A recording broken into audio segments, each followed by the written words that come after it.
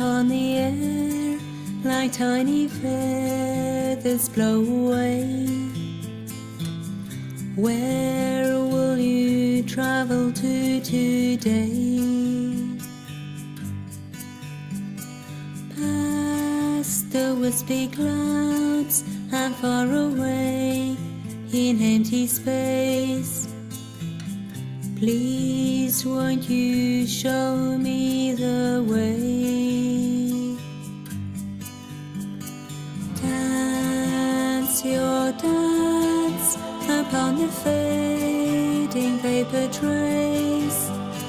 Dream my dreams and set them free in a distant place. Over mountains high, my soaring thoughts in open sky, and down to where the dragonflies play.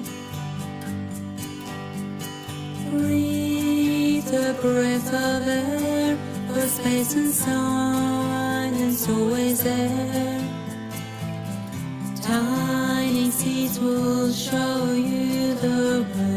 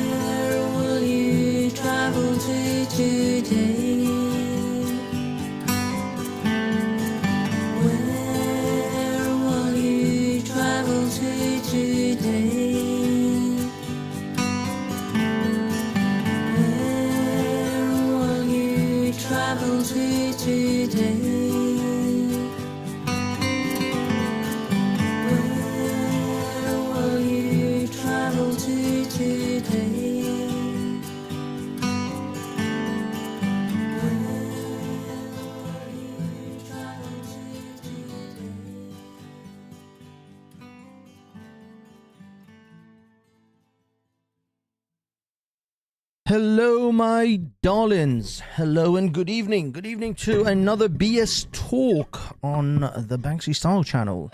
Now, this may or may not stay on this channel.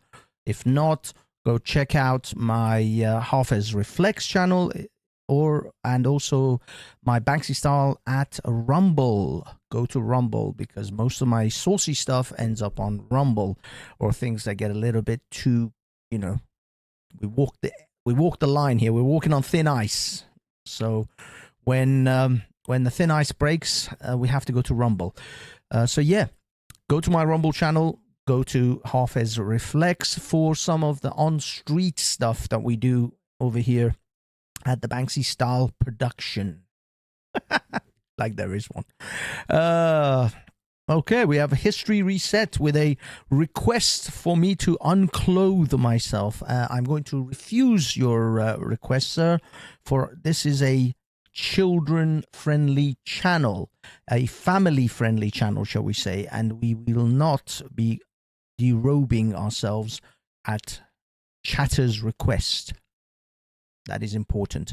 Family-friendly show, people. Family-friendly show.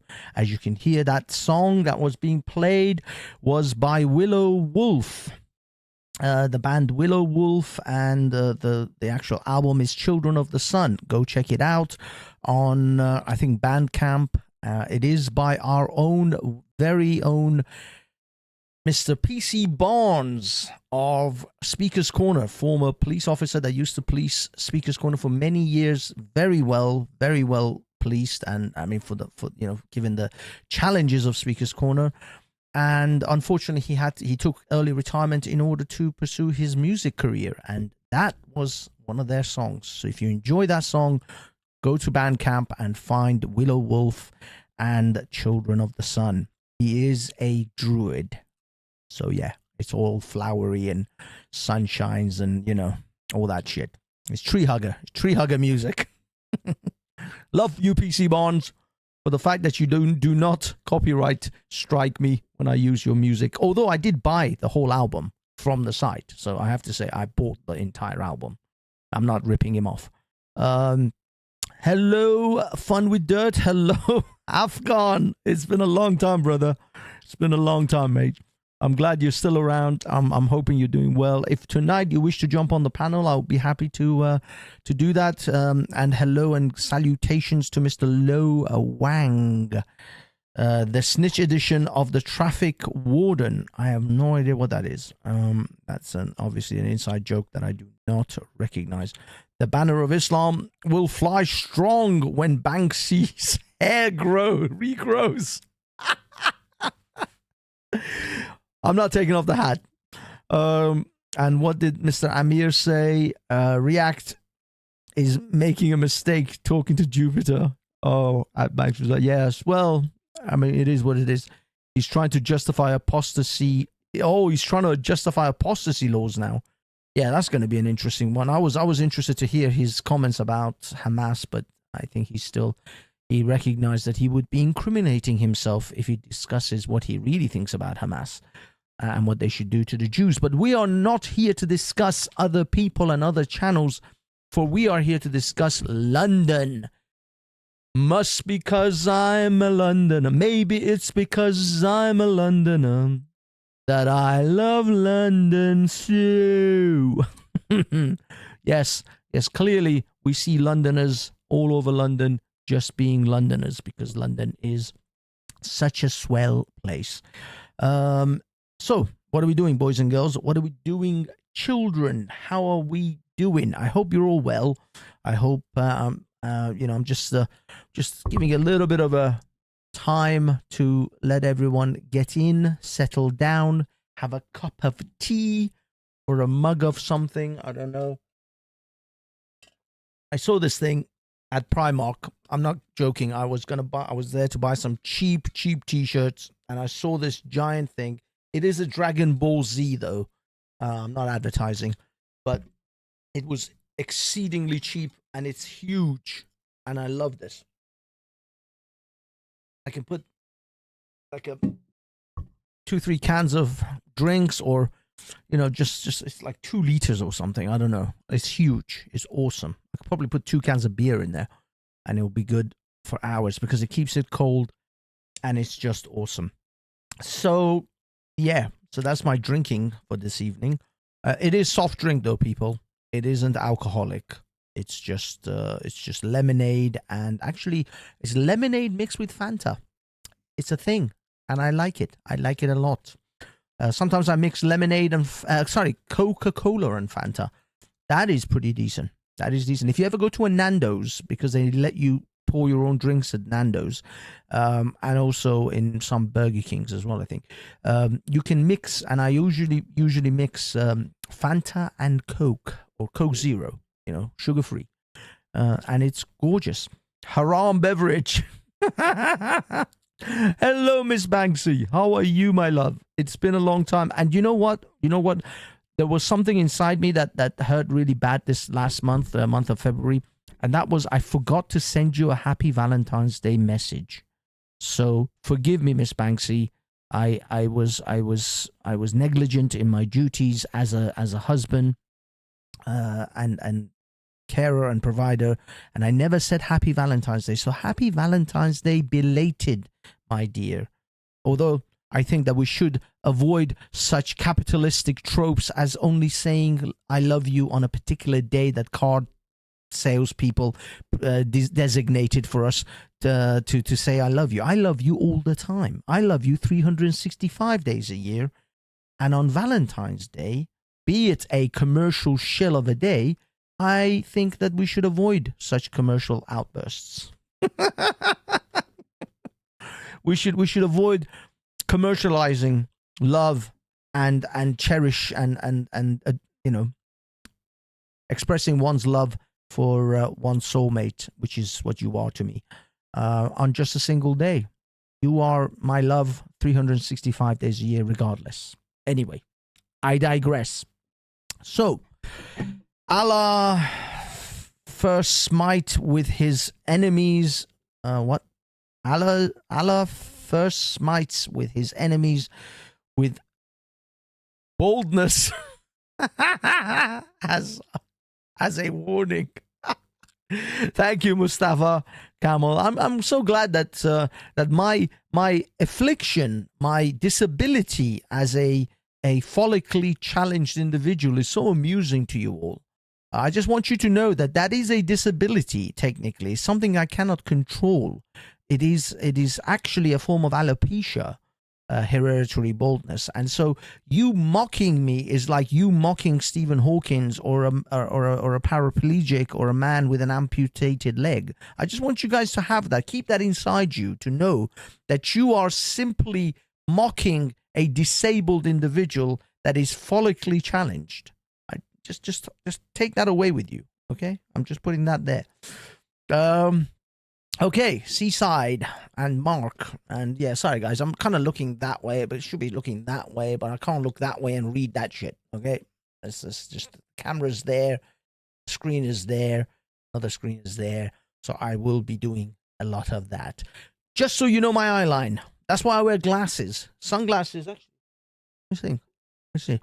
Problem is, this particular environment is too dark. I can't really wear sunglasses, I can't see a damn thing. See, if I wear that, then you guys would barely be able to see what the hell I'm really doing. You know, you might not know where I'm actually looking because my eye line, I can still look this way, but I'm still seeing that. I'm seeing, I don't know, but I can't because it's too damn dark. Bloody dark. Nah, not doing the glasses. Sorry, guys. Although I liked it, it looked kind of cool. Kind of looks. It's Mr. Smith. These glasses are from The Matrix. Matrix glasses, exactly. So boys and girls.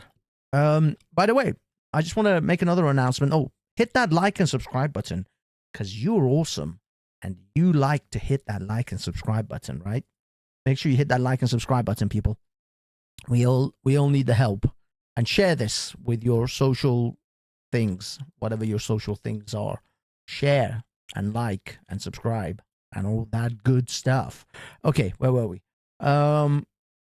Yeah, as I was saying, there is another show that I will be featuring more regularly on, and that is the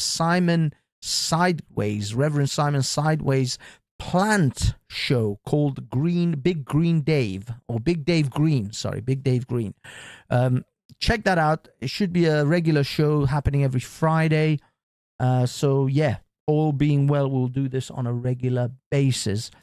Now, let's get on to some of the evening's news articles. What are we starting with? Starting with this man. Let's make it bigger. Let's bigger him a little bit. Bigger him, because he needs to be bigger. Shit. Great. Some just bloody marvelous. Get everything right, then it all goes to shit. Does it? No, actually. Accidentally maybe improved it. Yes, sirree, Bob. Here we are, boys and girls. We have our first Member of Parliament representative in a by-election for Rochdale, where, funnily enough, it was where the place of a lot of grooming gangs that took place. Yes, that's right. And also a place where a school teacher is in hiding for his life because he dared to discuss Charlie Hebdo cartoons in his classroom. And I believe there was another atrocity or some other crap that went down in Rochdale. Yeah, Rochdale is no longer an English city. Let's put it that way. It's not really an English city. It's a city more akin to Islamabad, probably Karachi, most likely Islamabad, but with a bit of Baghdad thrown in there for good measure. And funnily enough, our best buddy and friend, Mr. George Galloway, who I honestly thought at one point he'd passed on. I'll be honest. A few years ago, I thought he'd passed on. He's like 1,000 years old. I don't know, but this man, he met like Churchill, didn't he? I mean, I know there's a video of him sitting with Saddam Hussein. He literally loves. Excuse me, I'm chewing gum. Maybe that's bad etiquette for live stream. Yeah, he literally sat with Saddam Hussein. He's got pictures of him with leaders of Hamas. He loves the Hezbollah people of Lebanon.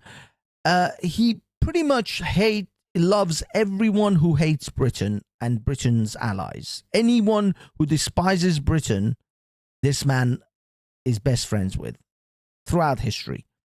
And crazy as it may be, he gets elected as a member of parliament at Rochdale. Is it because Rochdale is just extremely white middle class? Is it? Is it? No, I don't think it is. I don't think it is. I think it's mostly because Rochdale is now an Islamic state. That's what Rochdale is, and that's what's going to happen. Now, I've talked about Savile town, which is something like 93% Muslim now. We know that Birmingham is practically gone. What's his name? Not Brighton. Birmingham. Where's the place where Banksy comes from? Ironically, my namesake, the guy of my namesake. Bradford, I think it's Bradford, right? Yeah, I believe it's Bradford. So we got Bradford is practically gone. Savile town is gone. Rochdale is gone. Birmingham is practically gone. That's how it's going to be. Oh, is it Bristol? Bristol, sorry. Yeah, someone put in Bristol. So, yeah, that's how it's going to happen, people. People think that there's going to be some kind of armies of Salahuddin riding on their horses with scimitars swinging when you lose Britain. No, you're going to lose Britain like this. This is how you lose Britain, one town at a time. The invasion has already happened. You just don't seem to recognize the invasion has happened. It's on rubber dinghy boats, rubber dinghy rapids, bruv. They're coming on rubber dinghies already. That's the Salahuddins on their horses. They're just not on horses and they're not swinging scimitars. They're coming in claiming asylum. That's your invasion. And this is how you're losing your towns. You're going to lose them one town at a time. And by the way, London is arguably a English city. I mean, nobody's considering London to be an English city. Artist my arse. Oh, I believe certain words like arse are going to be are actually now kept as like words that you can't say in the text. So I have allowed it, mucker, but yeah, apparently you can't say the word arse in the text. It blocks it. That graffiti criminal Banksy is a southerner. Fuck him. He ain't a northerner. Well, I don't know. I mean, he's from Bristol, right? Is he from? I'm pretty sure he's from Bristol. So he's that's where he is.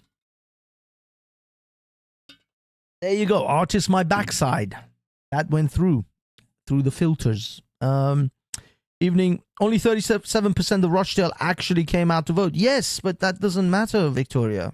Doesn't matter if 2 people came out to vote. They came out and they voted this the friend of every practically terrorist and despot that hates the US and West on this planet. I mean, this guy would be sucking off Ahmadinejad and Ayatollah Khomeini if they let him. Let's not parse words here. We know that this man hates the British, the Western world essentially, and this is a great grift. He's made a lot of money out of this grift over the years. He's like a career politician. You know, he joined the Labour Party at the age of 13. This man, his entire career is devoted to just being elected and doing nothing for the people that he's elected for. And he's this Islamist race grift has been his best grift the entire time. Hello CCD, how's my brother from brother on the rock? Hope all is well with you and yours. Yes, thank you CCD. Hope everything's well with you. Silver, by the way, DEF.com. Silver, Barney Rubble. Hello, Barney. Who else have I? Have I said hello to everyone? Seaside Mark. Big up to you, sir. NCP. I believe. I don't see Curb Your Enthusiasm. I guess he must be busy. Kukla. I don't know what that means, but yeah, Kukla to you, sir. Anyway. So yeah, George Galloway. Now let's hear what some of the commentators about George have to say about George. What happened up in Rochdale? I mean, it seems to me extraordinary that we've got a guy who got elected because he doesn't like Jews and said, well, hello, this, this is a victory for Gaza. But Ben Habib told Talk TV this morning that this was a filthy by-election. Let's have a quick look at why he... Say this is for Gaza. Sorry. Ben Habib. Yeah. I just want to quickly say this Talk TV, by the way, I don't rate them at all. These guys are leftist shills. There's nothing right-wing about them. They pretend to be conservatives. There's nothing conservative about these people. But then there is no such thing as... I don't think there's anything conservative left in Britain. No parties, no mainstream media. There's nothing really conservative about any of these people. Not even these people who pretend to be conservatives are really conservatives. So, yeah, unfortunately, yeah, we don't really have anything resembling a conservative in Britain anymore. It's just different degrees of leftists, liberals. That's really what we have. Thanks that. But our candidate, Simon Dunchuk, was, he had death threats made against him. We had to get extra protection for him. We weren't able to attend the count because of the physical danger to him and to his wife. So it was a really awful, filthy by-election. And the people who work at Reform UK, some of whom have fought 30-odd by-elections, told me that it's the worst environment in which they've ever campaigned. The worst environment. Isabel, I mean, clearly you know the leader of Reform UK very well. What has been your reaction to the nature of that by-election, the validity of the result, allegations that there was intimidation, potentially even electoral corruption? But our candidate, Simon Dunn, look at why he thinks that. He had death threats made against him. But let's have a quick look at why he thinks that. But our candidate, Simon Dunchuk, was... he had death threats made against him. We had to get extra protection for him. We weren't able to attend the count because of the physical danger to him and to his wife.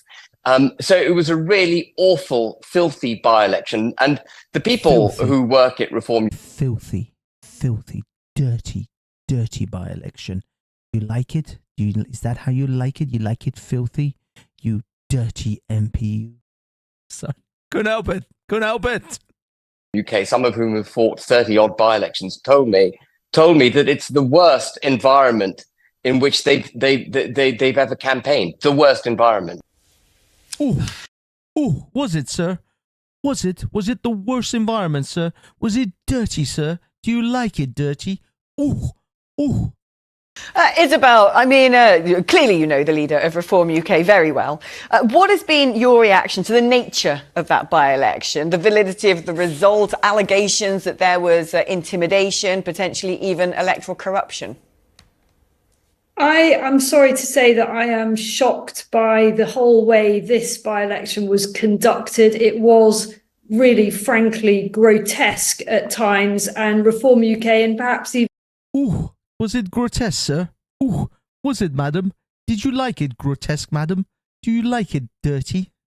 Even other candidates would be forgiven for regretting ever having had anything to do with it. Of course, Reform UK and other parties want to stand candidates in every by-election, But frankly, the behaviour, the conduct of some of those on the ground during this campaign was completely unacceptable and more reminiscent of what you might find not in this great democracy of ours, but in a failed state. I cannot believe what candidates were subjected to, the intimidation, the...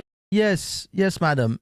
When you say a failed state, there is an old saying which people have been saying it for a while now: invite the third world, become the third world. That was actually the reason why I played this entire thing, is when this lady says, "Oh, this is a reminiscence of a failed state." Yes, these are the hallmarks of failed states. Intimidation during voting. You know why Kim Jong-un and Saddam Hussein keep getting 100% of the votes? There's a reason why those people get 100% every time they when the people go to the poll. And same with the Iranians quite often. Actually, I mean, the Iranians, it's a farce. It doesn't even matter. But yeah, invite the third world, become the third world. These are some of the fingerprints of the third world, where democracy is a sham. The elections are just nonsense, and they don't even, it's BS. Nobody's really, and there's intimidation and threats of death threats to anyone. The Reform Party candidate literally couldn't go to the count because of death threats. That's Rochdale in the United Kingdom. That isn't Baghdad. That isn't North Korea. That's not Pyongyang. Or it's not Riyadh. It's not Tehran. It's not Islamabad. That's Rochdale in the United Kingdom. That's right. These are the hallmarks. What did you guys think when you lose England is going to look like? Has anyone ever really sat and thought, when we lose England, what would that look like? This is how it looks like. This is what it looks like when you lose Britain and it's no longer Britain. When hordes scare your politicians from even standing election, and only the chosen ones are the ones allowed to even be elected or even stand for election. What do you think is how did you think this was gonna go? What are you waiting for? This is my thought, my message to the English people or the natives of this land. What's the trigger moment that you think, now it's gone too far? What are you guys hanging around thinking? At what point do you think you're going to know when you've lost your country? You honestly think that there is like a date in the calendar where there's a circle around it and says July 2027 or something? That's when England is no longer England. Is that how you think it's gonna go down? This is how it goes down. One town at a time. One election at a time. That's it. That's how it goes. Now you got George Galloway as a treacherous asshole from Scotland standing in the election, even though he may be a British native. He still hates this country as much as any Arab or any Pakistani man would. But that's regardless. That's just the first guy. We've got people were like Sadiq Khan. Oh, he's just one mayor of London. He's just one Indian mayor. Yeah, he's the first one. People are like, oh, Sadiq Khan believes in gay marriage. Yeah, because he's the first Indian Pakistani mayor. Wait till the third Pakistani mayor and he'll put your daughters in a burqa. The first one might agree with gay marriage. The third one will behead them. That's how it goes. How do you think, which trajectory do you think this is going? Which way do you think this whole thing is flowing? Okay, I think you guys may need to have a refresher of some of the polling that was taken some years back. In fact, it was in 2016 was this poll was taken by Pew Poll, mind you, the gold standard in polling. This was Britain. Europe's polling number. This was the Muslim population in the in Europe, across Europe, in 2016. This is estimated size of Muslim population in 2016. And we were at 6.3%. Now, this was in 2016. I think we're more than that now. I'm pretty sure we're more than that. I think actually Muslims make up 4.9% of European population in 2016. That's overall on average. They make about 4.9%, but in Britain we were around 6%. I think we're about 6-7. Still, we're around 7-8% now. We still haven't exploded in the way that that we thought we would. Let me just swing this one because it's a little bit clearer for you to see what I am talking about. Let me see. Yeah. So this was in 2016. Estimated size of Muslim population in 2016. These are the estimates going forward by 2050. This is the estimates of the Muslim population with this is by 2050 with zero. Look at, I just want to make sure, see if you guys can see this. At the bottom here, it's zero projected size of Muslim population in 2050 under zero migration scenario. So if we stopped migrants from coming into Britain today, like zero Muslim migrations today, in fact, this is from 2016, so we're a bit late in that game. But if there was zero migrations of Muslims, by 2050, you would still be at 9.7% in Britain, 11.1% in Belgium, Netherlands 9.1, 7.6 Denmark. I think Denmark are doing a little bit of a swing on that one. Sweden, 11.1, etc., etc. Germany, this is at 0%. Now, this is at a medium level of migration. Do you guys think we're at a medium level of migration into Europe from the Muslim world? I don't think we are. But that would be at the medium rates. We would be at 16.7% Muslim population in Britain by 2050. Belgium 15.1, 11.9, 12.5. 10.8 in Germany, and this is the medium. This is the high levels of migration, and I think these numbers are out. Actually, not even close. I think these numbers are out.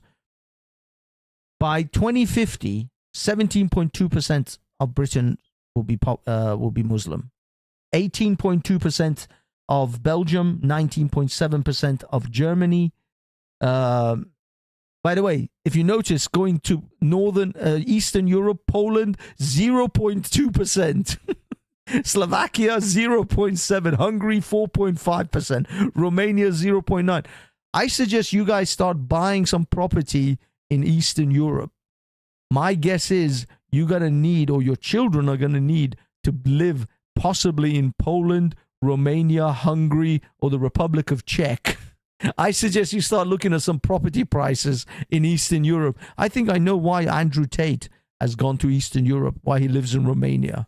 A man, he's thinking strongly, because you don't want to be in Western Europe come 2050.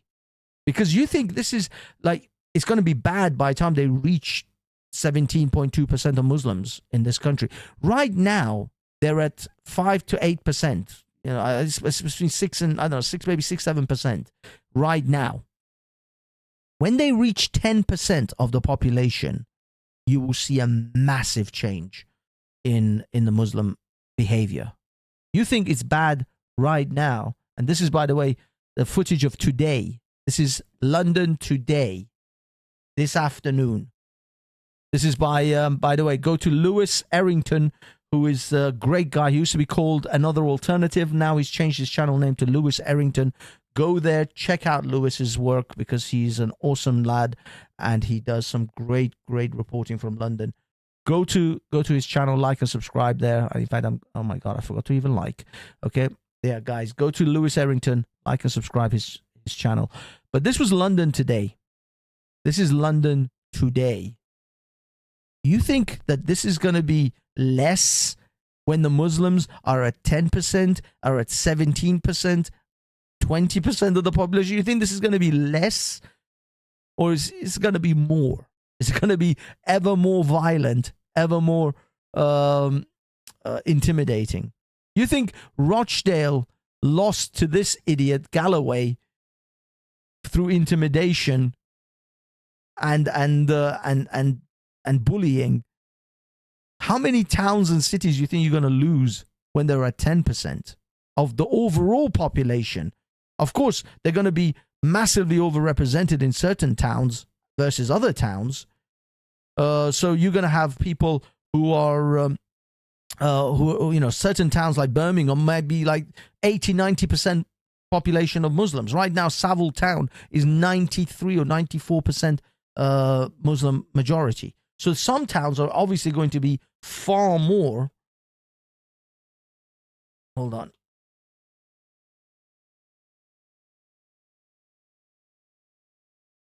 Savile town is, where is it? What's the population?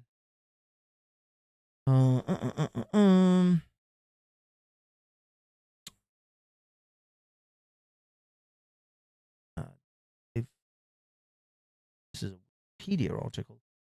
Damn it! I should have prepared a bit more for Savile town, but it's not giving me the population numbers.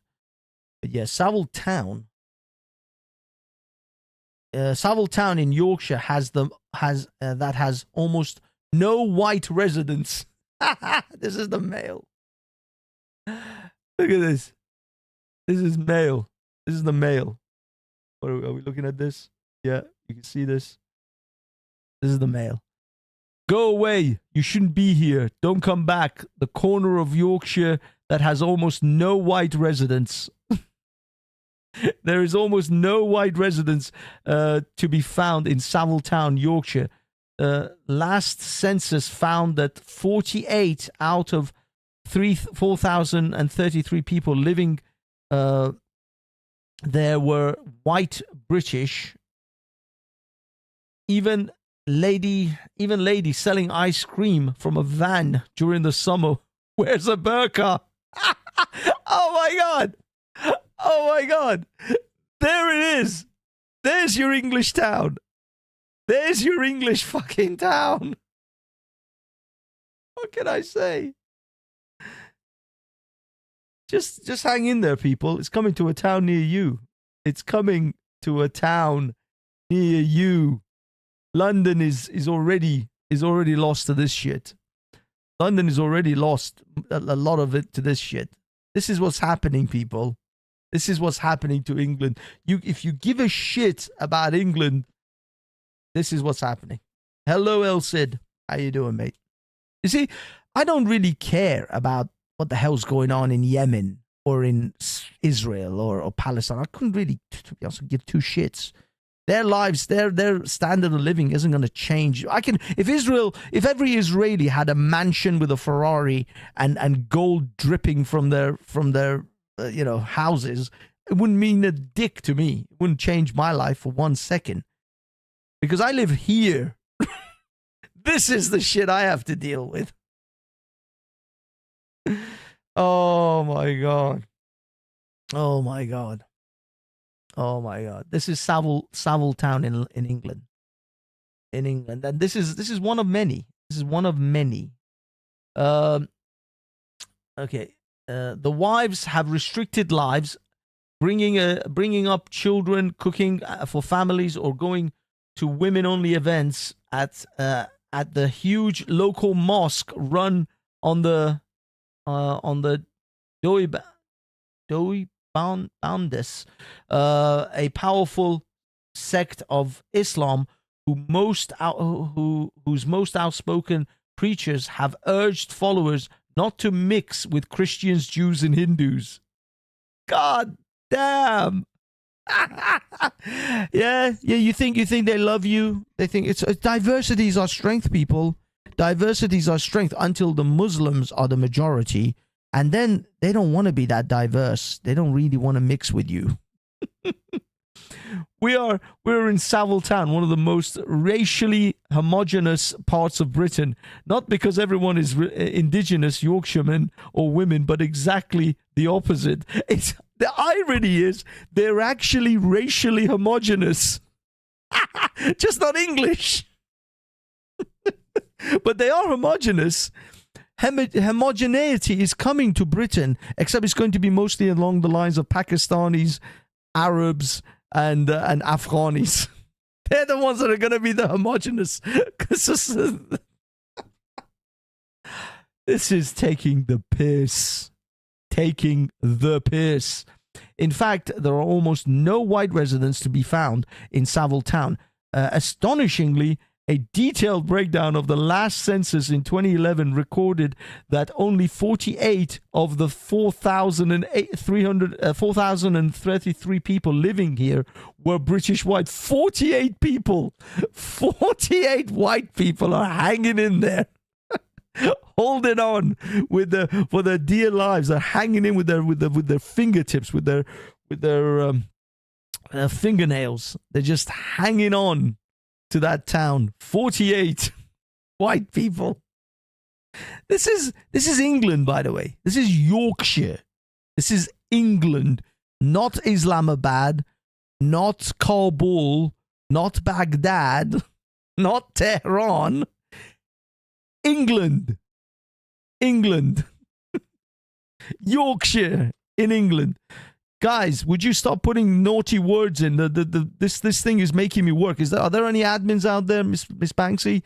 You just keep an eye on these people with naughty words. I mean, you can put them as show. I don't care, but I don't know what it is. But YouTube keeps censoring words. So Silver, like your last message was like censored out. If you don't want YouTube to censor, I haven't put any filters on. This is YouTube's filters. So just chill. Be careful with what you're writing. The detailed breakdown of last census. 48 people. 48. Look at these Englishmen. Look at that. That's England for you. There's England. There's classic English attire. I recognize the Englishman right here. Look at that. Look at that. That's always been England, right? England's always been like this. I see. I recognize this. This is just good old British blighty. Nothing wrong here. Nothing wrong here, people. Nothing to see. Just regular old English people getting along with their regular English work and English lives with their children.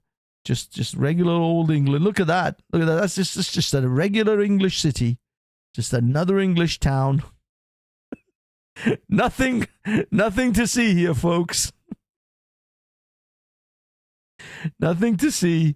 Just another English town. Oh my God. That's like an anomaly. Yorkshire born Jean Wood, 76, pictured. A churchgoer is one long-time resident who feels that she is being edged out. No shit, lady.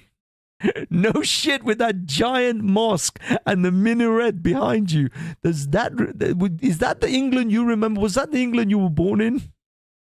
Was that the England you remember? Triller, best shagger on YouTube. Side, you can't keep writing shit like that. It's hidden that thing now. You can't write. It's just not my fault, but that's what's happening. Your texts are not appearing to other people. You think your texts are appearing, but they're not appearing because you wrote the word shagger. Okay. And stop distracting me, chat, because I'm looking at another regular English town that is just your average English city. This was the census. White British population percentage. Where is it? It's the blue. It's the blue. Oh, I see. Yeah, this is by town. You see England average.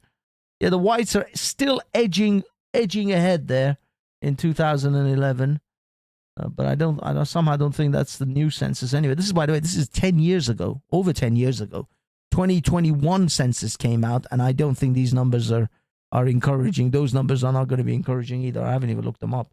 Birmingham, Leicester, Luton, Hounslow, Low.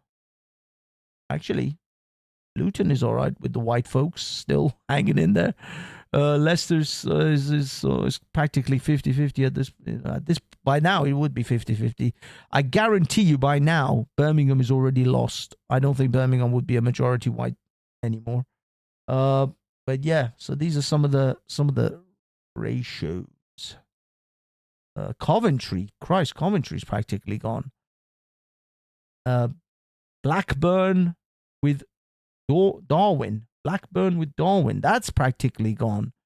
Bradford is practically gone. I'm sure Bradford is where Banksy comes from. So yeah. Oh, there you go.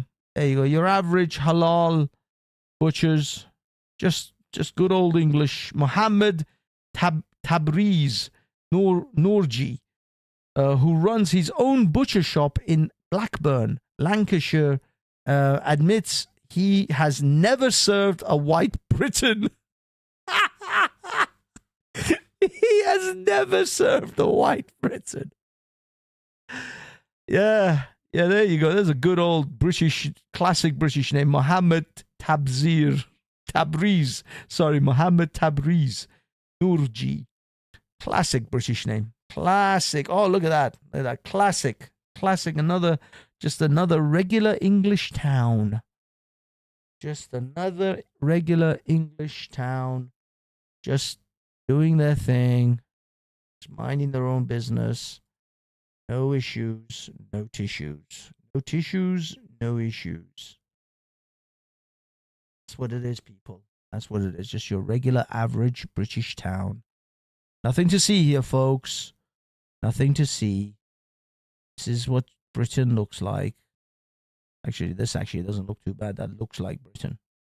That actually looks like. Otherwise, this is Slough 2001. That's why. This is all in 2001. That's not the current time. It's not the current year. This is what it was. Oh man, that looks like me.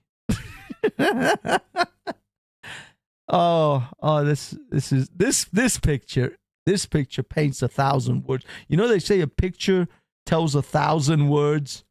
If this doesn't say 1,000 words, I don't know what does. Holy shit.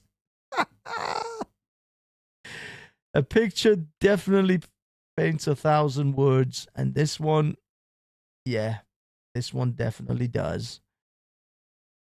Okay, keep going. What else do we have? Yeah, we're back. We've already covered this. Yeah, this was. So yeah, people, just your average British town.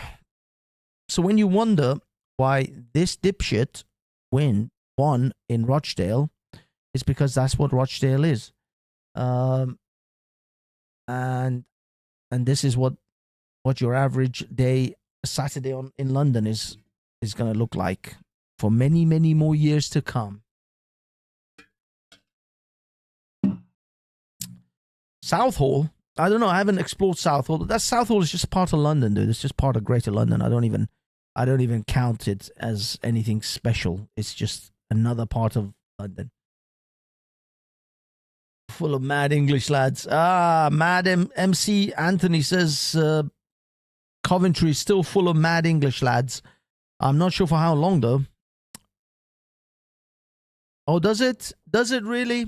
Does it? Do you think it might come across kind of racist, or is it the fact that it comes across kind of like English people?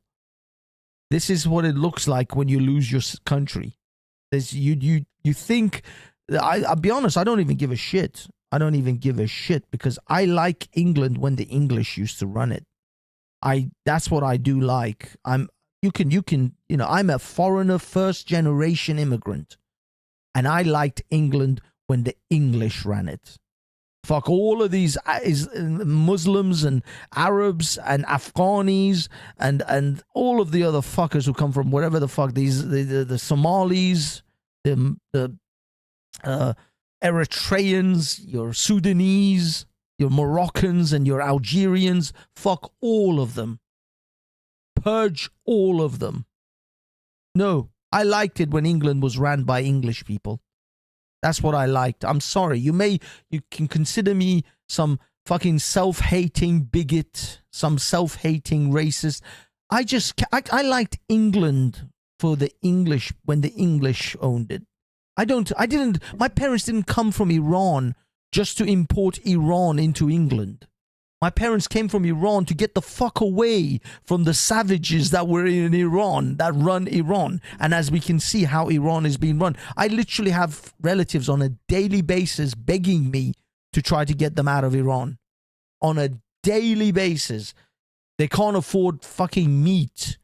They can't afford bread. They can't afford to eat. They can't afford, they're running out of clean drinking water. That's what's happening in Iran. Go and look at pictures of children in Yemen. Let me see if I can fucking show you why I don't want these assholes over here. Okay?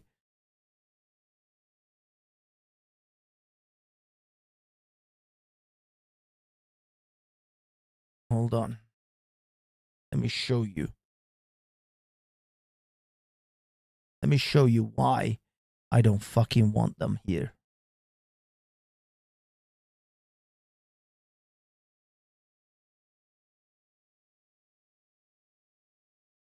I'll be honest, I'm not entirely sure how kosher this thing is.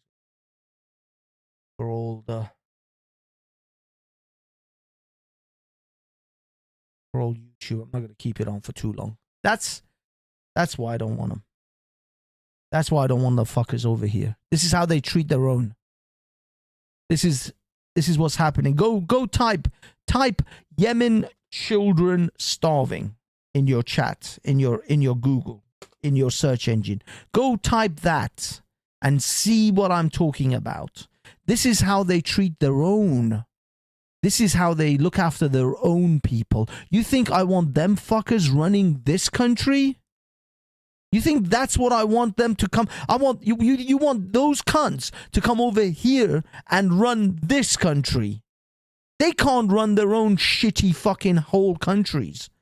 They can't. Their own children are starving. And those fucks, you know that what their priority is in Yemen, the Houthis, is to chuck bombs towards cargo ships because Israel is doing some shit to Palestinians. That's their priority. That is their priority. Not this kid. Not this kid. No. That's not their priority. Their priority is to chuck bombs at cargo ships for the Palestinians. The Palestinians is their priority. Fuckers, your own children are starving in front of you. You heartless, sackless sacks of shit. That is what's happening in your own fucking front yard. You know, Jordan Peterson says, clean your own room. Feed your own fucking children. What the fuck are you doing? You're too busy chucking fucking bombs for Israel, for Palestine? Your own children are starving. You fucking sacks of shit. What is wrong with you people? And then they expect me to be okay with this kind of assholes coming over to Britain and running shit over here. Oh, that's all good, right? They come here, run shit over here now because they do such a swell job in wherever fucking country they were fucking living in. They did such an awesome job there. They should come over here and run shit too as well. Become our mayors, become our MPs, become our fucking politicians because they just do such a swell job where they're fucking living. They know exactly how to run Britain. Fuck me, man. You people have no fucking clue. You're deluded. You're absolutely out of your fucking minds if you think that I should be happy about a bunch of savages riding on fucking camels and drinking camel fucking piss to come over to Britain and tell the British how to run their country. Tell the English how to run their fucking nation. This fucking country had one of the greatest empires on the planet. You think I give a two shits about the opinions of some fucking Pakistani or some Somali about how to run Britain? You honestly think that their fucking opinion should matter? Fuck no. Fuck no. No, Sadiq Khan's opinion doesn't mean shit to me. Rishi Sunak's opinion doesn't mean dick to me. They don't fucking know how to run this country because they can't run. They have nothing in their history that shows me that they're capable of running this fucking country and having any kind of opinion on how this country should run and be fucking governed. I don't want these cunts governing Britain, because you know what they'll do? They will govern it the way they govern their own people, has governed their country of origin. Pakistan, Somalia, Iran, Iraq. Go over there, at least give me a little test bed. Give me a little like example. A little example of, oh look, I ran this town in fucking Pakistan, and look, they're flourishing, they're gorgeous. It looks like Singapore. You know what? I would rather to have some fucker from Singapore come and run this fucking town than I would a Pakistani man like Sadiq Khan. Why don't we get... Singapore is a fucking awesome fucking example of how a town should be run. Now, don't get me wrong. If they catch you with more than a certain amount of drugs, they will classify you as a drug dealer, and then that carries a death sentence. But you know what? In Singapore, I can leave a laptop in a coffee shop, go for 3 hours, come back, and my laptop will still be there. At least I'll get security. This piece of shit doesn't even give us security. You can't walk the streets anymore. A guy was stabbed the other night in Clapham. Meher Tusi reported on it. A guy was literally stabbed in the streets of Clapham last night or the night before. Let me see if I can find this.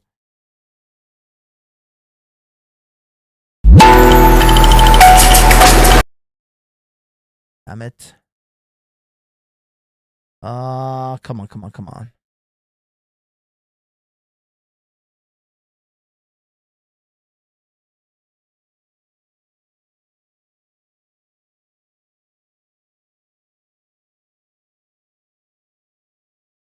Let me see. Shite.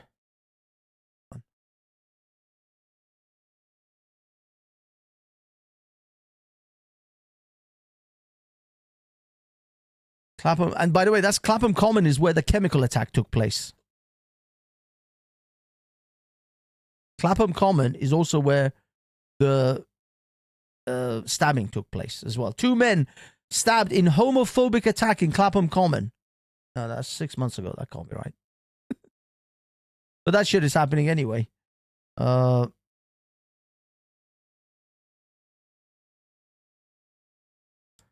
It's happening fairly regularly in London. Damn, can't find.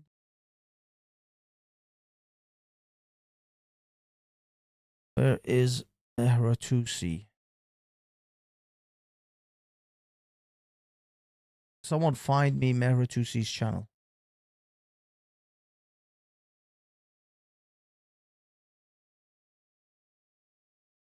Sorry guys, I'm a little bit delayed here. I know it's a little gap. Keep yourselves entertained while I... Oh, this guy's fucking channel. Useful idiots on the chatting pure. Thank you, Nixie. Actually, Nixie is that Islamist piece of dog turd that talks shite all the time. You're constantly attacking me in delis. Why do you come here? I mean, this is what I don't understand. These assholes who hate me are still sitting, watching me and talking about me. That's awesome. Thank you, Victoria. Thank you. I think we have it. Is that it? Is this Meher's channel? Yes. Thank you. I'm not even subscribed on this. That's why. Galloway calls police on journalists for asking questions. Damn. Yeah, let me see if I can get when he talked about it. Was it live? I did it live.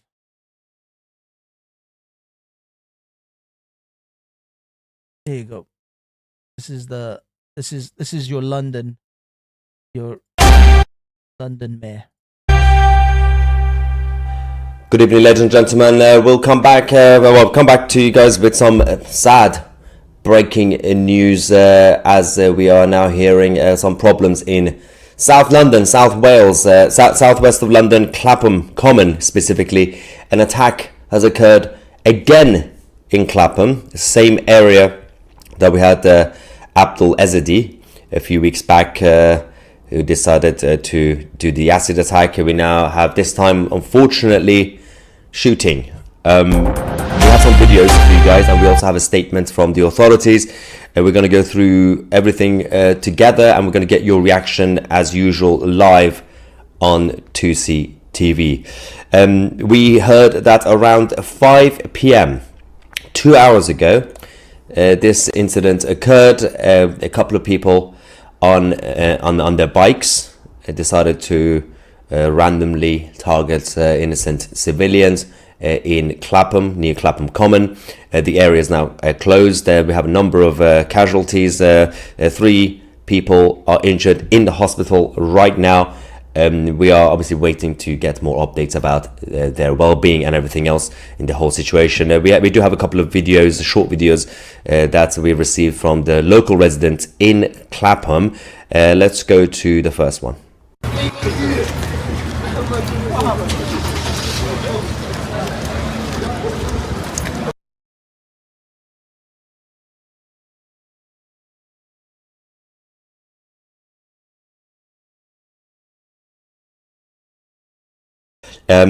As you guys know, it's not really a surprise to say that London is, well, hasn't been safe for a long time, but it is becoming extremely dangerous to even randomly walk around, go shopping or whatever you want to do. Until a few years ago, as long as you avoided certain areas that we call layman terms no-go zones, places where you had actual gangs operating in parts of Brixton, parts of Peckham, parts of Lewisham in general, and a number of other places, you will be fine. Clapham, especially Clapham Common, is primarily for young middle-class professionals and a lot of graduates in their early 20s who all live in these new-built apartments and all these flats, and they all have professional jobs. Or some of them all have creative jobs, who work in Shoreditch, for example, or Camden. It's not necessarily like the ghettos that we always talk about, or the parts of, for example, Brixton, which is still near Clapham, by the way, but it's still very different. When I was a kid, obviously I grew up in a council estate in Lewisham, I was told by mother and teachers, don't go to Peckham, don't go to Brixton on your own. This was 20 years ago, more than 20 years ago. Back then, things got better, apparently, because even Brixton, even Peckham, those areas, and Clapham now, we had all these new builds being built, all these apartments, middle-class kids went there. The problems are coming back. Let's go to the next video we have from today's attack in Clapham. So there's a lot going on there.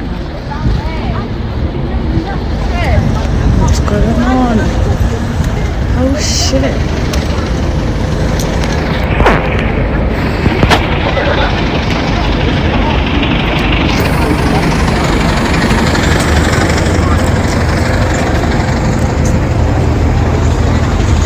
Then there's no point going Clapham. Yes, unfortunately, as we reported, at least 3 people have been reported to have been injured shooting, and they are now in hospital. Obviously, we're waiting for the update. So we do have a statement from the authorities as well, saying, we sent a number of resources including ambulance crews, operational managers, advanced paramedics and London's air ambulance. We treated 3 people at the scene and took 2 to a London major trauma centre and 1 to hospital. Well, that's the main thing. Is the point is that I'm trying to make here is you're not even safe. You don't even get the safety out of the nonsense, the crap that Sadiq Khan's doing. So you don't get anything. You don't have a clean city. You have a shithole of a city, ran by a shithole of a mayor who comes from a country is frankly regarded as a failed shithole of a country, who has no concept of how to run a proper city. So you don't get security, you don't get safety, you don't get cleanliness, you don't get anything running on time or properly, and you have this piece of crap whose best effort to do something for London is to rename some of the train stations some diverse names. I wonder if Mera covered this. I think he must have done. I wonder if it's on here as a live stream. Is it? I mean, because there's so much covers so many things that if he's covered it, I'll just have him explain to us. Mayor of London's great efforts to wokeize London for us, to make it nice and well, yeah, those names, those train names, those discriminative train names. We have to change them. I don't see it. I don't know where he's put the train name changes. But let me see if I can see. Let me see if it's in one of his other things. Train name changes. It's just virtue signaling bullshit. There's nothing substantial about anything that these assholes do. It's all just performative crap, hollow, patronizing bullshit. Let's see it. Must have covered it. Let's see where he covered it. What? So let's see.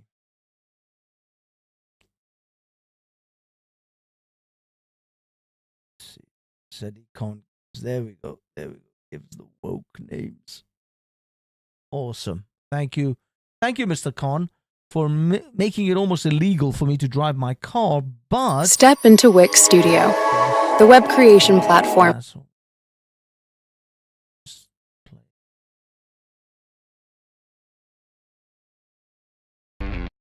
Another day in London and another woke decision by Sad IQ Khan, the mayor of this city. Yes, apparently Sadiq Khan doesn't have anything else to do, like sorting out the crime issue in London, sorting out the housing problem, businesses going down, the healthcare system's not doing well, the local authorities all over the place, taxes going up. No.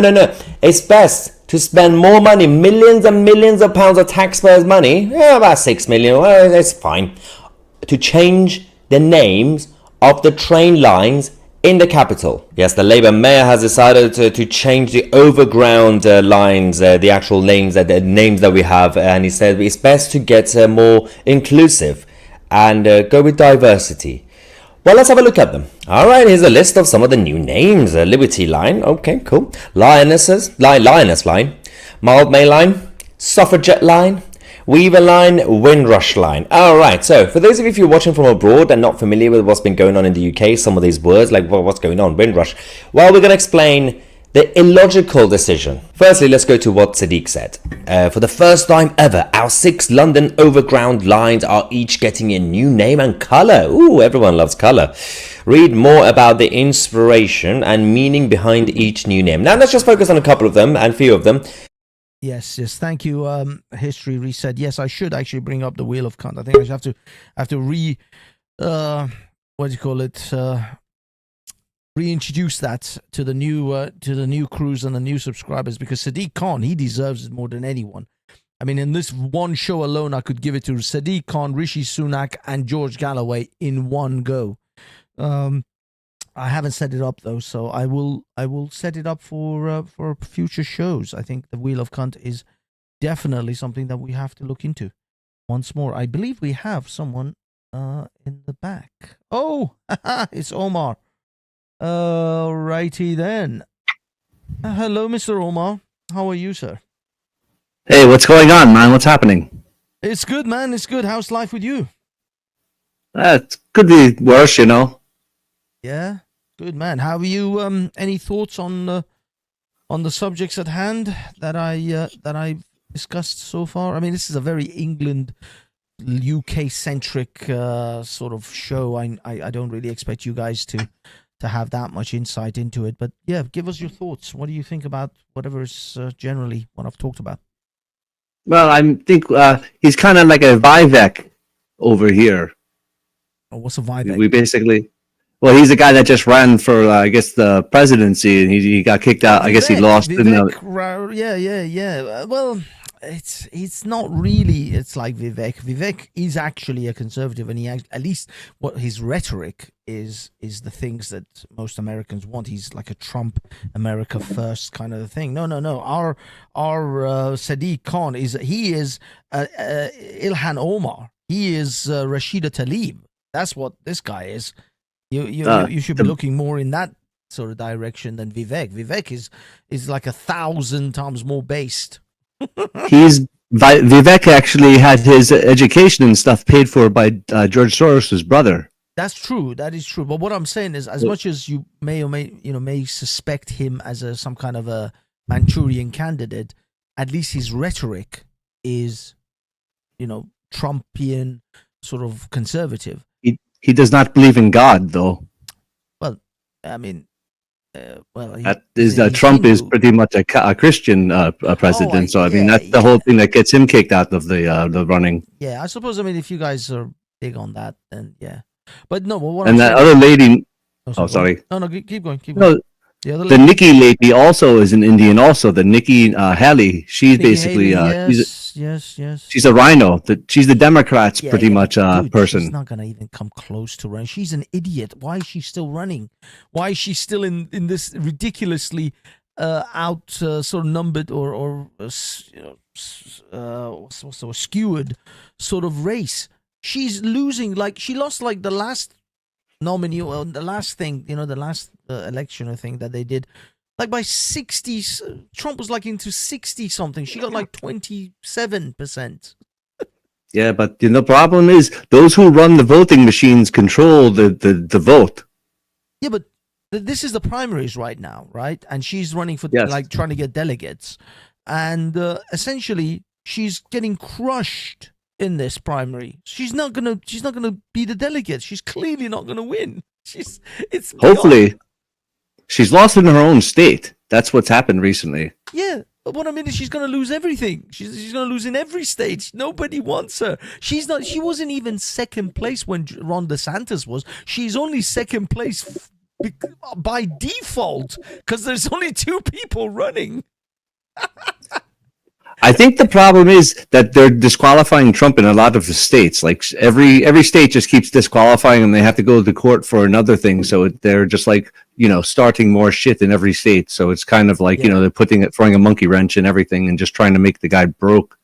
So it's just getting maybe that's what it here. is. I see. So they're running it in the way of trying to just squeeze as much, because the longer this goes, the more money he has to spend. Obviously, if she drops out, he then automatically gets the nominee, and then the campaigning stops, right? And who knows what's going on with this? Like, he might not even be allowed to campaign with some of the stuff with the court stuff. Well, like they just keep throwing more things up, and every week there's something new. I think maybe that's what it is. I think that's the tactic. You're right. They're trying to drain him of all his capital because of between the court cases that he has to pay a fortune to lawyers to, and the fact that he has to keep running this campaign, becoming the Republican nominee campaign for as long as Nikki Haley just hangs in there, because the minute she drops out, he then becomes your volume and other is loud. Other is loud as it's reverberating. Oh, I see. Sorry, my apparently this damn what's it called? It's StreamYard. Always fucks around with my stuff. My audio apparently is my audio too loud or not loud enough? It says your volume and the other is loud as it's reverberating. Maybe my volume. Okay, let me see. Is my volume loud and your volume is low?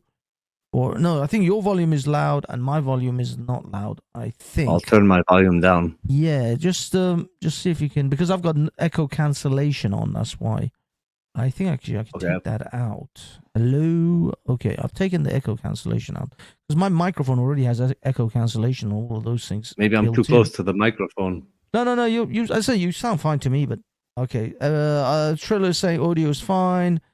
His is a bit loud. I think yours was a bit loud, but I think you calm. Everything's cool. Testes. Less, yeah. I mean, it's good to me. Let me see what you said. Yeah, I mean, everything's set standard on my end on StreamYard. It's all good, man. Carry on. Don't worry, dude. Yeah, I was right up against the microphone because I always forget. Yeah, it's because I've increased the sound coming through StreamYard, not StreamYard. Sorry, OBS Studios for the audios. So that's why everybody's sound is going to be more. It's going to be louder than mine.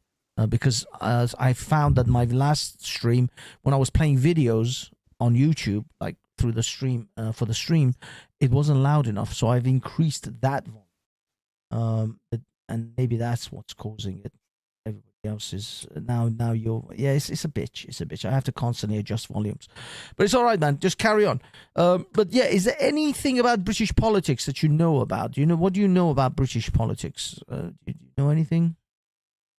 Well, not a lot, actually. I mean, I watch some of it. I keep hearing that you guys keep going through prime ministers or something like that, like every few months or something. Well, That's what I heard recently. That was last year or year before, actually. I think it was 2022. Rishi Sunak. Is there a woman in charge now? No. Or a guy? No, it's a guy. It's the Indian? Sunak. Yep, that's it. The Indian guy. Okay. Yeah. So I'm guessing you don't really know anything about British politics. So let's skip over that then. Okay. In that case, then let's see if anyone else, if Triller or anyone who wants to discuss British politics or British London's situation, then by all means jump on and we'll swing back. How long is the Sadiq guy in for now? Oh my God! I think he's coming up to like 10 years because he won 2 elections and I think they're like 4 or 5 year a piece. So he's already been here a long time and he's already driven London to utter complete crap. But actually, we are based. We're big up based. Peace. Big up So, you're echoing, mate. Yeah, give me 20 seconds. I'm just sorting the mic out. All right. Is Khan a midget? Is Khan? Yeah, I mean, I guess he's like, 5'7", 5'8", maybe. Little people, are you little evil people? Maybe. But I suppose in your case, what have you jumped on? You don't really jump on with Chaotix. Oh no, you did. You used to jump on as a devil and all that, but you haven't been on there for a while, have you? It's a lot of other. They speak about a lot of different type of racial things, so it's not really that much fun. If you know what I mean. The stuff that they talk about isn't your cup of tea. Yeah, I don't like to get go back and forth with that stuff. Because it's just more of a that's like Chaotic's main thing. Chaotic. Well, yeah, it's like he's built his audience around talking about black issues, black people's issues, and he gives some really harsh critique of black people's behavior, and because of that, his audience kind of eats that up. It's kind of like it's a little bit taboo, the stuff he says, but it's also like truthful, and you're right when he talks about other things, other issues, nobody really bothers showing up. Like maybe you do, maybe I do, but nobody else really cares because his audience, core audience, has been built around him, basically talking shit about black people in America, African blacks, African Americans. Yeah, you can only hear so much of that, and then you kind of just you have to tune just out. Yeah, because also if you're not black, then it doesn't really directly impact your society or your community, so it's a little bit. Like you're kind of removed from it anyway, so it's like sitting listening to a bunch of Singaporean people talking about Singapore community in America. It's like, why do I give a shit about the Singaporean community in America? Exactly. I have no shits to give about that topic. So yeah, I suppose it makes sense. But I mean, I take it, are you just like a regular white American, just white through and through? Oh, I'm the whitest you can get. Yeah, you're like see through. Okay, so what are your worries in the next few years? I mean, a lot of people are concerned about like the wars. What's on your mind? Well, let's see. I think just the laws are just going to start getting like ridiculous, like the false flags popping up, and then them just taking like other things like more and more like quickly, like like they're like going for the gun grab over here in America. That's kind of like the thing. Yeah, Biden. I mean, like that Super Bowl thing that happened was like a real eye opener here. That like they placed a gun against like something in the background, and then all of a sudden they just stopped talking about the whole incident altogether, and it was just like really fishy. Why did they stop talking about it? Let me have one guess. Because there were two black guys. Well, all the people, the perpetrators were all black. Yes. They quickly moved away from that subject. One thing I wanted to actually before I let Trailer on, go ahead. You wanted to, you had some things you want to say. Your mic is great though. My mic's okay. Yeah, it's perfect. It's perfect.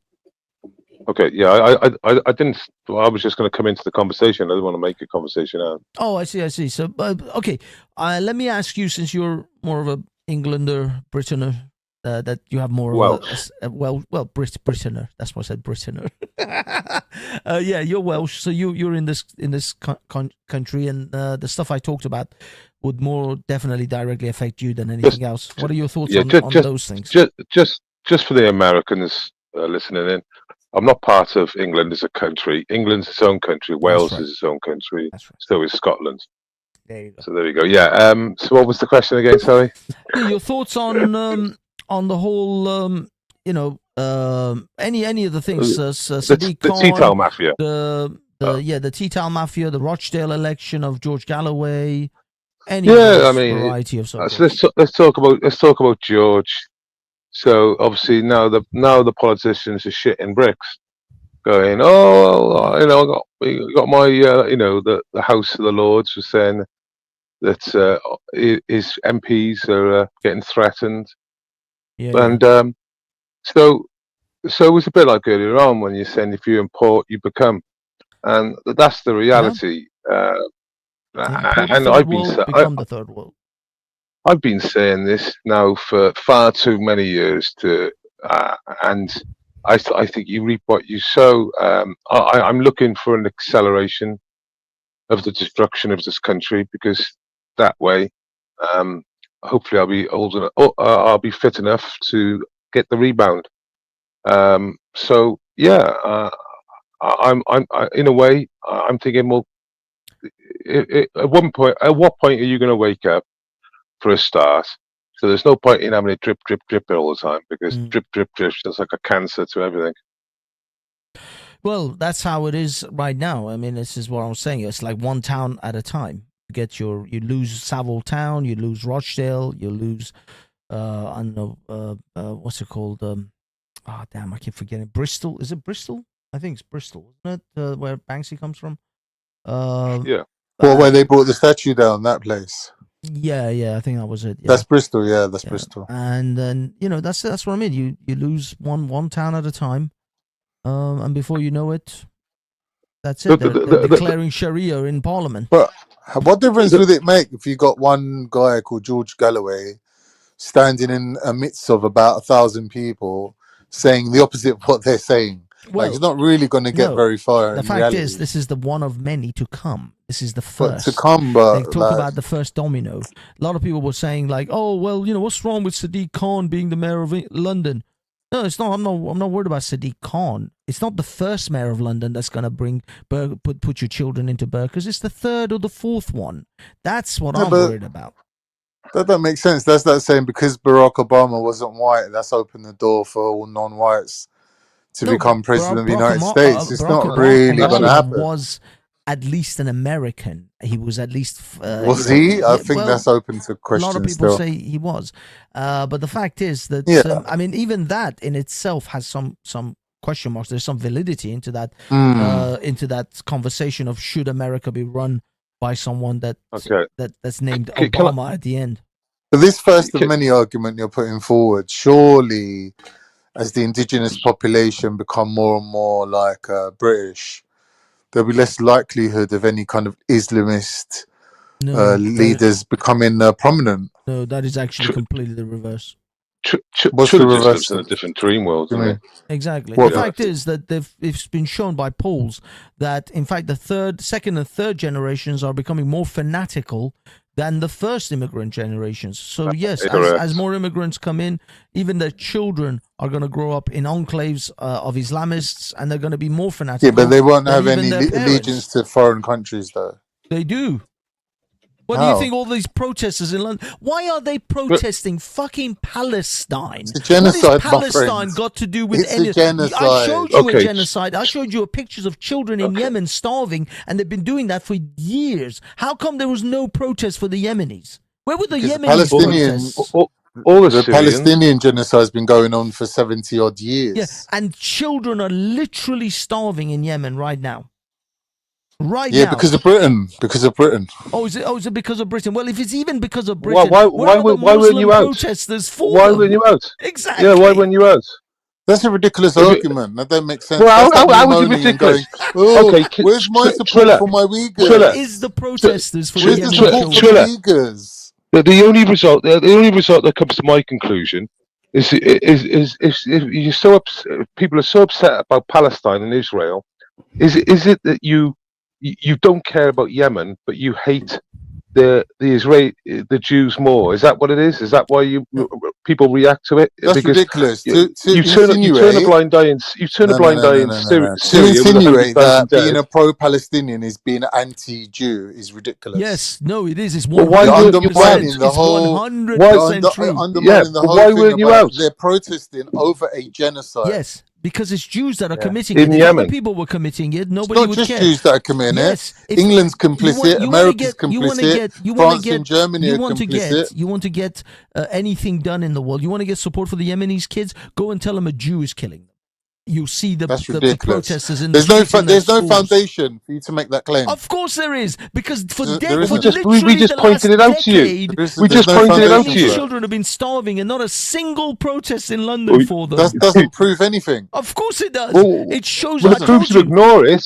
The fact is, Proves you ignore it. I told you on Velis, we can see how you Muslims are moving in England. We are It's an aware actual of how genocide. you Muslims are moving Half in of England. England is objecting Nobody, to a genocide. first of all, it's not a genocide. Nobody even agrees on The that. Not ICJ even said it's globally. a genocide. The fact is that it doesn't even matter if it was, do you even mean if it it's doesn't, a brother? complete You're undermining your own massacre. position. The fact is you How don't can you care. say it doesn't matter? No, the fact is you don't care about the people there, because if you cared about Muslim or children dying, you would all be up in arms about the Yemenis children that are starving. Not a single protest about the Yemenis. Banksy, I'm not a puppet master. I don't control the world, and I can't guess.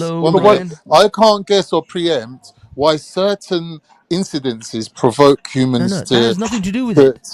take up I'm talking about objection, right? Dude, 1 minute, let's be honest here. I'm right? trying Look, to tell you, we can see do you how remember? you Muslims 1 minute, are 1 moving minute. Bro, in relax. England. You We said can that point. see it. Listen, do you remember when everyone was on the streets of London shouting "Free Nelson Mandela"?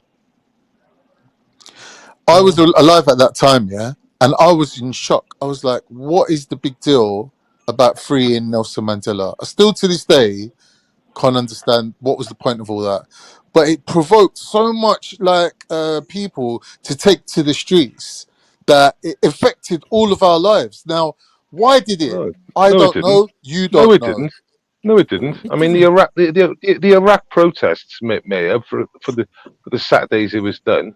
You know, millions out on Iraq protest, but didn't affect our daily lives. I'm telling you my direct life experience. Well, you must people live in in the a streets long of London screaming "Free Nelson Mandela" all through Camden Lock, and you're telling me no, it didn't. No, you're prepared to completely dismiss my side of things, and that says a lot about you. Anecdotally, you're giving anecdotal evidence. Yeah, just put anecdote in. I do know how to grade evidence. I do realise. Put that it's in still your evidence, statement, though. You and can't then there you go. dismiss it outright. Well, anecdotally, yeah. Yeah, I'm saying to you, I could get Randy on here now. He'll tell you. But it affected your life. It didn't affect other people's lives. It affected your life. If I asked Randy, why did you care so much about Nelson Mandela? Do you think he'll be able to tell me? He was just swept up in the whole movement, wasn't he? Or virtue signaling. Bro, you're not being fair to other people. That's what you're describing. Yeah, I'm saying to you that we can't understand why. Yeah, you just hold up a sign. You just hold up a people sign to that someone gives to you, do mass and then protest. shout and scream. That's virtue signaling. There's no rhyme or reason to it, right? It's like a forest Earlier on, fire. you said ICJ said that it was a genocide. They declared it a genocide. Is that what you're yeah. When did they actually declare it a genocide? I forget the exact wording that they used, but there was some sort of it needs to have a word genocide wording that in it. they used to say that it's like a genocide. It's actually happening now, basically. So for legally something to be declared a genocide, it must be over, must be finished, so they can look back on it and say, yes, this was a genocide. But because it's happening now, they can't actually pass the ruling on it. Have you checked the definition? I've just Googled it, and they say they haven't. So they haven't found that genocide has necessarily taken place. But the situation is dire enough that it is necessary for the court to issue a provisional measures. But they called it something genocide. I forgot what they said. Like basically a genocide that's ongoing. So they're saying that basically they're giving Israel the opportunity to like change their behavior to get themselves out of this legal loophole of it actually being a genocide. So they're saying if you don't show any kind of like change in your actions, we're going to have to assume that you're doing this deliberately. And therefore, your current course of action is leading you to being genocidal, like declared genocidal. Same old story, though, man. Yeah. It's just legalities. Yeah, they do the same thing, ICJ though. court orders Israel. This is, by the way, from Al Jazeera. Court orders Israel to prevent acts of genocide. Yeah, because there are current acts of genocide taking place. So to prevent acts of genocide. Not yeah, they are committing genocide. To stop doing genocide, basically. No, that's not it. That's not what it says at all. Is it? It says the court orders Israel to prevent acts of genocide. Not that they're committing genocide. Because if they were committing genocide, they would say the court orders them to stop committing genocide. Israel army and Israel government are putting their hands up going, oh, well, what can we do? These things happen. And they're saying, no, you're responsible. If it happens under your watch, you're responsible for these things happening. Yes, but they haven't actually told them that they are actually committing genocide. They're saying they should prevent acts of genocide. Yeah, the genocide that's actually happening. No. No.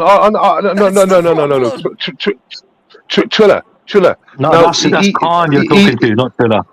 Okay, sorry about that. Sorry, guys. Let me bring in Ryan. Yeah, let me just. We've got people that haven't spoken yet.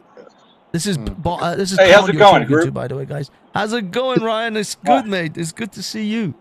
If it's a genocide, there's only 30,000 people that have died out of like 2 million, so I think it's far from genocide. So what is happening is that's kind not of the definition disgusting. of genocide, my brother. It's about wiping out a population, right? A certain population, or a part of a population, or having the intention of wiping out. For example, with a population of 2 million and 30,000 dead. No, that's irrelevant. That's irrelevant. Oh, right. There could be 100 million of them. It doesn't make a difference. You just literally make it up as you go along, Khan. Brother, I mean, you were quoted. You were quoted. No, listen, Khan. You don't know me. Don't talk to me like we're friends. I do know you. You've just been wait there, Banksy. You don't know me. You've just been arguing about Banksy. Stop misrepresenting me. You fucking utter moron. Nobody knows. Sorry, you. But what I will say is that no, but he's talking like we're pals and he understands. No, you just made the statement that it is talking to you like a pal. If it can be proven that they intend to genocide. Who has proven that? The definition. Yes. Who has proven that Israel intends to genocide the Palestinians? Well, their behavior dictates that, right? Who has proven that Israel is intending? You can't have a debate with him. You can't debate with him. You can't debate with in order to prove that this is Banksy, taking place. Banksy, stop trying to run me from pillar to post. The it's fact not running you from pillar to post. Who has proven this? My bro. He's saying that because there's X amount of Palestinians that haven't been killed, that it doesn't amount to a genocide. No, it doesn't. Unless you can prove intent. But if you look at the definition, that's not the case. No, that's what it is. This is why you're manipulating the definition, because the definition I'm not manipulating. I'm showing you the definition. The definition, okay, first of all, is in part or by intention. Exactly. So you have to now prove intent. Have you proven No, that they but intend? he's not arguing. The guy who spoke, he's saying because there's X amount of them, Yes. right? And only Well, a we're far certain from- percentage of them have been Listen. killed, that you can't prove that that can't that's be a genocide no, based that's on not, that that's point. not genocide. Now, when we're addressing, That is no, but not I'm addressing that genocide. particular point, right? Exactly. And I'm saying to him, if you look at the definition, it says even in part of a population. Yes, and if you can prove intent, that they intend to genocide the entire population. But if you can't prove intent, that Okay, part doesn't count as genocide. Okay, Khan. Okay, Khan. So when you're at war, under your logic, when you're at war with someone, anyone you kill from the opposite side, in your case, is classed as a genocide because there's no intention. Yeah, You have to prove the America intention. killed 1 million Iraqis. Were they genociding the Iraqis? Listen. If Well, the Chinese killed all on the Khan's Uyghurs, logic, if the yes. Chinese On killed, Khan's logic. listen. If the Chinese killed all the Uyghurs and we said that's a genocide, then the Chinese government turned around and said, well, these people are ethnically Turkish. There's about 1 billion Turks on this planet. We didn't intend on killing all of them, so it's not a genocide. No, because they're doesn't make sense. No, they're ethnically Turkish, but they are still a separate group to the But Turks. yeah, They but are not- so are the Gazans. They're separate groups. But from the once West again, Bank people. but once again, but they're you're still on about not proof. actually genociding them. Well, they are. No, And if it was genocide, if it was genocide, they would have killed 1 million people so far because they're That's heavily ridiculous. That's ridiculous. heavily armed. They're very That's well ridiculous. armed, That's very well ridiculous. trained. That's what I mean. And again, That's I don't ridiculous. agree with They it. couldn't have killed more people if they tried to. What do you mean they What could you have on killed about? more people? They Are you could have killed kidding me? hundreds of thousands Are you of insane? people. Have you ever seen? That's ridiculous. They're armed to Khan. the teeth. They have Look at two missiles. brain They have cells together. nuclear weapons. Brother, They do what they want. bring up the definition of genocide on the screen so we can see what we're working with. Because you lot are really taking advantage here. And the other thing taking is, advantage. look, I don't really have a dog in the fight because No, but I'm not we're talking Palestinian about and I'm not definitions of Israeli. words, right? We haven't But even the other got to thing the is point this. of your dog in the race. The question is this: concerning the way you wage war, okay? The way I don't know how to wage war nowadays without this happening. You can't really wage war. Doesn't make it less of a genocide. No, it's not. I'm not saying it's good, but I'm saying it's so challenging when you have a group that's hiding amongst the population on purpose. Like all the stuff Hamas has done is against all the laws of war, etc. You know, they're not wearing uniforms, they're hiding in every area they can. So It doesn't make it less of a genocide. Okay. There's nothing you can say to justify genocide, right? Yeah. It's not a justification of Do you agree genocide. to that? You talk about rules of engagement and this and that, but the what you call it, the opposition that you talk I about, disagree Hamas, with. they Okay, are so I militia. disagree with They're genocide. militia. As They're human not. beings, They're not an army. Listen, as human beings who could at any stage in our lives be faced with war machines backed by governments, we should not be arguing of any sort of a military excuse for a genocide. It's ridiculous. As a human being, that's like a I'm not arguing for a genocide. I'm arguing. Brother, listen to what I'm saying. The to you. description Are you of what it Turkey is. voting It's for not a Christmas genocide. right now? Because in the future we could be getting genocided. Look, and you're going to be Okay. sitting there going, "Well, the bombs." I'm describing something, not rooting that for they it. use can't differentiate between the human shields and the actual civilians. Calm down. The fact is, okay, hold on. I don't- This is the definition of genocide. I'm sorry, Go on. Ryan, you may not be able to see the screen. The deliberate killing of a large number of people from a particular nation or ethnic group with the aim of destroying that nation or group. Now you have to prove to me that is what the aim of Israel is. Okay, so this is the point of the speeches have been ICJ. This is the Netanyahu point has of the basically ICJ founding, right? The findings are saying that their behavior demonstrates this. But because the conflict isn't over yet, they're saying they have an opportunity to change their behavior and stop kind of like holding up their So hands it's going, not a what can we genocide. do? What can we do? Our bombs are killing everyone, but it's not our fault. No, the fact is that they have to be declared as actually committing genocide. You're saying that they are saying that they have the ICJ killing is saying people. they haven't actually declared it as a genocide, but it could potentially be a genocide if they carry on with XYZ. So it's That's still my so when you point, say it's a genocide, it's not a genocide. No, but it's just waiting to happen. It's a genocide in waiting. It's not actually no, the a genocide's actually taking place. So what Saddam Hussein did to the findings to the Kurds are waiting to kind of like it's hanging over their heads. Is waiting to be put into place. But it's not a genocide. So what Saddam Hussein did to the Kurds was a genocide. Sorry. There's no way they can change their behavior from our point of view. Answer Ryan. What did he say? Sorry. What Saddam Hussein did to the Kurds was he went in and he said, "Oh, you're a Kurd. We're going to kill you." Right? Like he just exterminated you because you were a Kurd. One after another. What Israel's doing is not technically a genocide. I'm not saying it's good. I think you'll find Winston Churchill killed more Kurds than Saddam ever did. Well, he killed a lot of Germans too, so thank God for that. But big up Churchill. I mean, I don't understand how to wage war. So if you look, so the United States gets beat up because of Hiroshima and Nagasaki dropping these nuclear weapons, right? They drop nuclear weapons. It's terrible, right?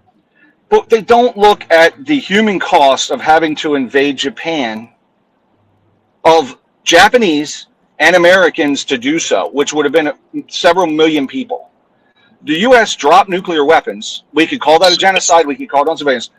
But the thing is they also saved a couple million lives because there wasn't an invasion, right? That's not a justification for genocide.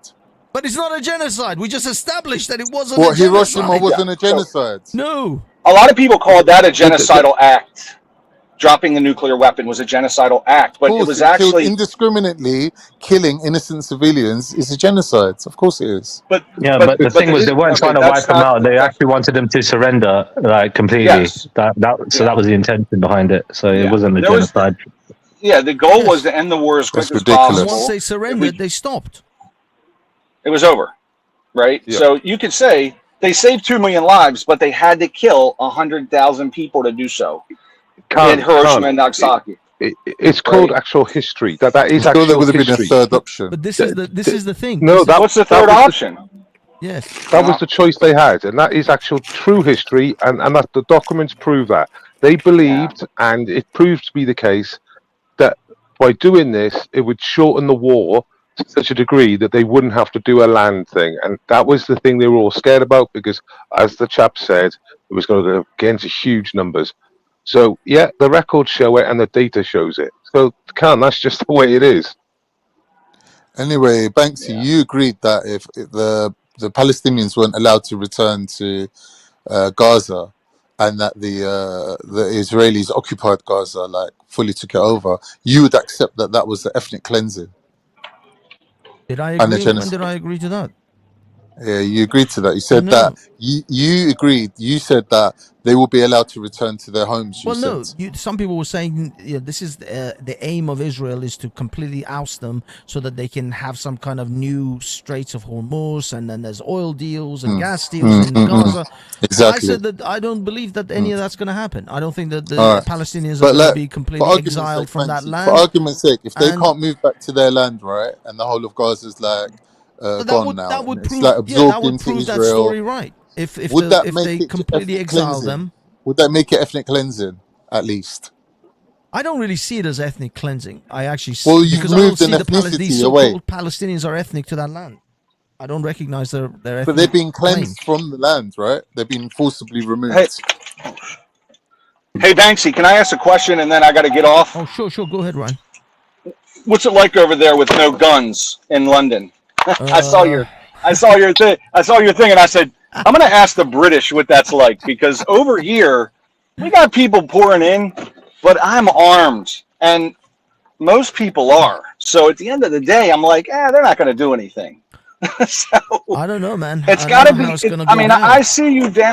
I see you filming down there, and I'm thinking like, you got to figure like there could. Like when you have a big group of protesters and they decide to get angry, they could do some damage potentially, right? Easily. So I'm kind of sitting there. I'm like, man, I wouldn't feel comfortable. Ryan, I got attacked 2 months ago live streaming, and I got attacked by Andy and Brandy from Antifa. There was about half dozen Antifa there. Okay. It always amazes me, the communists and the Islamists together. just a bit of a weird one. And this British chap that was all covered in a big like mask and everything picked up a road sign, and I thought, and he put it above his head, and I said, you don't want to be doing that, because I knew what I was going to do. I was going to kick him right in the fucking bollocks. Yeah, because he had the road sign with both his hands above his head. But what do you do, Banksy? I mean, you just rip it off. You should be at home with your pipe and slippers, mate. Can I answer Ryan's question? Yeah. Like, Hey, Khan, would be like, you don't know me, Khan. You don't know me. I don't want to know you either. Okay. Let Trilla have his moment. I mean, one thing I want to say before Ryan goes, Ryan, I'll be perfectly honest with you. We're mostly running on kind of like hope and a prayer. You learn some self-defense. You learn some, for me, I trained with some people who were security.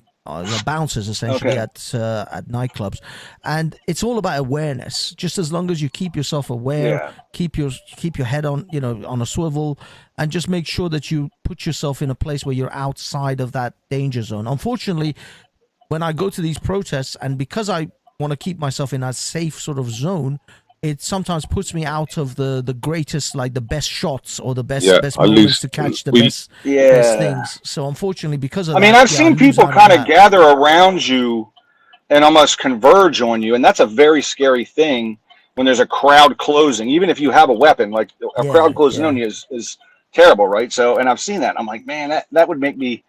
Because I know these people are right now, in mob mode. They've got that mob mentality going, so you can't really. There's you have a life conversation to have. Banksy's going through Palestine at those rallies, but and you have a life. You got a job. You got a family, and you got all this stuff. And some of these people don't have. They have no skin in the game. Like they don't care. Nothing to lose. See, the thing is, Ryan, if we had guns in the UK, it would be a completely different proposition to what you have in America or United States, because we're a walking distance from Downing Street. We're walking distance from like the House of Commons, when you're in where central London, they hold like their political sessions, right? So if everyone's walking around with guns, those politicians would be more at risk and unable to carry out the democratic processes. So you got to remember how small England really is. Yeah, it is. Well, it is. Well, that's not. Well, to be honest with you, the thing. MPs can't walk around and do their business at the moment, can they? But the thing exactly, is, without even people shouting that's not really a thing about not having guns, because Switzerland, everyone's armed in Switzerland, and Switzerland's a very small country as well. It's not the size of the nation. It's mountainous. It's still quite mountainous. But what I mean is, it's not the size of the nation. It's the attitude of the people with the guns and the attitude of the society. I think if we added guns in this country, right, you would see what's happening in places like America. I ain't got the stats, but you would have significantly less school shootings and things like that. In America, if you had no guns, right, and so on, right? Because again, a lot of this is down to probably mental health as well. You got a lot of nutters that can easily obtain a gun. Not even that. No. They can't easily obtain a legal gun in America. You can't. The authorities don't really trust the population. You need background checks. It might not be that easy, but the fact is, right, a lot of people, right, could have mental health issues that already have a gun or whatever, right, or can obtain one, and then they use them, right? Right, but that's the thing. Well, there are more guns than people in your country, right? Up until World War II. Up until World War II. Okay. Just give you a bit of context. Just give you a bit of context, Trilla. Trilla. Let me just finish up with Trilla, because you mentioned that there's more guns in America than people. I think that's correct. There's also more guns in Canada than America, but it's the completely opposite. There's the attitude of the people. There is. It's an attitude thing. I think it's also a mental health thing. But one thing I wanted to say to Ryan, the thing is, because of our first of all, when we say there's no guns, that's not necessarily true as well. There are plenty of guns. In fact, the Clapham shooting a couple of nights ago was a shooting. It wasn't a stabbing. There are guns in the but it wasn't legal. It wasn't illegal. Well, that's what I mean. There are guns, illegal guns available in the hands of certain people and criminals. So that's not it's not like we don't have guns in this country. It's just it is a lot harder to get a hold of a gun in this country than it would. Yeah. But Ryan, if you listen to what Ryan actually said, he said that if there was illegal immigrants or whatever, the indigenous people having guns would sort of make them feel safer. Whereas in England, that's like because we're an island, we don't really have that same worry. It Like, checks all that. It checks the government, That's right? the So other the thing. government can't get too Correct. feisty because we're armed. And also, anybody that has an idea to invade the United States, it's a bad. Imagine the you know, militia. Imagine the militia. Well, Everyone's Imagine got that. guns. the thing You're is, talking about 250 million gun owners, right? Like, I so you're mean, talking about you're right like because China. Nobody has guns in China. Like, you can invade China, and if you beat the military, you got them. In the exactly. United States, you can't. It's uninvadable Yep. at that point. Well, I think Yeah. the government is cool with it. Like, okay, we'll let them keep their guns because it's free defense. You know, yeah, but I mean, this they don't is have to this spend is any money. Yeah, exactly what it the makes sense. Japanese generals during Second World War actually said, is that even if they managed to beat America in a military sense, invasion of America would be Yeah, you can't nearly invade. impossible, because they literally said Mm. behind every blade of grass there would be an American with a gun. So Mhm. land invasion of the United States is where sort of Mm. civil but society comes in. against But that's how military the West with was won, no? Yeah, but against the Around that military, time. right? Like, you know, you got your bulletproof vests and this and that, right? Only a few weapons, like assault rifles, like your AR-15s or whatever they're called, yeah? Like, only a few weapons can penetrate, do you know what I mean? And be effective against actual army compared to, like, your handguns in America. No. Guerrilla warfare. Guerrilla warfare. It's Full all stop. guerrilla. Yeah, That's all I've yeah, got to say is guerrilla warfare. Full stop. yeah. Oh, And Done. yeah, they Afghanistan. can't. It's so difficult to get. You have to literally take everyone individually, take their guns. I have 6 guns, and I'm just like a schmo, right? I got an AR. All these people have ARs, the #1 rifle in the country, so nobody's invading anytime soon, you know. But they just need to get it together. They need to get together, like, you know, mental health and all the other stuff to stop the school shootings are The other horrendous. thing was, though, I saw a video which I think actually it was Barnabas. Barnabas was playing this video on his show a few nights back where Biden was talking about banning the ARs, banning so-called assault rifles. This is where these guys want to move to, and they are desperate to move there to ban those types of weapons. I don't know. I mean, this is, you know, if Trump gets in, I know you guys are going to be safe for that period, but then you got to realize these guys, they're not going to give up on this whole gun banning thing just after, you know, They're going to keep, one they'll president keep trying term. that. But there's not, They're not going out too many without a people fight. have, too many people have guns, and even, I'll tell you something that's funny, is if you go out to Vegas, there's gun tourism, and it's all Brits. Yeah. They're going to Vegas. They want to shoot like all these different. This is the greatest thing, you know. They love it, so they're like, "Yes, I'm going to Vegas to just shoot weapons." You know, that's But what we've they been want seeing to it in do. movies since we were children, right? We've been indoctrinated into that. Yeah, The guns that's are right. cool. That's right. Yeah, a bunch of my friends That's went, right. actually. They shot like a Uzi 9mm, a Desert Eagle, all of these. Well, you got everything out there. Like it's machine. It's like straight up. Yeah. I mean, heavy machine guns and Barrett 50s and like actual military guns, not just the stuff that. You know, they say we have assault rifles, but they're semi-automatic. One trigger pull, one bullet comes out. It's not a machine gun. Yeah.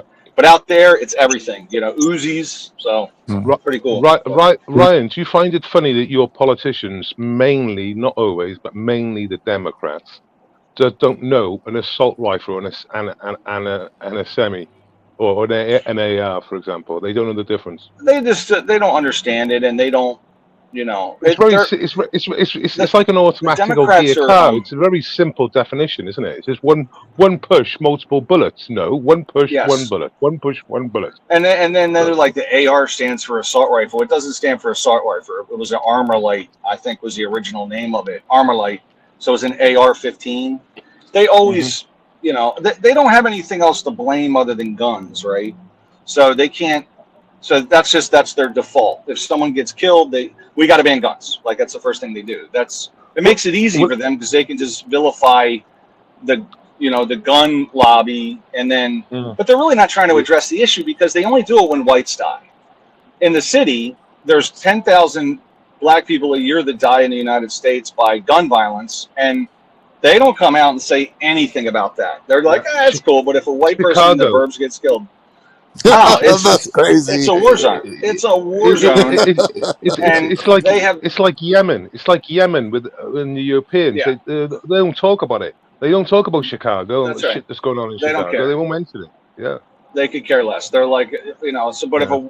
if a white So in the suburbs gets killed, they're all over that, and it's just political talking points. You know, it's all garbage. So, they're not really trying to fix anything. They just want to. And I think a lot of the Democrats are very effeminate in their just the way they are. You know what I mean? So, and I mean, I'm not even a Republican. I'm not like a Trumper.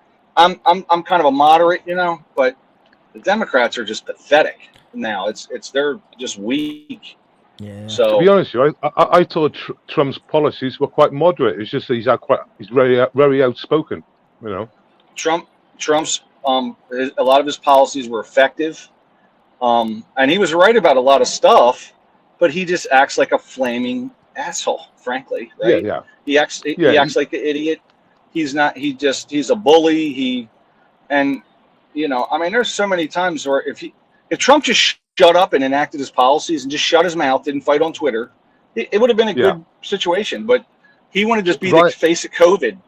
What an idiot! So Ryan, he used to do his tweets at like 4 a.m. He's getting up at 4 a.m. doing his tweets. I mean, yeah. I mean, no disrespect to Trump. I've said this many a times.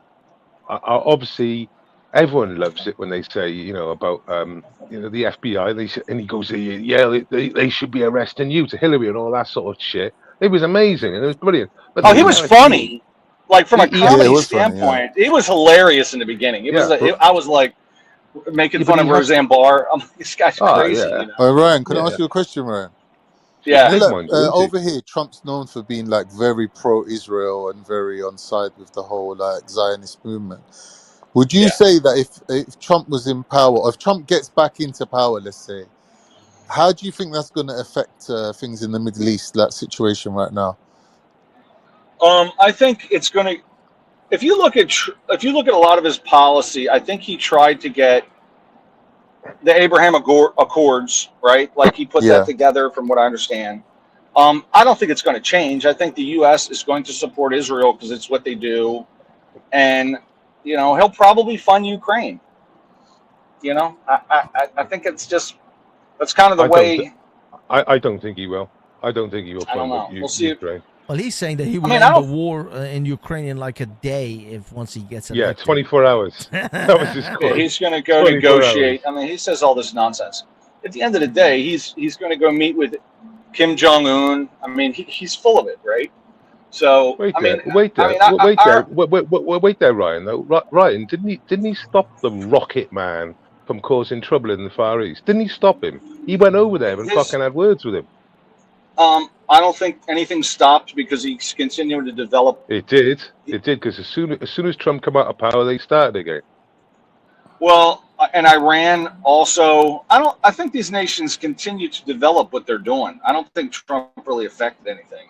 He did. I think he done better than he done a lot better than Barack Obama. They stopped flying over Biden Japan. They stopped flying over Japan. As soon as he went over there and had a chat with Rocket Man, there was no more flyovers to Japan, South Korea. Well, that is true. They did. I do think he pointed out some things that were important. He pointed out the China threat, which China's been building. I mean, they've been our enemy for a very long time, and no one in the United States really thought about it. Trump made that a big deal. The border was a big deal, and you know, I feel like his there was another policy he had that was very smart. I can't remember. Oh, he cut corporate taxes, which personal income taxes he can raise as much as he wants. We already pay very progressive taxes, but by cutting the corporate tax, it's I think it has a good stimulating effect on the economy because corporate taxes are a trick. I mean, at the end of the day, like just the consumer pays. They pay it, and it's in the cost of the goods. I mean, Walmart doesn't lose money if their corporate taxes go up; they just raise the prices. You know. Yeah. So ultimately, it's the cost. But the Democrats, well, that's it. They pass the cost on, but Democrats are like it's greedy corporations. I'm like, listen, man, it's. I mean, come on. You know, Ryan, I seen an interview. I can't remember who it was by, but it was someone important in the motor trade. I don't want to go too tight on it, but he knew his beings in the motor trade. So when Trump got into power, and I can't remember, I think it was General Motors or one of them, wanted to build it was a Cruise. Who makes your Cruise? It's General Motors, isn't it? I think Chevy, yeah. Oh, when he was relocating the plant to Mexico? That's right. So they were going to relocate, and he turned around and he said, "Oi, hey, if you pull up and go to Mexico and then think you're going to import the vehicles back into the US without getting fucking hammered, you got nothing coming." Overnight, this chap said, all the companies had to rearrange their future plans because that's what they were all sort of basically planning to do. And he went, no, we're on any of that shit. And I think you bring up it's a good point. And what you're saying is the messaging was strong, right? Yes. So, everyone knew from that point on where they stood. Yeah, he can't really do that, right? He has no effect because he's just the president, but it would have to come from Congress to do something there, right? But the messaging from Trump was good. I think the difference between Biden and Trump with the policy at the border, Trump's like, look, we don't want you here, and we're going to let you know that because we're going to build a wall and we're going to deport you, right?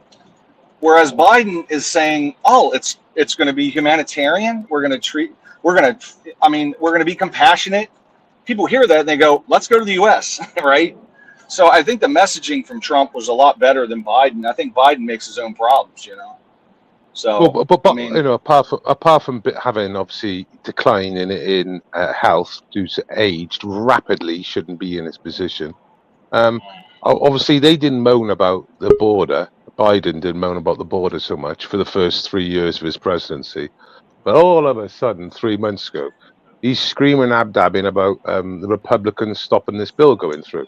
But as we know with this bill, it was much bigger, and it was one even to do with the southern border. That was a small part of it. There was already a bill. There was a bill that came out of the House 9 months ago. That was the Republican bill, right? It's called HR 2. That's been sitting on Schumer's desk for 9 months. That's been sitting there. The media has not said a word about it. Now the Senate bill's coming. Now the Senate wrote the bill with Biden on the Senate side, and they're sending this bill, and the media is going, oh, the Republicans don't want to fix the problem. They didn't. The Republican bill was there 9 months ago. Guys, hold on. It's just the media. Let me just. That's the media. Let me just find out who this is. Nixie, could you say hello and just generally introduce yourself?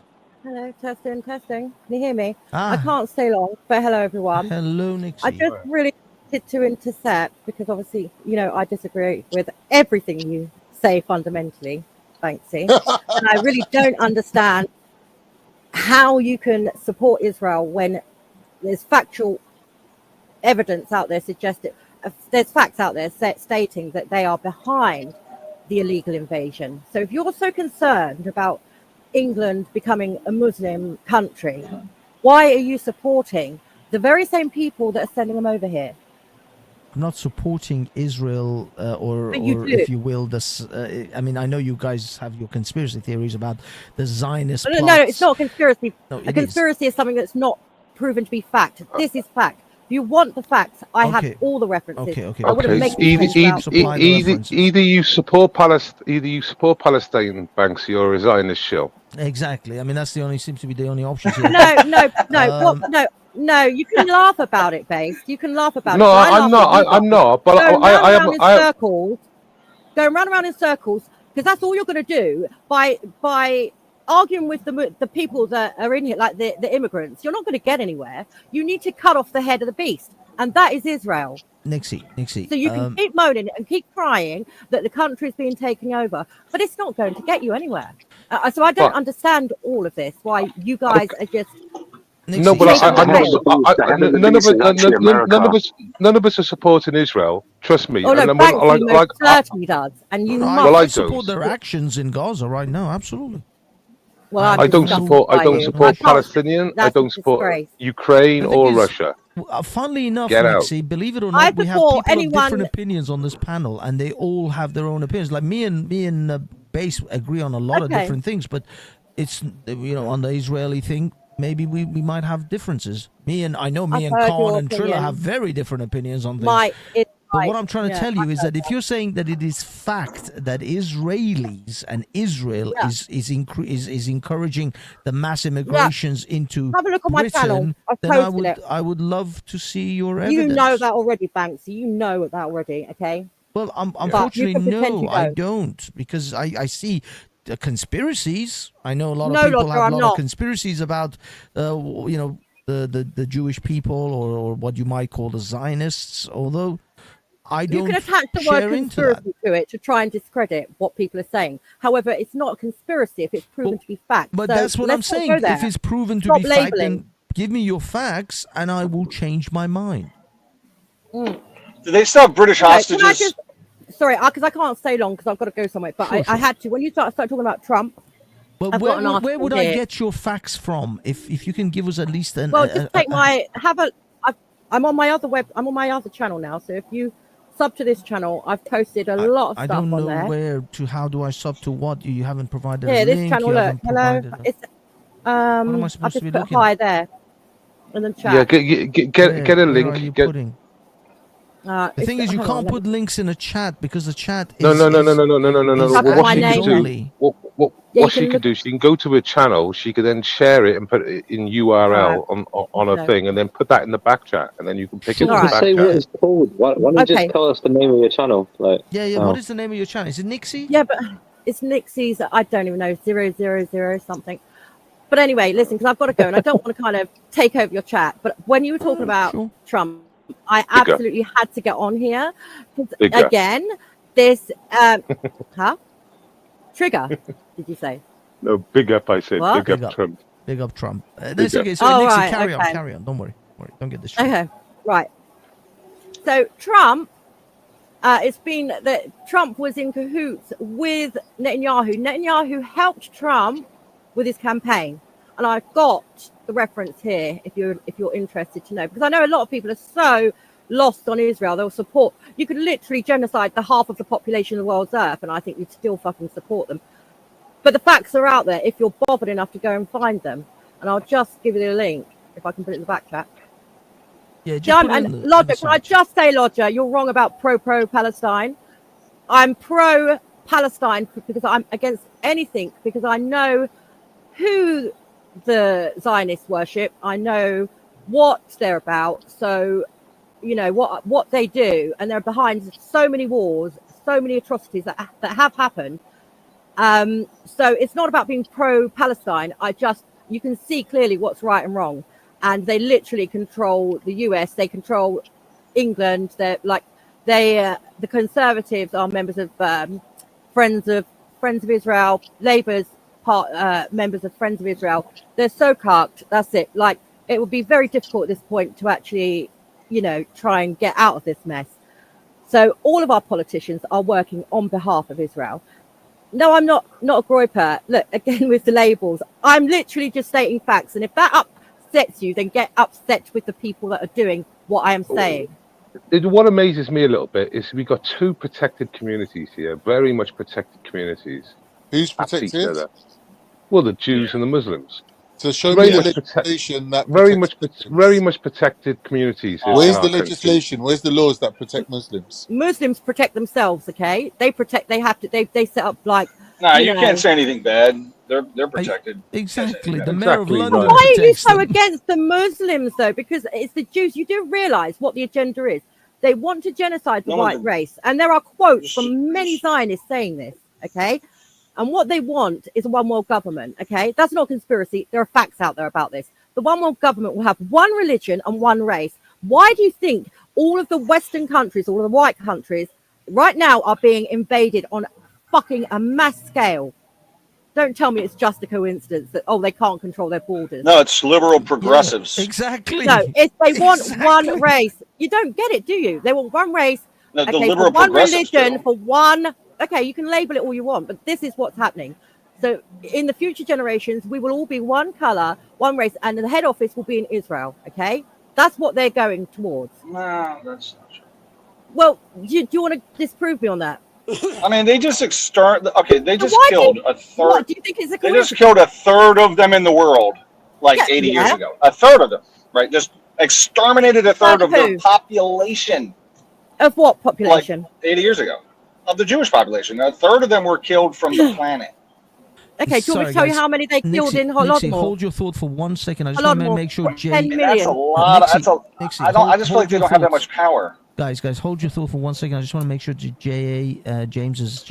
Hello. Yeah, how does my mic Good man, sound? good man. Okay, Nixie, you had your thoughts. Go. Yeah, okay. Listen, I'm just going to try and find this article on Trump, and then I've fucking got to go because I'm going to get in trouble. My other half is waiting for me. Let me guess, it's in the Guardian, right? No, but again, you know, listen, listen, unlike you lot that listen to Douglas Murray and just look at mainstream media, I kind of dig a bit deeper. You know, it's called having critical thinking. You should try it. I get what really you're saying, should. Nixie. Don't try enabling people to try and discredit them. I know it just fucking annoys me when people and start laughing. You just make yourself look like an idiot. Yeah, I understand exactly where you're coming from on that front. Nixie, I'm on your your YouTube channel, and what should I search for to see the videos that will give me it's this? It's called Israel. Oh, hold on a minute. I'm just looking for the Trump thing. Israel forced immigration agenda. Yeah. You can watch that, and there's some other stuff as well. These are the it's very difficult for me to. I can't post stuff that I've read on YouTube. I'm still. No, that's okay. That's okay. I'm looking at some of your facts. And also remember that a lot of history has been deleted. It's very difficult to find it because you've got to look at who owns media, who owns everything, pretty much. And again, that's not to post all these videos on YouTube, and it hasn't been deleted or censored. No, it hasn't, because I think what's going on right now, they're very busy trying to fucking, everyone's posting right now, aren't they? I can literally see like at least 10 to 15 videos you've posted that have Israel in the title. But it's not hate speech, to talk about Israel. They've got to stop with this bullshit. But all listen, your titles are Israel controls of UK politics, Israel controls but it's of a borders, fact. Again, Israel it's a and fact. racism, Israel parliamentary plot against the UK politicians. Yeah, They and seem that again, rather inflammatory. and She's using 2 words. She's confusing the computers. Oh, is that? Yeah, is that what I that would is? like to use other The words. algorithms, the algorithms are being confused because you're calling it Israel and But not actually, Jews. no, some of the documentaries were some of the documentaries were, I think, maybe Channel 4, one of them, like about the UK lobbyists when they went undercover. And so, if it's been on it, it's very difficult for them to say, say it's hate speech if it's already been aired. Yeah. But you would think so, that the algorithms, if the Jews truly controlled YouTube and the media, that they would just simply I think put an they algorithm do. in which they would just simply deny you from even having these videos uploaded. Well, the sheer fact that you just said that, Banksy. Oh, how come you're able to post that? Well, the sheer fact that you said that, it's quite clear that they do. Banned anyway. No. I'm saying, how are you able to post it based on your assessment of not because I know. I don't believe you, but you are saying that they would censor me and they are going to censor all this information. And I'm saying, well, if that is the case, then how is it that you're able to post these things on this so-called censored platform? Trust me, I've already got You're in a little bubble. Yeah, and I've already got stuff that has been blocked. Okay.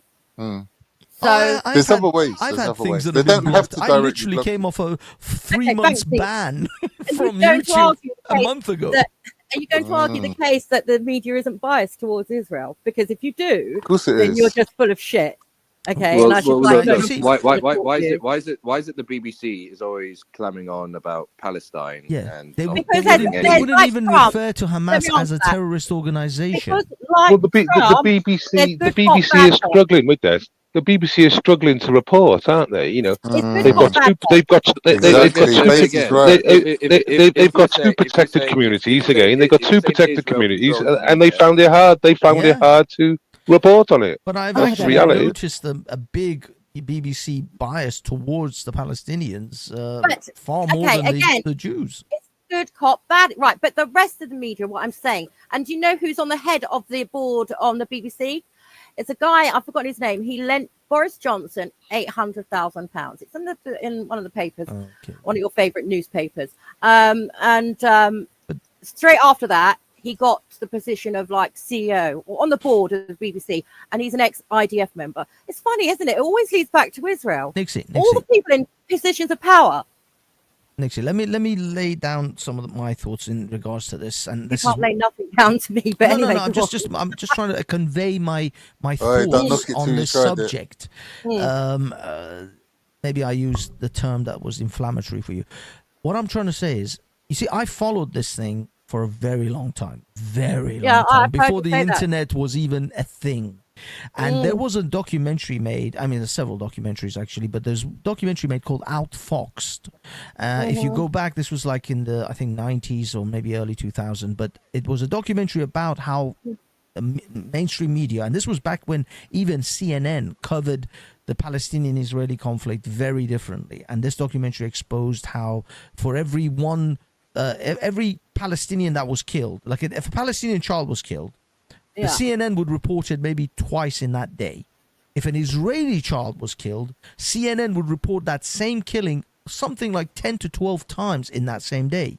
So in that same 24-hour period, an Israeli child's death would be repeated 10 times more than a Palestinian child's death. And this was all a thing back when the media actually had power in our society. But in the last 20 years... the world has changed tremendously, and the media is no longer as powerful as they used to be. And so are you telling me that people like Al Jazeera and RT are also controlled by the Zionist organizations? No, they're not. Well, if that is the case, then how can you possibly say that the Jews control the media? Well, they do essentially. Let's not start from the issue. How? Because I've got an actual fucking list. They pay out a lot of money. Everyone knows they control that. Al Jazeera. They control everything's up for sale, isn't it? Russian Times. They control No, Press I'm not TV. saying everyone. They've got a lot of money. Countries, okay? All the fucking media that, sorry for the language, all the media that people in this country and America and all the Western, yes, they most certainly do. Okay, they most certainly do. So don't play ignorant with me. If you've been, wait, are you referring to those memes on, like, you know, the list of all these supposed Jews that run, whether it's like well, it's not a meme if it's fact, is it? So don't try. No. When you actually look into it and you investigate all these, I have looked into it. Yeah, and you realize that actually is not as Jewish as you think that is. You know. Oh, it is. Oh, it No, absolutely is. Okay, let's talk about Talk TV, owned by Rupert Murdoch, not a Jew, but he's got very strong ties in Israel. Very strong ties. Okay, their cobweb reaches out. Yeah, and this is the problem. extensively. When you realize that they're not actually Jewish, you'll find some other connection. Okay, right. Well, tell me what ones are not Jewish. Actually, I'd like you to tell me. I just mentioned Al Jazeera, Press TV, Russian Times. Right. Okay. Let's talk about the main ones in this country and America, shall we? Okay, so narrow it down, move the goalposts, and narrow it down to this very specific thing in which you can then prove your point. Banksy, you're talking about Arabic channels and Russia Today, for fuck's sake. Your arguments are exactly, but what I'm trying to tell you is that the media landscape. No, Nixie, what you got to realize. Yeah, but she's not really. She's talking about Western countries. Yes, she's talking about America, the UK, and Europe. That's why I proposed what I proposed. So she's not moving. She's not moving. She's not moving. This is why I propose what I propose. Nixie, just give me a second. Nixie, let me explain myself. This is why I proposed to you what I said about that documentary that was called Outfoxed, which was showing the bias in the mainstream media back in the 90s and early 2000s. But with the advent of the internet, your media consumption is no longer bound with whatever your country provides you. Agreed. Okay, but wait there. Sorry, just to give you a break a minute, next. The problem you've got there when you say that, right, is that a lot of the population rely on the BBC and ITV for their news and talk radio and Radio 2, and that's it. Well, that's it. They don't go on the internet like you and me and Nixie and fucking Khan and everyone else. They don't. No.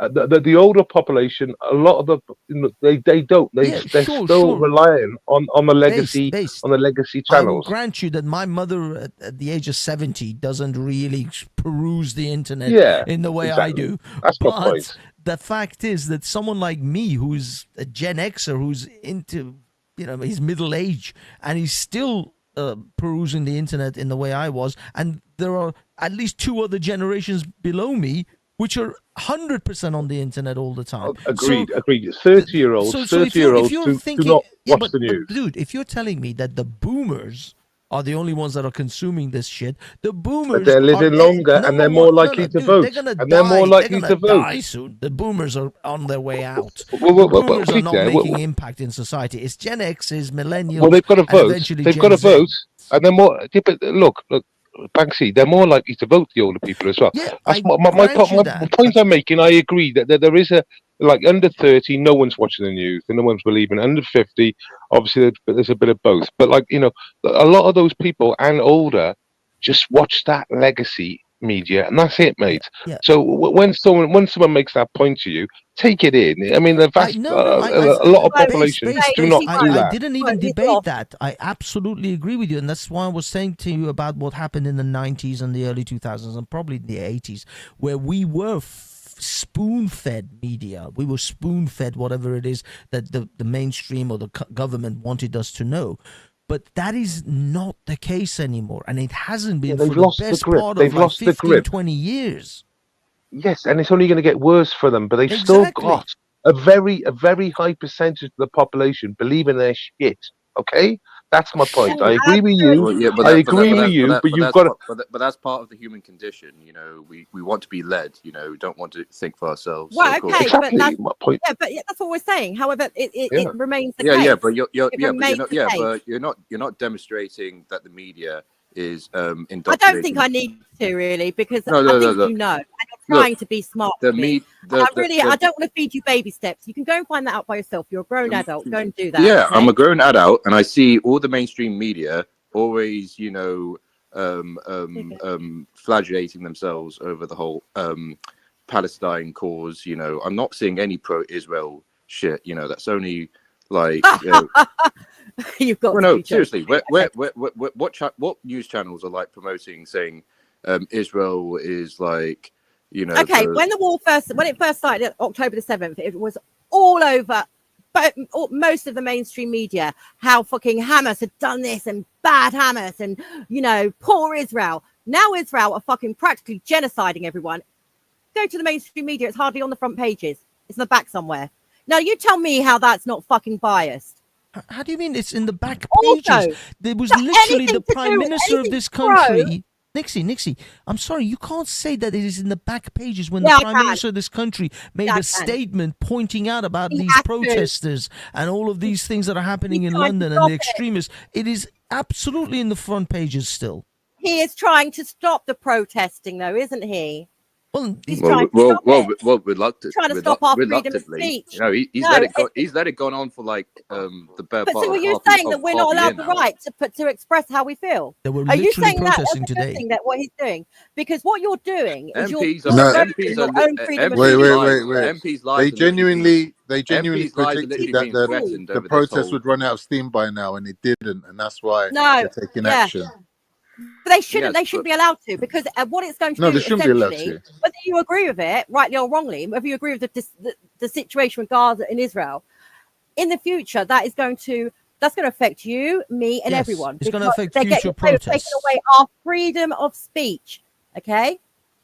Look, the fact is as far as I'm concerned, my freedom of speech has been threatened by Muslims and people. Well, that is it exactly. Palestine. Okay, well then that's fine. Then go exactly. to people They're cries of Islamophobia every fucking day. People that are sending them here. This is what annoys me. I'm not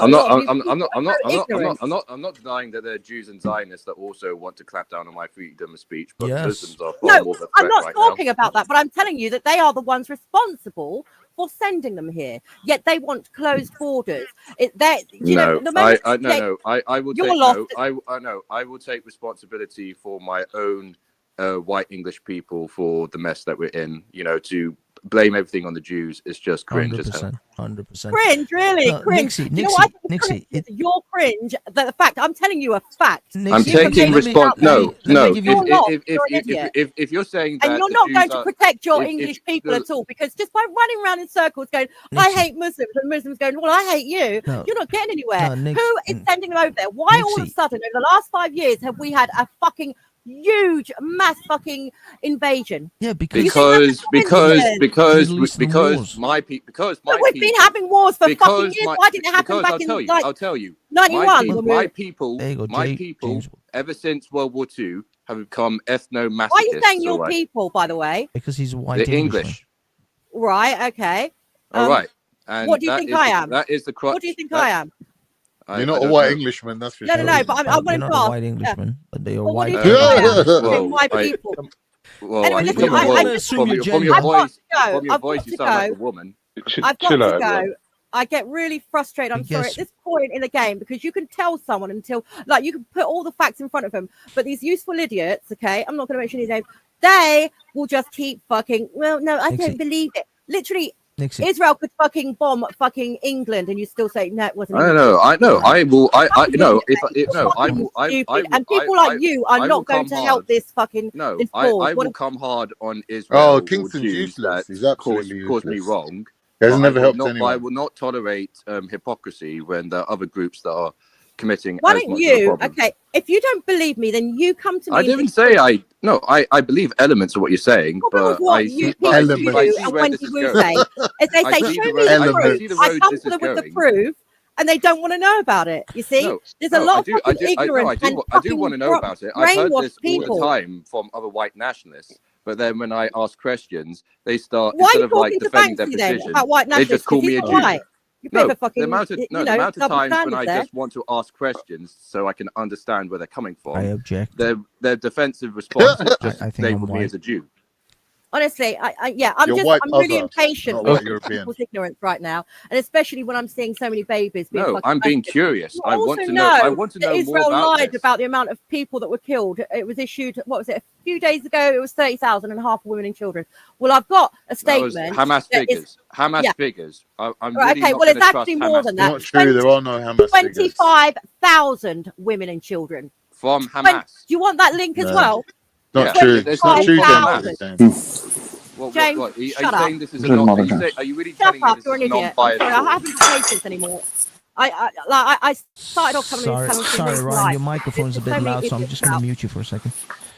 Oh, Ryan, how's your last name pronounced? Is it Man Onion? Mannion. No, I'm joking. Okay, guys, I just want to quickly say to Nixie in regards There's to... the link there about the Trump interference. I've seen that as well. See, I provide backup. I provide sources to what I'm saying, but I don't see many other people doing that, including yourself, Banksy.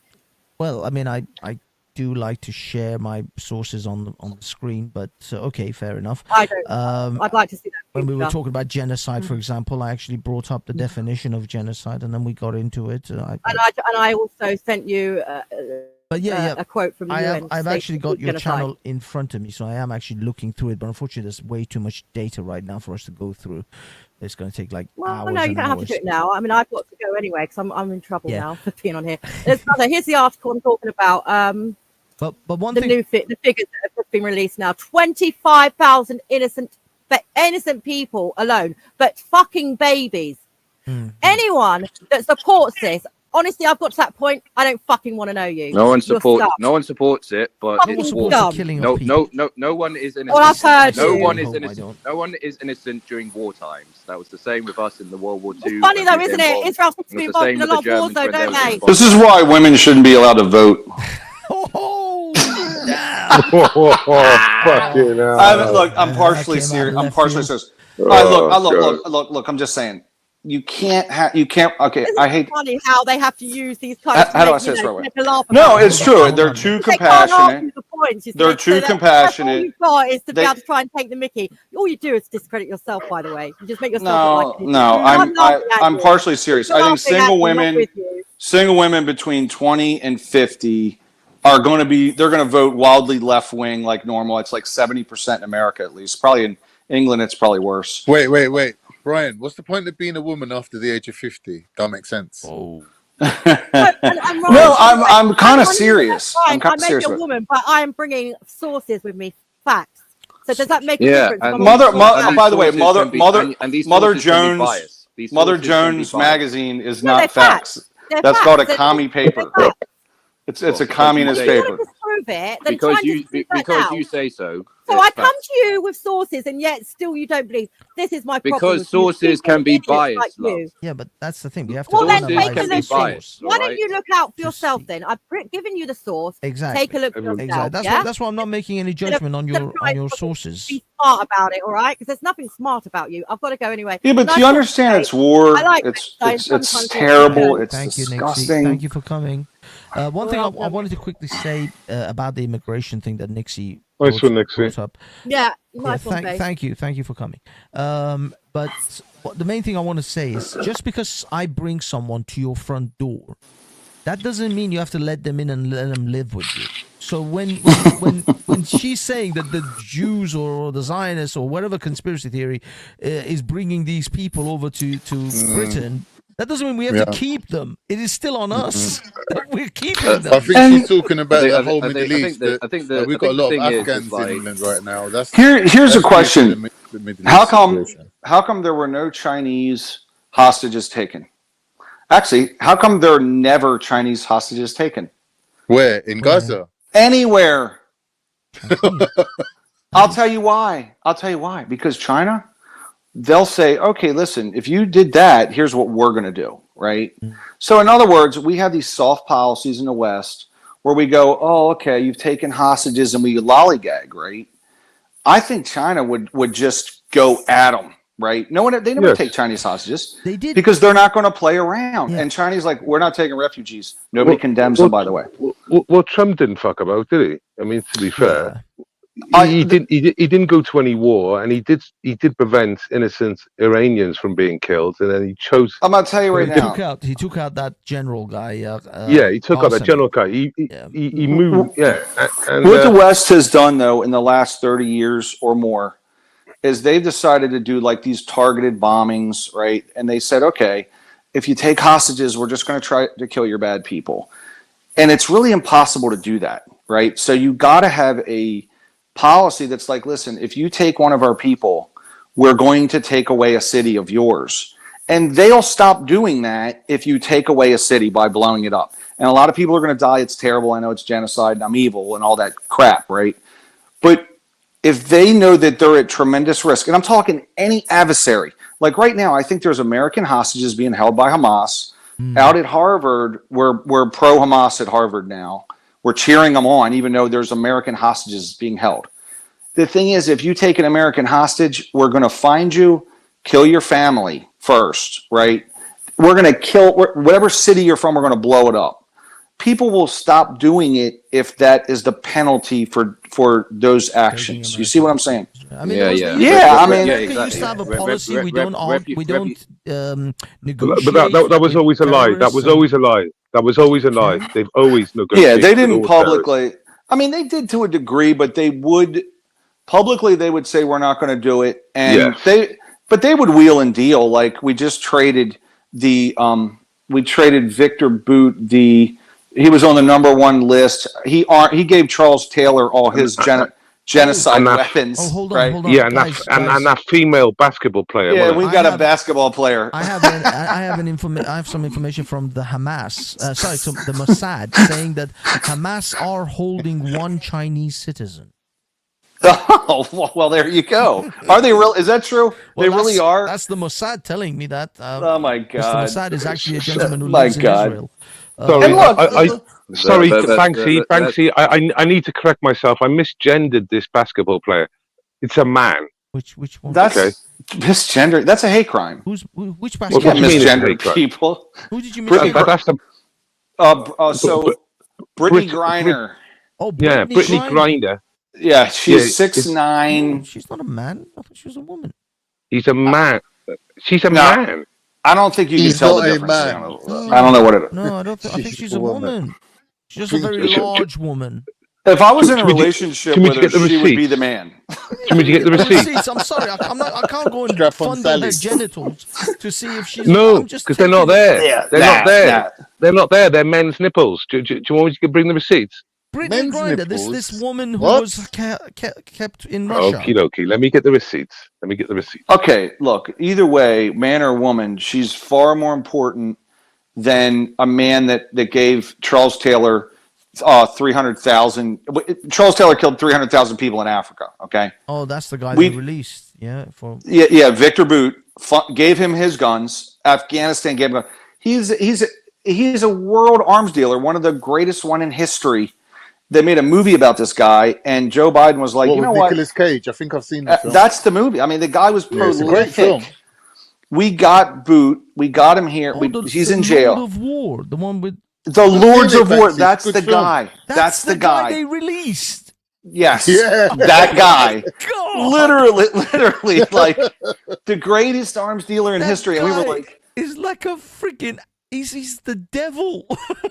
They released Satan. Yes. And by the way, again, Charles Taylor is in Africa. He killed 300,000 black people in Africa, right? And I mean, in these wars, right? He's responsible for selling weapons to mass murderers, essentially, and just killing every one of their despots. But Brittany Griner, we had to get her back so she could play basketball. Yes, that was the deal. That was the deal. Literally single-handedly probably responsible for genocide across Africa. Well, Banksy, in the back. Oh, sorry. In the back chat, it's all the receipts for you in the back chat. Yeah, look. I looked up her picture. Okay, I mean, you have some from images alone. You have an argument that. Whoa. I've got stills and I've got videos. And I've got voice. I don't think she's. So what? It's all bad. It's all bad. So when you see a female with a top off, I can't show anything on X anymore, dude. YouTube literally kicks my ass every time I show something from X. So I can't. It doesn't matter, does it? At this stage, you don't get any money from it. So it doesn't matter. No, they banned me. They fucking banned me. I just came off of what do you mean they banned 3 months friggin' suspension because of this. Well, not suspension, but you know, they strike me. They strike me. Yes. For what? For what? For because I posted that video Copyright. on Afghanistan, and they said, you know, I'm supporting a terrorist organization. I swear, I made a video taking the piss out of the ISIS, and they strike me for supporting a terror organization.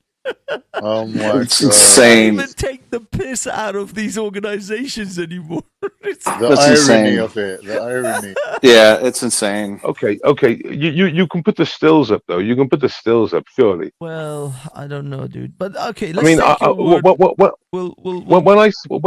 I see a female with a top off, I know it's a female. When I see a man with this top off, I know it's man. But more importantly, the tattoos all correspond. Look, all the tattoos on his body all correspond. She's a very macho-looking woman, but I think she's just a macho. Tell me about the tattoos. Hold on. Tell me about it's a spectrum. The lack of boobies. It's a spectrum. Yeah, I don't know, man. I think she has. It's a spectrum. If she has a vagina and ovaries, bring it up for everyone. Bring it up for everyone. Bring it up so everyone can see it. Gender's a spectrum. It's a spectrum. That's just. Oh my God, you're right. She doesn't have breasts. She has nipples. Right. Yeah. So why don't you bring it up? What? Instead of just defending the position without actually looking. No, dude. Why don't I bring the receipts to you? Though, because it's dodgy. So you're saying there's a distinct lack of glands going on? No, it is. It's a man. You can show it. It's a man. I don't know, man. Don't risk it, Banksy. It's all right. It's ridiculous. It's all unnecessary. We can imagine the damage. No. When you listen to his voice as well, and his Adam's apple and his tattoos that correspond with her tattoos. Before we rescued her, she would not. She denounced America and said it was a racist, terrible, blah blah blah blah blah. Yeah. She's like a Marxist, you know, your standard run-of-the-mill Marxist playing professional women's basketball. By the way, complaining. She said, I have to go play overseas because we don't. You know, it's such a sexist country. And I can't make any money here. And meanwhile, listen, newsflash, I don't see any women in the stands because it's boring and dumb. Nobody wants to watch women's basketball. Yeah. You don't sell any seats because it's a terrible game to watch. Well, right? we got women's soccer in the UK and it's really taken off. Seriously? So maybe it's just the fact that it's fucking awful. It's don't be silly.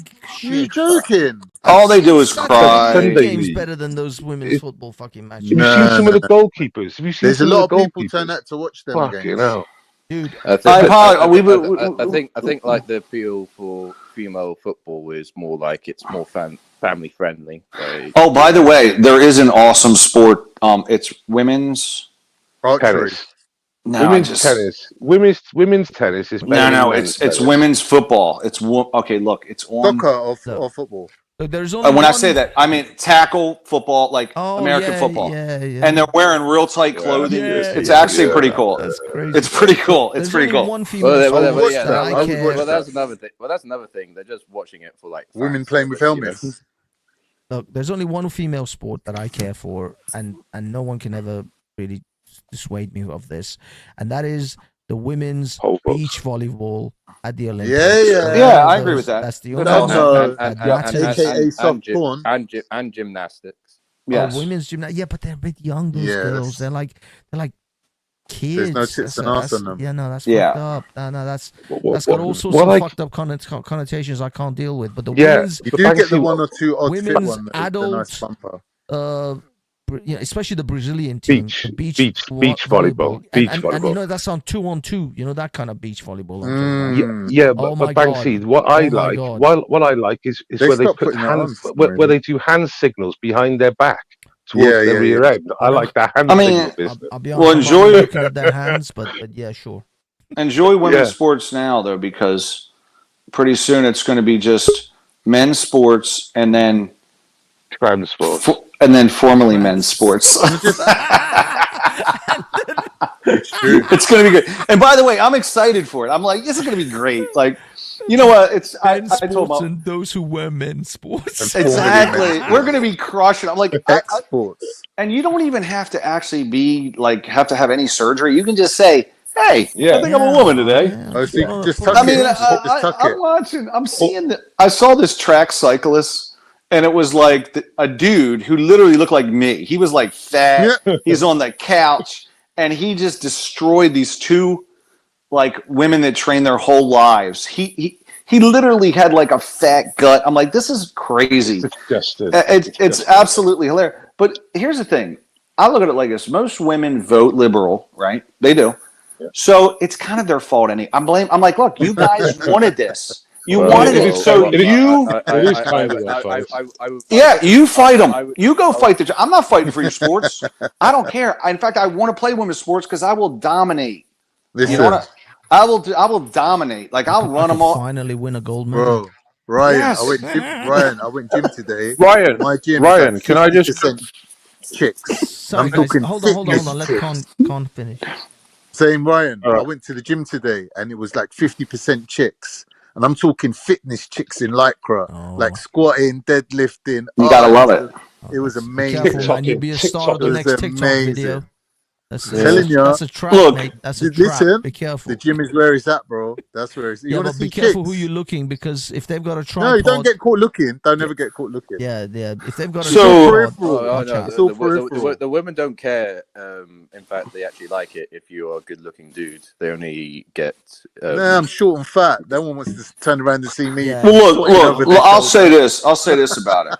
These trans are saying that women... If you give them testosterone, it'll be equal. And the thing is, that's the dumbest. Like babies at 2-year-old boys have testosterone in their system already, right? Yeah. We have it our whole lives. And here's another thing. So I go to the gym and I've lifted over most of my life, right? If you can bench more than 225 pounds, right, which is very common in the gym, like, a lot of men in the gym can bench. What's that in kg? Like 100? So I got to do the math on that. It's about 100k or 90. I think it's. I wouldn't say that's common. Jamie, Jay, what do you think? Is that common? 225. He's a PT, isn't he? Yeah. James is a 100 kg bench press, Jay. Well, no. I think it's 2.2 kilograms. I doubt 2.2 pounds per kilogram. I think. No, I doubt most normies. So what's that then? 70 It's 102 kilograms. No, that's my best lift ever. All right, so I bench pressed 100 kilograms and I almost died. Okay, so Ryan is talking about American terms. I think my intestines almost came out of my rectum. But look, here's the math, right? So, if I go to my gym, there's probably 15 guys that can do that in the gym, right?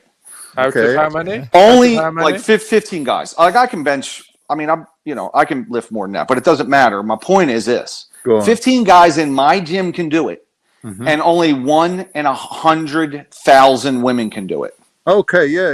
We'll need to check that. We'll need to check that. Yeah, look the stat up. It's true. Very. But the thing is it's like women. And you're telling me, Ryan. Men on average have like 3 to 5 times the strength of women. Yeah. No, not on all lifts though, Jamie. Not on all lifts. Women can, on average, deadlift more than the average man, untrained man. Because I don't think that's true. Really? I'm not sure about that. Yeah. They have more fibers. You have to check the facts, They have more fibers there. But I don't know about that. Check the facts, Ryan. Hello, Ryan. Come on in, Ryan. Make yourself comfortable. I'm going to tell you right now. I think you mean Randy. Are you sure about that? Randy. Sorry, guys. Let's bring in I Randy. wanted to pick. The reason I jumped on, I wanted to pick Ryan up on one of his drop away comments earlier about Chinese hostages. It's actually not true. Chinese hostages have been taken. The article I can put in the back. Chinese hostage released. China was anxiously awaiting confirmation last night that 7 of its nationals kidnapped in Iraq had been released. So initially they took them and they probably turned them over within 2 weeks. Let me just read down. Quickly, because they don't want to go against China. So they did. All Hamas 7 guys did take it. All 7 Chinese forest speculation is that on the kidnappers' motives have centered on the chance that the Chinese were mistaken for Japanese or Korean nationals. There we are. It was a mistake. It was a mistake because if you fuck around, you'll find out. Because they'll ruthlessly go in. That wasn't what I was hoping for with that article. Yeah, but in the West, we play this little soft game where we go, we're gonna But so you just got to be brutal. I think if you're going to deal with certain groups, you got to be brutal. And I'm not pro-Israel. I'm not pro-Palestine. I don't care. I know So you're sitting on the fence with splinters up your ass? No. Here's the deal. I'm pro my own country, exactly. And if you took our hostages, big up. We need to go at them, right? Big up. Yeah, man. So ultimately, it's like, and the argument all I hear about is Palestine, Israel. Who cares? I don't care about them. I don't care. Yeah, and to be honest with you, they're both cunts. They're both cunts. They're both cunts. The Palestinians, the Israelis, the Russians, and Ukrainians. Yeah, they can all I don't care about them either. Yeah, that's right. Ryan. Yeah. You cannot. It's not about not picking sides. It's about I couldn't give a fuck about either side. Leave me out of it. Yeah. Okay. Fine. But Ryan, you cannot dispel the massive Jewish population in the United States and the influence it has over American politics. And what is that population? How many people? It's millions. It's just I think. The Jewish population in America is like 2%. I think. I don't even think it's that. I'm talking about absolute numbers rather than percentage. America's got 330 million.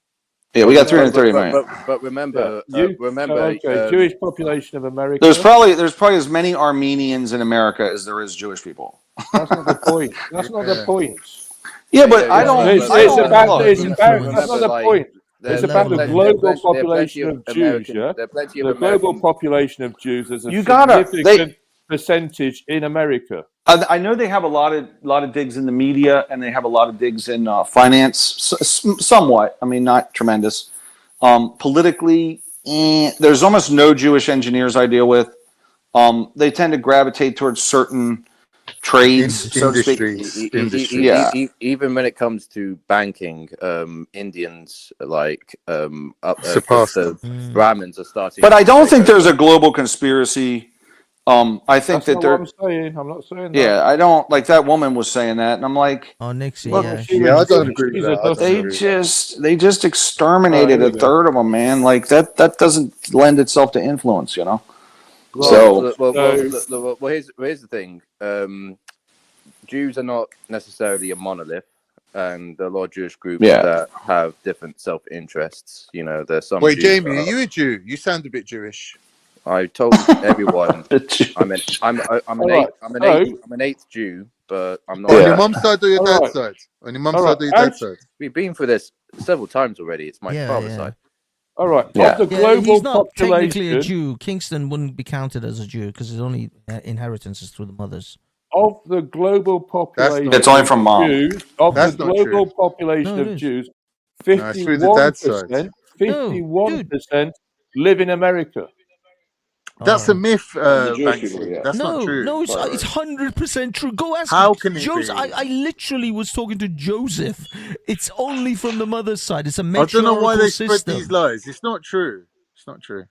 Yes. Because By the one of the way- main by the reasons, way- look, Banksy, listen. One of the By main the way, that's reasons the why genius Jews of the deny Jewish one religion. of the main That's the reasons genius. why Jews deny Jesus is because they're saying he's not from the line of David. So obviously it goes from the father's No, side. he is from the line of It's the David mom. because it He's comes not. from Mary. He's not. Yes. No, it doesn't come from It's the Mary. mom. Yes, it does. In the Bible, Mary it wasn't from literally- David. Mary Look, wasn't from in David. the Bible, it literally shows you. Yeah, but I Mary's had not to- from David. Dude, I had to read this. It actually comes from. It shows the lineage. This was in Yeah. Matthew's. The Yeah. whole of Mary's lineage. Mary's not it's- from David. Yes. She's not. Yes. No, it's She's the mom. not. It's the mom. It really is. Yeah, but Mary she's is not from from the David. line of David. Okay, Mary's not from the line of David. In the Bible, it literally lists because it says X beget X, X beget X. It's all in Matthew's, and it shows what, you the and whole then of Mary's lineage. You're wrong. You're wrong. You're wrong. All right, just let me give my final fact here. So, of the eligible population, which is basically anybody connected to Jewish ancestry, there's 12 million Jews in America, and in Israel there's only 6.7 or 6.8 million Jews. So you have the largest population of Jews globally. 12 million? So Yeah. 12 out of 338 million. So that's what's that? 2 or 3%? We're talking about absolute Yeah, it's numbers. 2%. We're not doing Yeah, it's percent. 2%. We're talking about Oh, absolute numbers at this point. We're not doing percentages. The point is, you have the largest Jewish population in the world. Doesn't But seem like there's a lot of them. Like, kinda thinking, like- but the Jews in America don't all think alike. There are leftist Jews who are Reform Jews who don't really give a shit about the Torah or the Talmud or even Israel for that matter. There's a more central. Yeah, there's more here's a link for Mary. I mean, the guys I know I are looked it up. mainly You're secular right. I Jews. can see Of you course, are I'm right. I didn't want you to know that Dude though. made me read the whole of fucking Matthews. I was hoping you wouldn't realise. Look, I'll just tell you this: Jews don't get along with each other. Arabs don't get along with each other. Black people, white people, like Jews aren't monolithic either. Nobody gets along really. I mean, you know. So, I mean, a lot of the Jews that I know are just business people. I don't know any like legit Jews. When I say that, I mean like rabbinical, Hasidic. You know what I'm saying? How far is it to your local? All right, this is a good question. How far is it to your local synagogue? Probably about 15 minutes, probably. Right. Yeah, I don't really keep an eye out for the synagogue. I don't. Yeah, no, but you've driven past it. You know where it is. So there's Jews, religious Jews, worshiping there. Yeah. Yeah, and they're usually so like a lot of times there'll be a community. Like so, Baltimore has a community that is called Pikesville. It's predominantly Jewish, and then it's kind of like an enclave, you know. So there'll be a high population of Jewish people they're all of all walks of life, and then you'll encounter other, you know, just secular Jewish people out in them. I think another thing is like in terms of like overrepresentation in the media. It would look suspicious if all of the media centers were evenly spread out in the United States, and Jews, despite being 2% of the population, you know, have this amount of influence. That would be suspicious. But when you look at where the media is mostly centralized, it's in New York and California, which do have a somewhat significant Jewish population in comparison to the rest of the states. And I think they're also, I think it's kind of cultural. Like, you know, like I'm involved in building and construction, like in building buildings. I deal with a lot of engineers, and there's there's no Jewish. I know like maybe 2 engineers in 25 years that were Jewish. And so I just think that culturally, they never were involved in the trades. They were kept out of the trades, right, in Europe. And so they never got into building and how things go together, constructing per se, right? Because think about where they've come from, yeah? So they're in the diamond industry, yeah? You go to Antwerp in Belgium. They're in that, Yeah. Now, when I work in the city of London, yeah? So the financiers, there's a on a Friday, you will see the what's it called, the cap on the back of the head, the Jewish cap on the back of the head, the yarmulke. Yarmulke, yeah. You'll see a lot of that in the city of London. Mm-hmm. So they're there, and I personally live near Stamford Hill, which is what, as you term, a Jewish enclave. They're a Jewish community. They're Hasidic Jews. So yeah, you are right. They keep themselves to themselves. They have their kosher shops. They have their bagel shops. Yeah. They have their schools. They have their police force. They have hospitals. They also have floors on hospitals as well, dedicated to Jewish people. Yeah. The thing is, I think over the centuries, not even just the few decades, the centuries of pogroms and just general,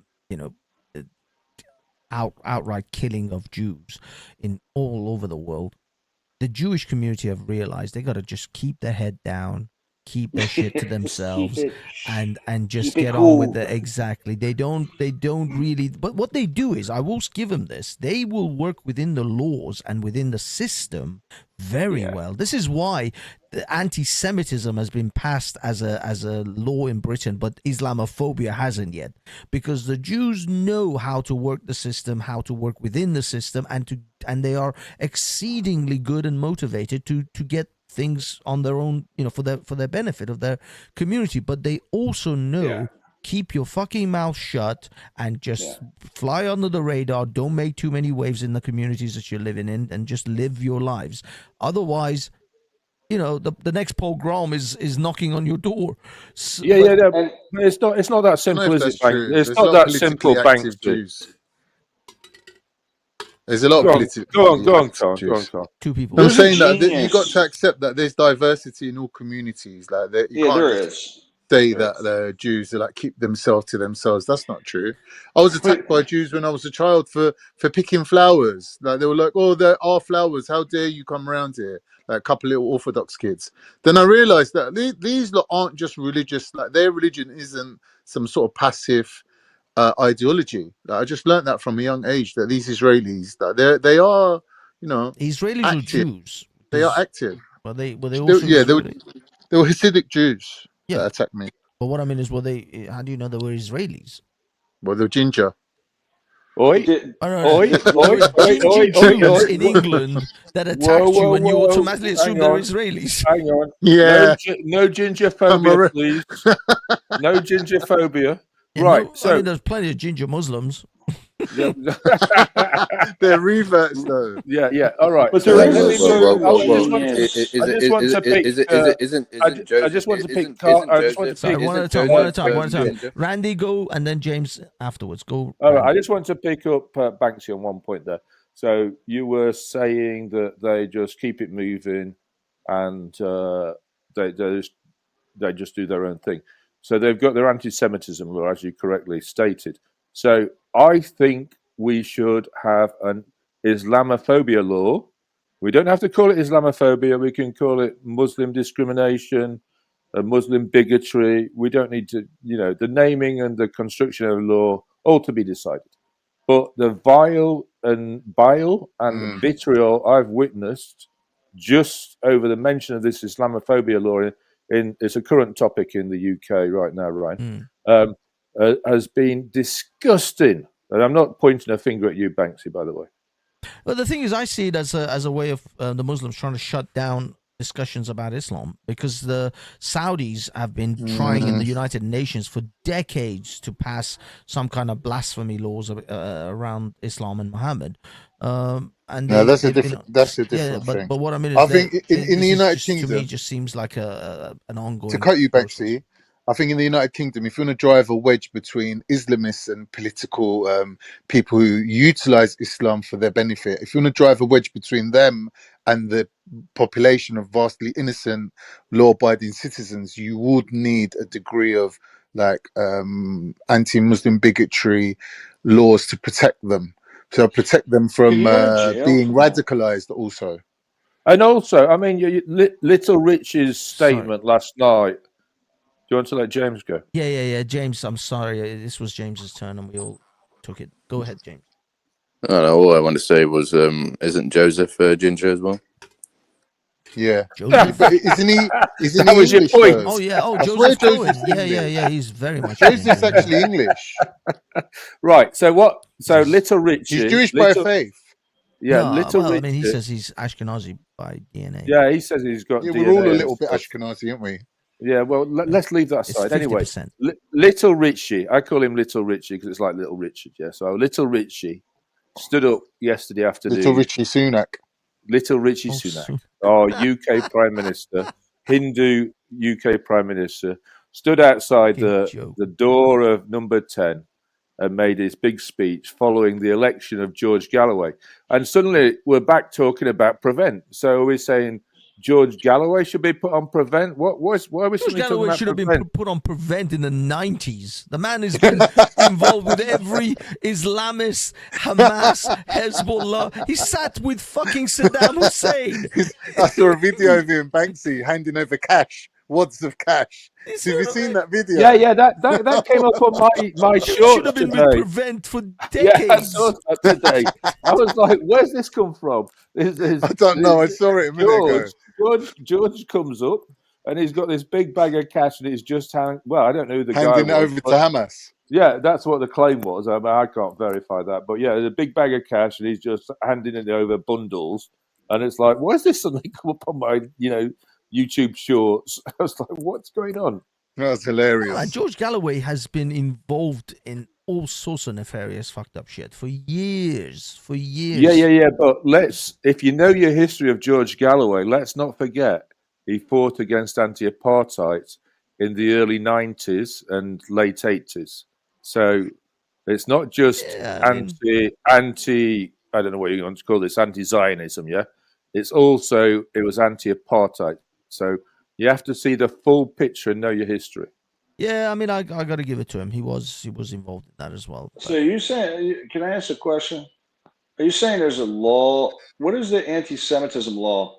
I know you don't have freedom of speech there, right? Anti-Semitism protects the state of Israel from any criticism. No, also any Jewish. Look, what about? It's not that he protects put it on screen. Israel. Is there criticize Israel? Put it on screen, Banksy. I've looked at it thoroughly. What about the freedom of speech? Do you have freedom of speech? We don't have freedom of speech. We have the freedom. We have what is called. We have in the a freedom. UK. One sec, man. We have freedom of the press. So the press is like the checks and balances that keeps the government in line, right? Yeah, supposedly. Yeah, so we don't have individual freedom of speech. Now, what we do have, and it's called freedom of expression. Now, I've recently had an ASBO warning in the last 2 years because of my what did they call it? Social media activity. Yeah. So, and incidentally, it's against an ex-Jewish neighbor. So they were saying I was harassing because I was posting videos of discussions between me and him over the garden fence on his Twitter. So they came round, and because I did it I haven't just did it once, I did it a lot of times. I went hard. Can you go to jail for this type of activity? Yes, you can. Yeah, you can. Really? Oh, yeah. In England now, I think the Malicious Communications Act, you can go to prison for like 5 to 8 years. What about if you just say, like, you just go down the street and you say stuff to people? Can you? I mean, I'm not talking about inciting a riot. It depends if it's reported and who's reporting you. But they can actually put you in jail for words. Oh yeah, 100%. Well, malicious communication jail is words, for right? tweets.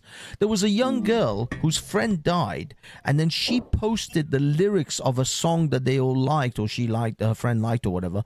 But because it had the N-word in it, she got jail sentence for it. Yeah. Just for that. Just for posting the lyrics of a song. It's crazy in this country. Insanity. You That's have no insane. idea how It's a insane small it is over country. here. It's not America. Fucking It's not insane. America. We've lost the plot here, dude. I'm It's telling always you. been like that. Gotta move to It's not America. changed. So why? So just for stating that word, this person was incarcerated. Yeah. For posting. If you go, what's his name? Who? Ryan. Yeah. If you go to Speaker's Corner, even where there's free speech, I've seen Banksy there. Banksy does. You can, broadcasts you there. can still get done for if you say something against the royal family. You can still get done for treason. Technically, Really? Yeah. It all depends on how they enforce it. The laws are still there in place. Wow. The thing is, even in but it's always been like that. In the United Kingdom, even at Speaker's Corner, technically, according to the bylaws of the parks, you're not even supposed to record anything there. But nowadays, everyone having cameras on their phones, they can't really enforce it. So it's becoming an unenforceable law. There's loads of crazy laws. You know, there's a law that you cannot enter the Houses of Commons or Houses of Parliament with a suit of armor. That's still a fucking that law. law still in place? Yeah, that's still a law. A YouTuber did a piss take of it where he dressed up in a suit of armor and then went in to see if he's going to get arrested. That's funny. I mean, Ryan, just to give you an example, if I'd have mentioned anything relating to my ex-neighbour's Jewishness, he could have literally rung the police, anti-Semitism. The police would have been round, and I would have. And it's a hate crime, like a hate crime. Shits for that. The point of this conversation, which I'm getting to now, is if it was a Muslim neighbour, I could go for it much harder. Maybe. I'm not entirely sure of that. I'm not convinced. I think they would have come down on you in the same way, maybe even more. But I'm not because we don't have an actual anti-Islamophobic law in place. That doesn't mean the police doesn't enforce. Those bigotry, innit? It will come under bigotry and racism. Yeah, racism, bigotry. But one thing, I just had the anti-Semitic definition, but to be honest with you, I think I don't know, because it says hostility to or prejudice against Jewish people. That's it. The whole thing just ends there. That's not it. The proper explanation of anti-Semitism is like 3 pages long. Well, this is the thing. I've got the definition. A definition of anti-Semitism is a .gov article. You're not allowed. Listen, you're not by law. Anti-Semitic laws protecting anyone criticizing the existence of the state of Israel, anyone criticizing Jews, and even people who are supportive of Jews. Okay, let me read this. Let me read this. This is from the. You don't have to be a Jew to be protected by anti-Semitic things. Laws. Yeah. Look, can you put it on screen, please? Oh shit! That's nuts. Actually, shit. Well, I just want to apologize to all the British because I believe we've exported a lot of the wokeness over to your country. Thank you, Ryan. I just want to. I'm sorry for the whole trans movement. It's ridiculous. Thank you, Ryan. You guys are definitely guilty of that shit. What's his name again? Oh my God. I'm getting tired now. Ryan. I got into a row with a guy in the park the other day. I was walking along and I said, "Is that a boy dog or a girl dog?" And he goes to me, "Well, he used to be a boy. He's not a boy anymore." And I said, "What do you mean he's not a boy anymore?" He said to me, "Don't assume the gender of my dog." I was like, "What the hell? This guy, he's like beyond the joke, bro." Okay, he's beyond the joke. I got this thing. This is from the gov.gov UK. So this is the UK's own, gov.uk shit. So I don't really know. But this is anti-Semitism is a certain perception of Jews which may be expressed as hatred toward Jews. Rhetorical and physical manifestation of anti-Semitism are directed towards Jews and non-Jewish individuals and or their property. Toward Jewish communities, community institutions, and religious facilities. In addition, such manifestations could also target the state of Israel. Oh, that's what you were saying. Convinced as a Jewish collectivity. Collectivity. Anti-Semitism frequently charges Jews with conspiring to harm humanity. As it is often used to blame Jews for why things go wrong. You're not allowed to claim that there's like a global conspiracy where the Jews have influence It is over certain expressed in things. speech, Anti-Semitism. writing, visual forms, and action, and employs sinister stereotypes and negative charter traits. Then there's more. I mean, there's this thing is not just like a couple of words. Okay, so it's the whole policy. It's the thing. It's huge. The whole thing. So it includes a whole host of crap. Holy shit, that's ridiculous. But technically, according to this, everything Nixie said is anti-Semitic. Everything she said was anti-Semitic. She could be done under this law. No, you know what's funny, Banksy, when you're like, how are you getting away with saying this type of shit? And she wasn't holding back either. She was like, boom. She was going for it. You gotta watch them ones. You know what they call that in English? Well, it's actually French, an agent provocateur. Asian So they come up to you and say, yeah, fuck all these Jews. And you're like, yeah. And next thing you know, you're in prison. Oh, by the way, Hassan, I know you're in the text. I love you, brother. But everything you've ever said about Jews is now anti-Semitic. Ever. And it's jailable. Yeah. It's jailable. Even when you went to the shop and just bought a bagel, that probably would be classed as anti-Semitic. Kosher hot dog, you're in trouble. It's like a page long, that fucking definition. That is insane. So yeah, everything. I think you literally, apart from saying Jews are the most lovely people ever, everything you say is anti-Semitic. That's right. At this point, a Jew could punch you in the mouth, and if you say "what the fuck," you're anti-Semitic. I think the other thing is they like people talk about the financial. Like, they really do good financially. They tend to perform high, right? Yeah, in a lot of high areas. performance. That's anti-Semitic. That's technically that's as well. You can't say that. But Technically, can't say that. But here's the genius to it. Okay, this is what I kind of figured out, and I figured this out a couple weeks ago. The mom carries the religion, and women do not select. Okay, so when you let the dad carry the religion, he's not indiscriminate. Exactly. They're not as picky, whilst the female women are picking for security. Yes. They're picking for, and I learned this when I was watching this Hafez over with CT, because this dude was saying, in the black community, the dads are selective. They're if the kid's dad's black, the kid's black automatically, right? But then that would be a bad strategy for a community per se, because the dads don't. I mean, we're not picking for like she makes a lot of money and she's really smart. We're not picking for that. I'm looking at the body. And like men are terrible selectors. Let's be honest. We're not trying to pick for security. But we don't. You know you got a point. In a Jewish community, they're picking for: is he secure? Is this man? But the thing is, though, you're eliminating the alpha males, because majority of Jewish women, they're choosing dweeby, skinny guys that they're not really a threat to them. They're not really good. Now, if a woman has to choose a husband, she's not going to choose the alpha male, is she? Of course she I is. mean, she pick could. She won't. But highly successful executive. Trust me, they don't. But you got to realize, depending on which era you're living in, and women will select for. You see, women ultimately want to select for the one that gives them the most amount of resources and security.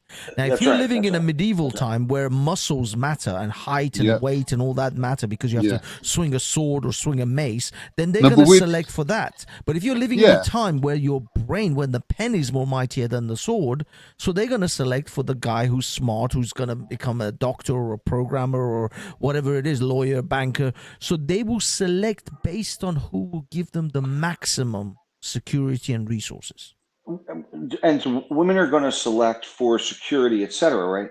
And listen, because a woman carries a religion, you are only of that religion or body of people by way of the woman who's made the selection. You see what I'm saying? So in other words, if the dad goes out and runs around town and does various things, those children are not in that community. Yes. Because the dad doesn't carry the religion, so it doesn't even matter. They're just gone, right? I'm with you on that, Ryan. But my thoughts are, so you see, this is the it would two make the strategies. community stronger. Yes. Right? The two strategies are, for example, Islam and actually most other religions carry through the father. Now, if you want your religion to grow fast and you want to spread as much as you can, a single man can get 1,000 women pregnant in a 9-month period versus a single woman can only carry 1, maybe 2 child in that 9-month period. So if you want your religion and your population growth to be exceptionally large, then Islam or carrying it through the male is the way to go. But with the Jewish strategy isn't that they're actually a very exclusive club.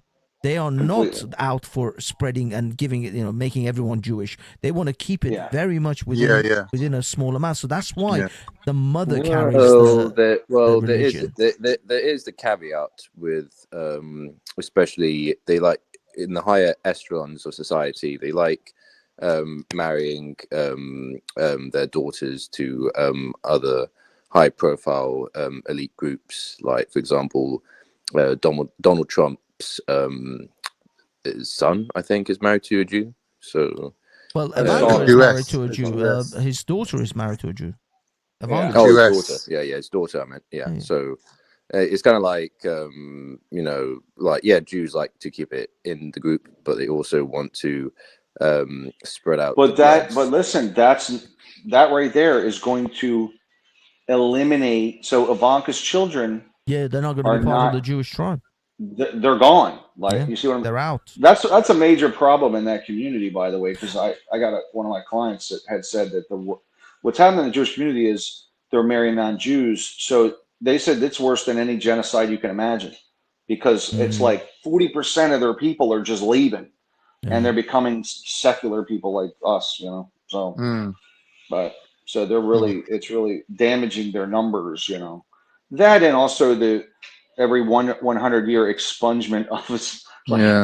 This is why I think they had that Jewish outreach program to kind of try to bring the ethnic Jews back into line with the religious Jews and keep the faith going a little bit. I think that was a couple of years ago as well. They tried to do that. We lost Randy. But they still don't get along very well. I know that. So I have clients I deal with, and they're like, they said one of them went to Israel, and he's a Jewish dude. He said that this rabbinical or Hasidic, he said one of them unloaded on him, cussed him out. He was going to spit on him. I told you, bro. They cussed me out for picking flowers. He's like, you don't live around here. I was trying to take some flowers home from my auntie. Well, no, this guy's Jewish though. He's like, hey, I'm one of you, and he's like, you're not one of us, And so they were, they don't get along very well either.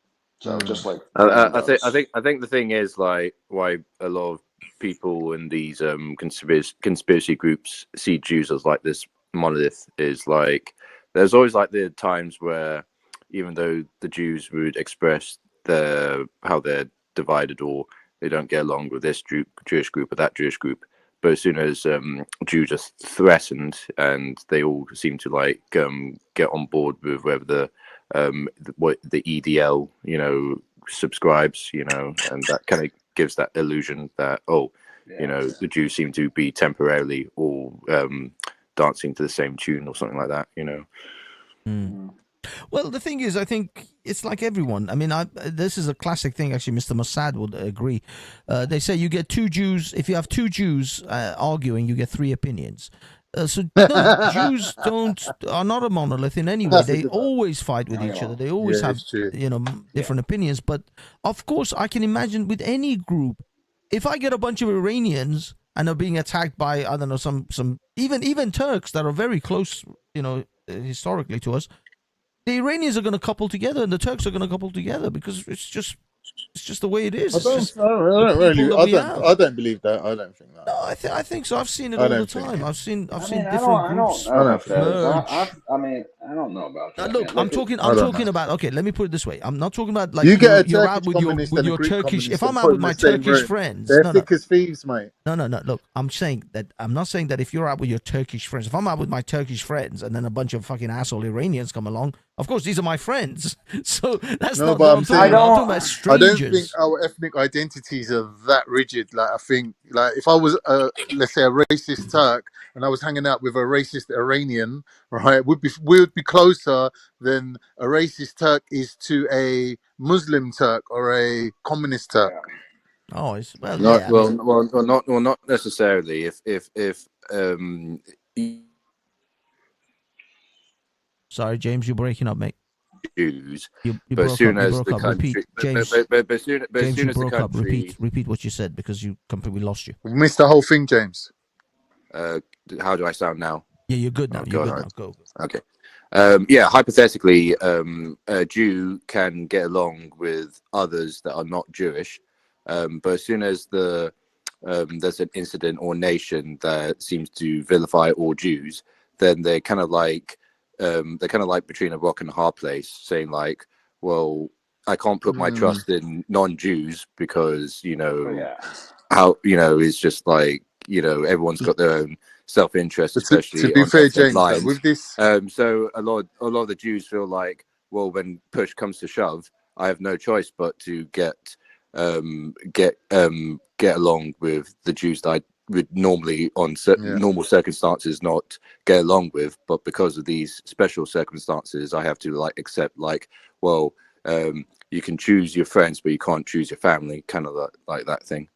Yeah. I don't know if I agree. What if you were a Palestinian? You got to figure right now. You got people coming from up north trying to kill you. Well, trying to kill Hamas, but you might die too. And then you're down at the Egyptian border, like, let us in. We're Muslim. Let us in. Egyptians like, no, you're not coming in. Egyptians are shit. It's That's what I'm saying. It's a fucked up world. Even the Jordanians. The Jordanians are outright.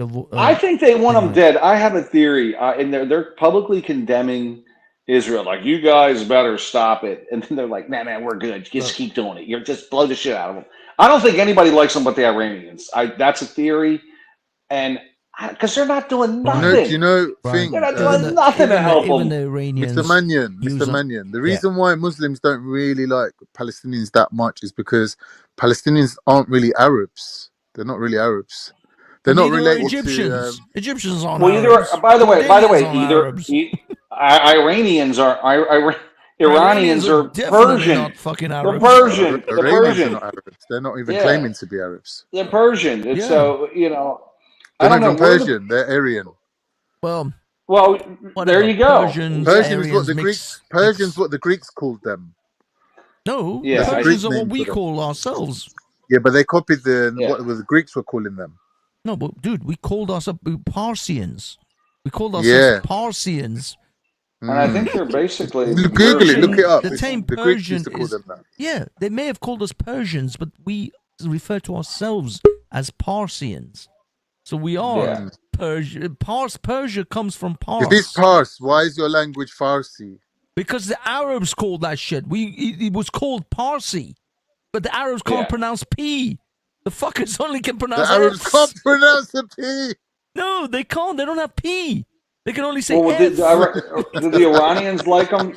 Fez, the Iranians like the Palestinians? I don't think anybody likes them. I don't think any. I don't see any, except, by the way, except for white liberal women in the West. Right. I have a theory. I have a theory that the Palestinians were Jews that became Muslim. Maybe. I would believe that because DNA-wise, they're probably the same, very, very similar. Yeah. Wait. Well, they're Christian. Well, wait. I think it's more likely they're Christian that had to convert to Islam. I think there was a high percentage of Samaritan Palestinians as well. They were Christian, obviously, but I think ethnically they were Jews.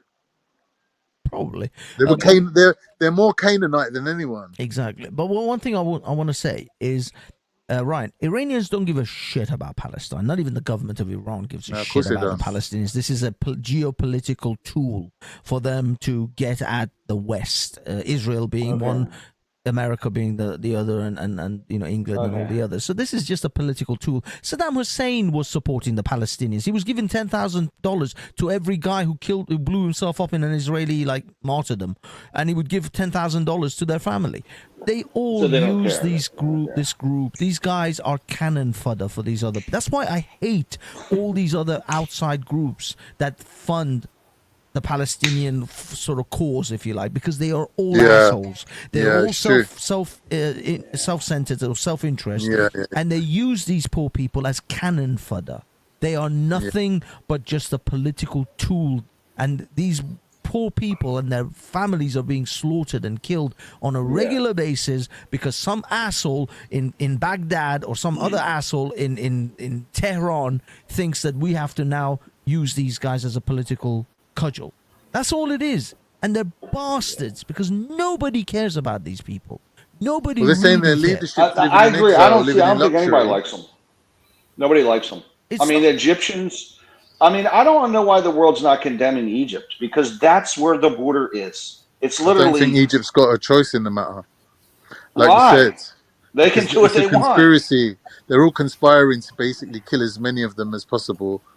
And then whoever's left will be basically women, and they'll just absorb them into whatever countries surround Egypt and Jordan, and then there'll be none left ever. There's no one left to come back and claim that land. Why is Egypt? Literally, they're pushed up on Egypt's border, and Egypt's not letting them in. Why? Yeah. Why is the West not condemning Egypt at all? The fact because is, the West is behind it. The West is behind number one, but this story that Israel's controlling America, I don't believe it for 1 second. I think it's the other way around. I think Israel's doing this for America, so America can have a platform in the Middle East where they can basically keep their control over the Eastern Mediterranean. Well, that's the whole point. Say that it is. I don't see how Israel can be controlling America. That's ridiculous. Sorry, I think I need to. That's how big. I wouldn't say Israel's controlling America. But no way. I can't deny there's some very sleazy tactics. For example, citizens that are both American citizens but also citizens of Israel. Basically, every Israeli can vote in American elections. Yeah, every Israeli is going to have an American passport too. Okay, I want to ask. Let me bring in Imran, and then afterwards, Mr. Mossad. Okay, go ahead, Imran. Who's Mr. Mossad? The Mossad. Is he actually Jewish? Mossad. Yeah. I want to talk about the prophecy. Actually, I want to talk about the prophecy. I have a theory that I want to present it to the Jews on the panel.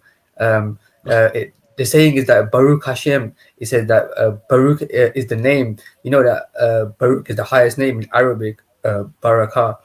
Actually, the Zionist prophecy, the Messianic prophecy, actually originates from Zohar. No, you interpreted it wrong. It's blessed be thy name, Baruch Hashem. No, but I want to say, the prophecy, You got it wrong. Baruch is not the highest name. Okay. Just let him finish the point. Yeah. So, at the time of Solomon, there was a king of Iran, of Persia, associated with Babylon. His name was Kavi Usan, And the Arab historians say that Kavis was working with Solomon, and they're the ones that created the temple, and they also destroyed the temple as well, because the Babylonian exile was to do with Kavis, and we think that they were the first one to make the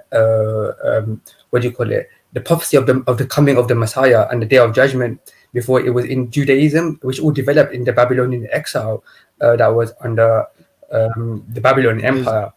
And so we also coming from Kavis. So what do you think about that? Okay. Let Mr. Mossad go. It's known that there's a Persian influence in Judaism. There's lots of things. Of course. We know this. Yeah, even the word paradise comes all the way from Persia. Address the thing that he mentioned. Is Baruch the highest name in? Baruch. Is it the highest name for God? Is it? No, it means. No, it's not a name of God. It's not a name of God. But no, it means. Let Mossad answer. Yeah. The Jews don't pronounce God's name, so they say the name. Hashem means the name, and Baruch means blessed. Exactly. So blessed. It means bless him, bless God. That's what it means. but without saying But it's his also, name, because there would when be. God spoke to Abraham, in the Hebrew Bible, and he Yes. said to him, I will make your name great. And then he says, you will be blessed, you will be barakah. Yeah, but he Yes. says, I will make your name great. Yeah. And he says, He also "You will says be anyone feared." who hates the Jews will be cursed. But he also says, I will make your name great. And then he just turned Barak. So Barakah can be a name as well, because Baruch is a name. So actually, Baruch is a name. It's not. It's Barakah. an attribute. It's both. It's both. Baruch is both. It's a name. I have. Baruch is, I think, is the someone in name my of family. His name was Baruch. It's common in a Jewish name. But the name, it's hard to know. It's hard to know exactly. I know Baruch is the name of Baruch is the name of my tribe. It's a Proto-Indo. It means the fire. In the Sanskrit, it means fire. Yeah, but it's the most it doesn't holy. always In mean Sanskrit, that it's the most holy name. Yes, but there's so many. The linguistics is not clear, so it's not always clear where a word comes from exactly. Yeah, so it there could be that the this same you got word the in name two different because languages. the word was just being used in the region, and different areas used it for slightly different things. So that happens too. It's also in Arabic. It's also in Arabic. In Hebrew, it means basically, Jewish religion, it's all the way coming from my lineage, from Semitic, all Semitic stuff, Phoenicians, and the beginning of Semitic Tower of Babel is all coming from my lineage. The Tower of Babel is your lineage. You're Indian. Yeah, from my lineage, J1, from my lineage, Yeah, J1, yeah. And all You're the stories are coming You're from not Jew, bro. You're not Hebrew. Because the word Abraham, even exists in India. You know that because he's originally. He came from the Caucasus Mountains in Anatolia, bro. Yes, but Abraham means Avram. It means high father. It actually has a meaning in Sumerian and in Akkadian. Because we were part of Babylon. Because Babylon was part of my the name of Babylon, Baruch and Balk. These are all from BA, Baruch is part of the Brigu line. We were original cities, makers of cities and towns, and we were advanced people from Pakistan region from the beginning. And I know that we're the ones that put the knowledge in the Jews from the beginning. And even we can see with Kavis. You was kings, yeah? You was kings. Is that the story? Yeah, that's it. Guys, give me a second. Okay, I'm done. I want to pivot just a little bit because I'd like Mr. Mossad to give me a little bit of a insight because he's on the ground.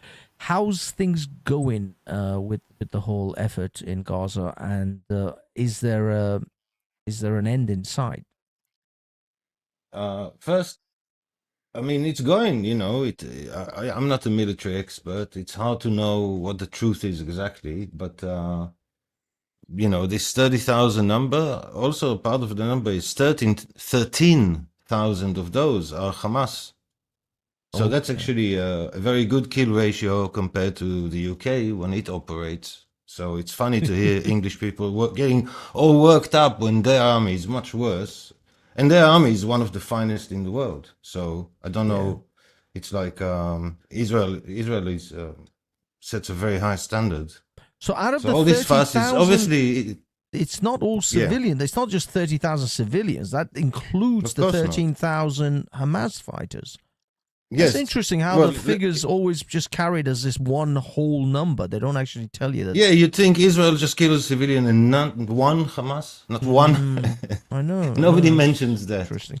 So how do you think that this particular campaign is going to actually result in actually extermination, or at least certainly the ousting of Hamas as the government of Gaza, or are they going to come back and there'll be some negotiations and they'll just simply take their place as the government? Well, I mean, the West is not doing a good job at dealing with this and showing weakness instead of strength, and of course that is used by our enemies. I mean, anyone in the UK who doesn't support Israel is literally mad. I mean, you would have to support Israel because that's a Western ally. And you need Israel, you need the United States, you need all these countries. Any loss to any of the allies of the West is bad news for the whole West because it shows weakness. It shows you cannot defend one of your allies.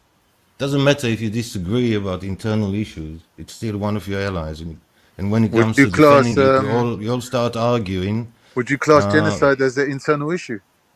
There's no genocide. That's just bullshit. That's just bullshit. Yeah, it's just lies. I mean, just lies. It's nonsense, utter nonsense. It's only when Israel is fighting suddenly genocide, genocide. Don't mess with Israelis. You won't get anyone killed. That's all. Don't mess with Israelis. Yeah, I don't want to get too stuck in those weeds, but I just want to sort of get some sense, because I said, because you're on the ground, you have a slightly maybe different sources of information or perspective. I think he'll be even like more shielded from information than. Well, that's than the thing. No, that's why I'm not. Israelis are not shielded from information. Well, we don't have any censorship. We can watch whatever we like. But that's the thing. We're not Arabs. How do you think it's a bit kind racist. of mission objective has been reached? No, I mean, just what the would it look governments. like? That's how the governments work. It's nothing to do with racism. Most I want to, censor the internet. We don't. But hold on. I just want to find out what do you get any sense of how the government or the Israeli government would consider mission accomplished? At like, what would it look like if they reach that? I don't think that's how things work in reality. It's like you can have. Banksy, what it is, yeah. Hold on. Where he's speaking, man. Yeah. Go on. I think in reality, what happens is you see what you can achieve and you work from that. So you cannot make plans. I mean, I have a great plan. I'm gonna have a big house and a swimming pool, but. Reality is but isn't the official, you work with what you can achieve. So they want to retrieve all their hostages before they stop, sort of thing. But that's the other thing as well. Are they in any way close to actually being able to rescue the remaining hostages? Well, there's no way for me to know more than anyone else. We don't get. I mean, I do get a bit more information than most people, but I would never get that kind of information because if I know it, then their mission is dead. Basically, nobody should know. If they know anything, they wouldn't leak it out. And what do you think of the prospects of Netanyahu, getting offed out? I think this image of Netanyahu that's been presented is just political play. Is actually the most peaceful person in the Middle East. No one signed more peace deals. No living person on earth signed more peace deals than Netanyahu. And no one broke more either. No, he didn't break anything. I think what the Jews want, but just making claims is I can make claims. Which country are you from? And I'll make claims about your country, and then laugh when you try to defend. I was born in England. Okay, I make claims. You are responsible for the death of a million Jews I didn't give you the during full World War. story. One sec. I was born in England. My parents are Cypriot. Okay. We had to come to England because there was a war in Cyprus whereby the Greek Cypriots tried to oust the British, and the British then in turn employed the Turkish Cypriots as a police force to subdue the Greek uprising. So then that incurred in a civil war, in which resulted in the English doing what they normally do, which is changing sides halfway through a conflict, and basically the Turkish Cypriots had to leave and were exiled. So are you Turkish or Greek then? Turkish. I'm Turkish. Right. Turkish Cypriot. Yeah. Well, say something about us then. Say something about us then. About Turkey? No, about the Turkish Cypriot people. I'll have to look it up. I'm sure I can find something bad to say about you. It's very probably easy. Related. We're probably related. Anyway. Yeah,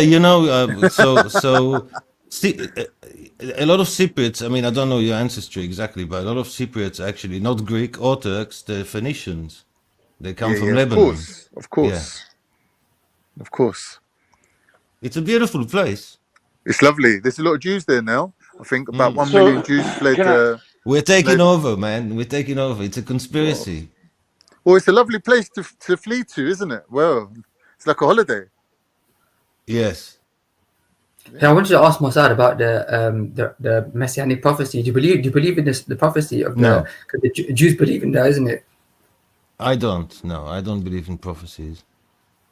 Yeah, why would you? I mean, So- I don't know. I Some don't know why people do. Imran was an atheist. Now all of a sudden he's a born again Hebrew. So can I ask something? I want to ask respect Masad something. people's religion, you know. Guys, don't, Hey, Masad. pause. Masad, can I? Ryan, go. Oh, Masad. So prior to the attack on October 7th, I'm in America, by the way. So prior to the attack on October 7th, I know that Netanyahu was becoming more dictatorial and was eliminating I mean, this is in Western media, right? Yes, So supposedly the media we control, yeah. No, but okay. So let me. I mean, it hates us. Your media hates us. You know, your media is terrible against Israel. Almost all of it. Maybe Fox News is the only one. It's mainly well, there's a left wing. The Western media is predominantly left leaning, and Yeah. there's a couple of right wing nut jobs, but it's predominantly left. But most people are reasonable and can kind of cipher through that. Unless you go to Harvard.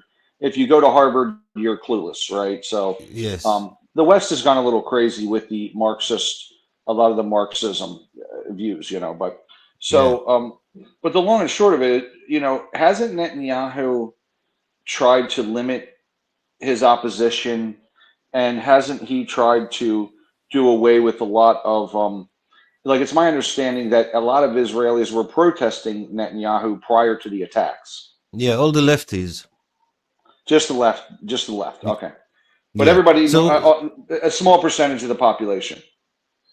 There's probably, I don't know about percentages, depends how you ask, okay? So, for example, he was trying to reform the court system. If you ask the Israelis, do you think reform is a good idea? Most will say yes. But once you get into the details, they start splitting up over what it is. But his party was voted in with a lot of pressure from his public to do something about the court, because from the point of view of the right in Israel, and I'm not talking radical right, I'm talking centrist, mainstream, Center conservative. Right. Okay. Yeah, from their point of view, a lot of sensible policies are stopped by the courts, because the courts are basically controlled by leftists to appoint themselves in an ever radicalized cycle. Like each time they appoint someone who's a bit more, and then that's not completely true, but it's generally true. Okay. Is he now more popular than before as a result of No. So it's worse, but so now he's being vilified for not securing the country versus, okay, got it. All right. So he's done after, is he done when this is over? I don't think so. And I think that's what the Americans want, and that's what the American media want, and that's what the EU want, because they decided that Bibi is the problem. Well, in fact, the fact is, he's the most peaceful person available. I mean, and his party signed a peace deal with Egypt, which is, you know. Yeah, I mean, he signed a lot of peace deals. Egypt also.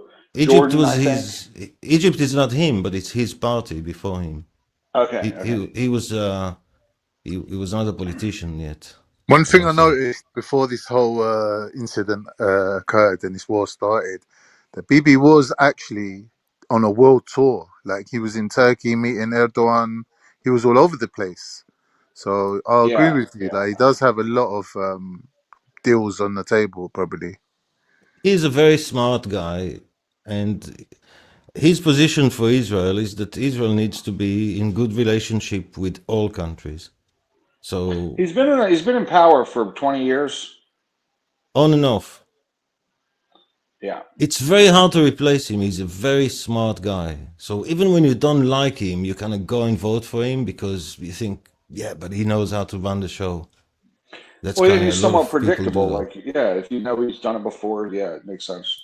But he's also a very smart guy. If you actually look at his biography, he's pretty impressive. He's not everyday guy. He's a very impressive guy. Yeah. And he's a lawyer. You know, he knows how to get around stuff. He's very smart. He knows how to maneuver.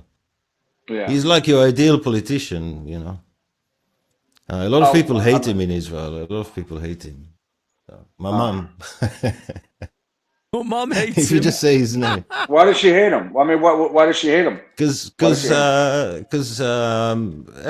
Israeli leftists don't like him. He's a bit like Trump. You know how Trump is perceived they got a Bibi derangement syndrome. They get really angry. I said to my mom, "Why are you getting angry?" It's like so that makes sense now. Affect you that much, You should get angry at the builder who didn't do your doors properly. That's how you should get angry. Okay, so I get what you're saying. So I understand. So that's why the Western media doesn't like Milei. They don't like the dude in Argentina. They don't like Orban. They don't anybody that's like Orban. That's right. Okay, makes sense. Trump. They didn't like any male with testosterone in the system that like is a strong guy. They hate. They want effeminate men in power, right? See, from my experience, and I think it's the experience of every country. If you want peace, be strong. Be strong. Nobody will mess with you. Yeah. And, hey, Khan. That's Bibi's policy. Khan, have you realized that the Star of David is actually the star from like the moon and the stars? The star symbols, like the star symbol that the moon and the stars. That's an ancient Sumerian symbol. Like the coat of arms of the tribe of Uthman or Osman, as he's known.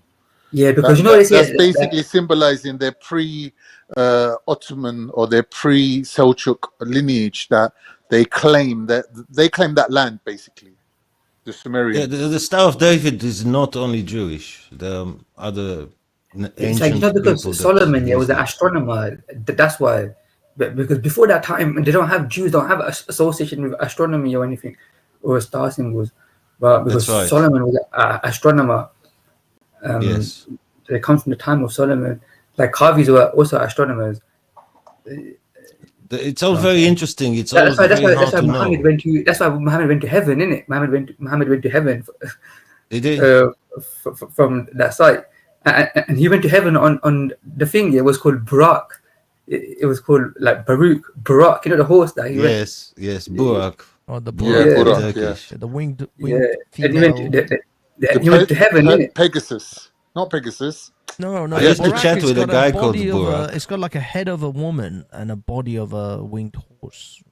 I was reading this. Funnily, I was reading this today about the things they found at Chatal Huyuk, which they're saying is older than the pyramids, and a lot of the animals that you see are like hybrid animals. Like griffins and things like that. So it's very hybrid. Hybrid animals was like something they were like into in the ancient times. And where is even that place? Çatalhöyük in Turkey. Oh, okay. In Turkey they found this. They're probably the oldest city, not exactly city ever. I forget the name. It's amazing. Yeah, it's 11,000 years old. They're saying. Yes. Yeah. It's incredible. So it's even older than Jericho, and Jericho is 10,000. Exactly. Well, it's probably the same people in the region. Yes. Yeah. Probably. Exactly. And Jericho means it's something to do with the moon, right? Okay. Yeah. No, but what we say is that we made the first cities in the mountains, and no one's found the ruins yet. Because we say that the first cities came from the mountains. We built first in the mountains. There's some cities in Africa that are older. Yeah, I reckon the cities are older, but we haven't found it. Like, not in the cities, though. We're talking towns, infrastructure, towns. Yeah. Well, they found an entire city in the Amazon after they started to. Because of the cutting, because of the tree, the culling of the trees in the Amazon, they discovered this like 11,000 years old city. Yeah, they're now finding interesting things on that side too. Yeah, but it probably all be around the same time, right? It's like it's synchronized from a distance in a very. Well, they didn't make it to the Americas until 20 to 30,000 years ago, by way of the Bering Strait, the Beringia. Yes. Whatever they were, they carried whatever they already knew with them, right? Yeah, from Asia. So yeah. But Native Americans, they also have the. I think they've been in the Levant for far longer, 50,000, 80,000 years probably out of Africa. Yeah. They've been just walking through there forever, right? So yeah, and Neanderthal in the Levant as well. Yeah, that's right. Yeah, they found Yeah. Neanderthal, and I mean, Yeah, the not far from my Neanderthals in house. Europe were the ones at Cheval Cave in France. They're 40,000 years old of humans in France, and Neanderthals as well. They're even older than that. So Yeah, we've been here there's for a not while. far from my house. There's a cave that was used by both. That's awesome. Yeah. You see, this is Yeah, the Also thing. used by bats. They've bats. now have I think from what I understand they've kind of kept edging out the number of years because you know if you went back 20 30 years ago they were talking about human, you know, the hominids have been around like 100,000 years. Now it's around 200,000 years, and they are actually estimating it could actually be even older than that. So these dates that they assume human civilization was around, and this is what I mean about the Amazon thing, was they were like scientists were absolutely staunch that it's only 10,000. Like human civilization and societies haven't been around longer than 10. And then they found this thing in Amazon, which was 11,000 years old. Now we've got the stuff in France. We've got other things that are definitely older than 10,000. So this 10,000-year-old number is not really, you know, it's not it doesn't mean much. Yeah. No, but the Because thing I in think, France is not a city. 10,000 is like for cities, roughly. So in science, generally, it's only when you add a zero or take one away, you consider it as a real change. Mm-hmm. Yeah, Well, I know it's that called, what Grant do they call it? Hitchcock. Factor of something, forget. So Okay. 10, 11, you know, I mean, I don't know Standard exactly deviation. how they date it either, so that might be inaccurate. No, 10,000 years ago is when the ice age stopped and population started moving around because Europe was under ice since 12,000 years ago. So 10,000 years ago, what happened 10,000 years ago is that the ice had just melted from the north. People started moving up, and probably people started moving around. Anatolia might be under a bit of ice as well because there's some mountains there and stuff like that. Yeah, I think before that we had a civilization. There was nomadic people, and there were towns and villages, small stuff. Before that, in the south only. Have you guys ever paid any kind of thought to this idea that we were actually extremely sophisticated civilizations like hundreds of thousands of years ago, maybe even millions of Graham years Hitchcock. ago? Graham Hitchcock. Yeah, and then it all just sort of basically got destroyed, and then we kind of went back to zero again and kind of come back up again. No, we would have found something for it now. So I read that we did come to a bottleneck. So like humans were flourishing, populating areas, and then through disease or isolation or something, they were all of a sudden a lot less humans. There's a bottleneck, I think, that occurred in that range, Fez, I think maybe 15,000 years ago or something, you know, and where there was a lot of loss, maybe, I don't know, but there was a bottleneck, and it was actually, the article I read was about DNA. It was through mitochondrial DNA. They found to be a bottleneck where humans were diminished, and then boom, we took off again. So could that be the whole Noah's Ark kind of stories that tie into that sort of stuff? Similar, yeah, something like that, yeah. So a couple of years ago, I did a lot of genetics research for this Indo-European stuff, and I had a lot of DNA samples on my computer from the data set of the Harvard University, which had about 10,000 samples of all the ancient samples, like even 50,000 years ago, samples from Russia and stuff. I had those modern samples. I did find that the Jewish people, the Jewish Ashkenazi Jews, were genetically different to the Northern Europeans, even though they kind of look the same. Like Ryan looks like a blonde white guy. A lot of the Ashkenazis in the UK look like blonde white guys, but genetically they actually are quite kind of separate slightly. They seem to have a kind of Armenian type of DNA. Maybe something to do with like Sarmatians or something called. You're talking about the origins of the Ashkenazis, but their percentage of Jewish DNA was very high because they were basically non-Jews who moved into the Canaanite lands and basically became Jewish. So No, they cluster, their yeah, DNA yeah. clusters very closely with Iraqi and thingy Jews, Syrian Jews. Yeah, but They're very basically, similar to those. yeah. Well, I just found that the Ashkenazi Jews, even though they look white, people say they have a lot of They European look white DNA. because they moved from the Middle East. They moved into Greece and Italy, and then No, they but were absorbed into the majority of European no, people. but what I'm saying is they don't actually have much European DNA, right? I found that they don't actually have No, much they do European DNA. now. They do now. No, that's what I found that they didn't, yeah. And actually, they have like some kind of old Armenian type of Today, DNA. Ashkenazis are Yeah, only some 30%. earlier like, European kind Ashkenazi will of. only be 30% Canaanite at the moment, after living in Europe for however long. But majority of Europeans would have at least 2% Ashkenazi, because they were fully absorbed into European population. What we're talking about. I said the original Ashkenazis that moved from Syria into Greece, and they were absorbed by the entirety of Europe. So the average European has about 2 to 3% Ashkenazi DNA. And also 2% Neanderthal DNA. Yeah, it's a 3 to 5% because. Fun fact, Yeah. Fun fact. That's true. Yeah. I think mine's like my dad's one was like 2.5% Neanderthal. Just because I think they're it was J1, 2%. man. It was 2% Ashkenazi, 2% Kenyan. Colonizers. 2%, yeah, because I was Ottoman, innit? Kenyans. We went to Kenya. It's because they're J1, man. They're J1 people. J1 people. I'm J2. I'm J2. I think the British are primarily R1b haplogroup. Yeah. Yeah, exactly. So what it was, yeah, you know the northern people, yeah, you know the nomadic people, right? So basically, I'm J1, right? And we used to have wars. We were in India, and I'm J1, like a Jew, yeah. I just found out, yeah. So we used to have in our story, we used to have wars with these nomadic people. They were the new people, like the Anglos, yeah, like that kind of name. Then that name exists in the like the like Scythians and those kind of people, R1 people.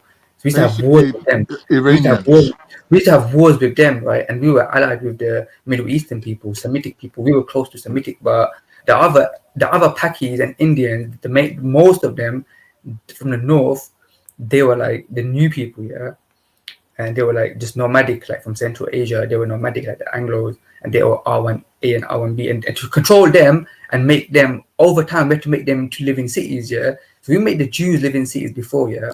The Jews and the Arabs, they all knew how to live in cities and stuff, right? But the northern people, it took a lot of persuasion to get them to live in cities and stuff. And Solomon and all these people were part of, like, they were like Sarmatians. Because this is not the nomadic people are not Solomon mentioned. was not a Sarmatian.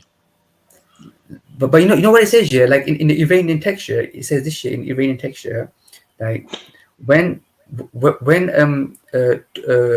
this great king won the kingdom, he gave the western part to his son Salam, yeah, Salam, the western part, yeah, and the western part, he says this year, this is what Tabari says, what was like Bulgaria, like the Mediterranean, and the Slavic areas, yeah, which is like Bulgaria, that's to the west of the Middle East, like to the Balkans, the Slavs, like Ukraine, like Yamnaya, Sarmatians, Bronze Age, and we see the Bronze Age at this time. The Bronze Age, we see a lot of destruction of westward moving from the east. We see like some culture that I know is there. It's called Kura Araxes, and they came and they took over and stuff around. They were the Proto-Turks, the Kura Axis. The Kura Araxes, and then after is the establishment of the BMAC civilization. BMAC, yeah. After that, this is what establishes the BMAC civilization. Yeah. Right. And then with the Jews, so what it is with the BMAC here, when you look at it archaeologically, right? I was doing some research, and I was asking this AI some questions here to get the information from this AI, right? To give it easy access here to information. And I asked him about pottery types here in that region, and what he said was like there was a more colorful pottery type in like the region of the northern Iran, but then about 3,500, it got replaced by a stark, like a black and white kind of very stark, simplistic pottery type. So a different stylistic change from colorful to black and white, yeah, and that represents like a kind of monotheistic, kind of Arabic, Judaic. You know how they wear black and white, but before that they were like pagans, like Romans, that they used to wear colorful stuff, yeah. Black and white is Persian.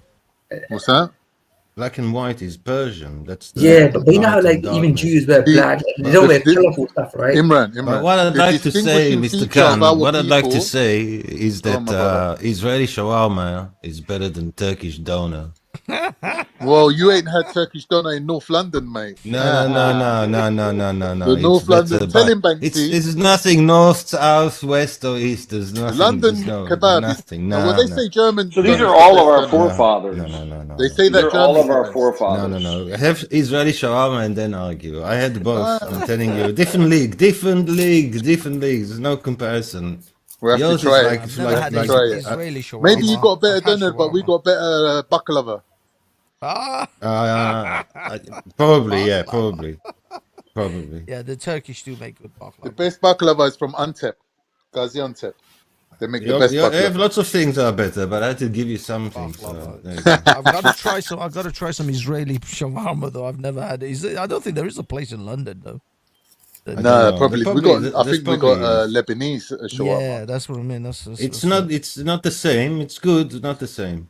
Yeah, How about small Iraqi portions. food? What I like about It's all based on Turkish food, but it's all like Yeah. local variations, you know. But when you go to a Turkish restaurant, they fatten you up. They would give you big portions. I went to the Lebanese. He gave me a tiny little thing. I was like, "What's that? What's this?"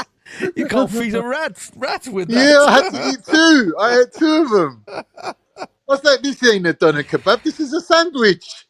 Yeah, no, it's true. The shawarmas are smaller than a doner kebab, though. They're not the same size.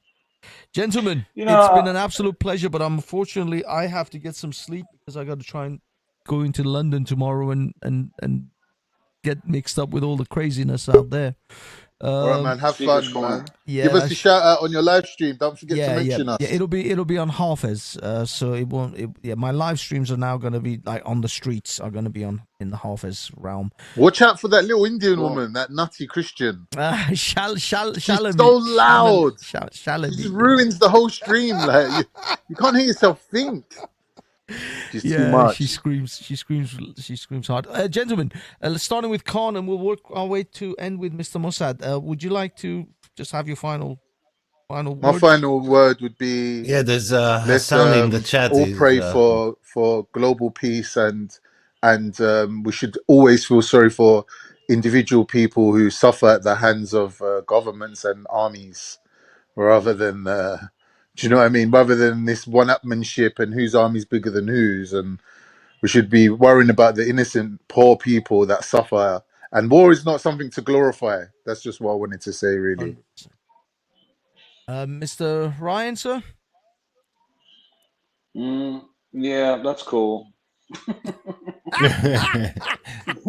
I'm in America, so we like that stuff. Yeah. No, it's all good. It's good. It's good to share time with some men here. So share thoughts. Thank you, sir. Thank share you. Ideas. We should all sing Imagine. I had this plan that Hands Across America. What was it? Someone should take all of Yoko Ono's possessions and just leave her a note. You don't need to imagine no more. It's all gone. Yeah. Mr. Mossad, final thoughts? Is that it? Yoko Ono? Yeah, well, Hassan Ilmaz saying best thieves are from Israel. Probably true. Best everything is from Israel. So best tech is from Israel. That's why the iPhone is based on Israeli tech by an Arab Christian. Designed the chip that runs all the iPhones and the Mac laptops. And the other laptops, all the Intel ones, are designed in Haifa, which is where the same guy used to work before he moved to Apple. So you're all using Israeli tech because we're the best at that. And probably most of the apps on your phone and your tablets are all Israeli developed as well. No. There's a lot. There's a lot of stuff that is not Israeli, but just the CPU, which is the most challenging part. Well, keep at it, guys, because the share price is going up of all the companies here in America that are using that. Actually, tech, the other thing to note is that since Israel is actually producing, microprocessors and all of that, that should at least give some leeway, because if China does take over Taiwan, no, that's different, man. Israel it? doesn't manufacture those microprocessors, 3 and 5 nanometers that you all have in your phones. I see. So Israel makes the larger ones. Yeah. Israel designs all the the finest CPUs. ones, but we cannot manufacture. Nobody can except the Taiwanese can manufacture what the Israelis design. Oh, I you see. So Israelis manufacture, and also Americans and Europeans manufacture CPUs, but these are not the super fast ones. They're used for other stuff. They're still used, because I think that we should start to wean our way from Taiwanese. They're trying. I think it's a dangerous. We don't dangerous have point of failure. Even if your government in the UK threw all the money, they cancelled all your other money at making that, it would not happen because you don't have the culture and the people who know how to do it. Yeah, but what I mean is we have to develop it. We have to start building. Automate it. Let's automate the whole place. You need imagine, like, it's a cultural thing. If you watch find some YouTube documentary about how they make those chips, it's pretty insane. Yeah, but what I mean is Americans are trying, and Americans they don't lack knowledge or money, and they're trying, and they still haven't been able to start a manufacturing plant for 12 nano. The Taiwanese are doing 3 nano. Dear God. So look, we can do it if we want in America. It's just that it's difficult one. I Talk think to someone. I'm not super technical on this, on the CPU manufacturer, but I know that it's not. It's like saying, "Oh, if we throw a lot of money, then we can, do anything." But it doesn't work. We can't even get the place built because of the unionized labor.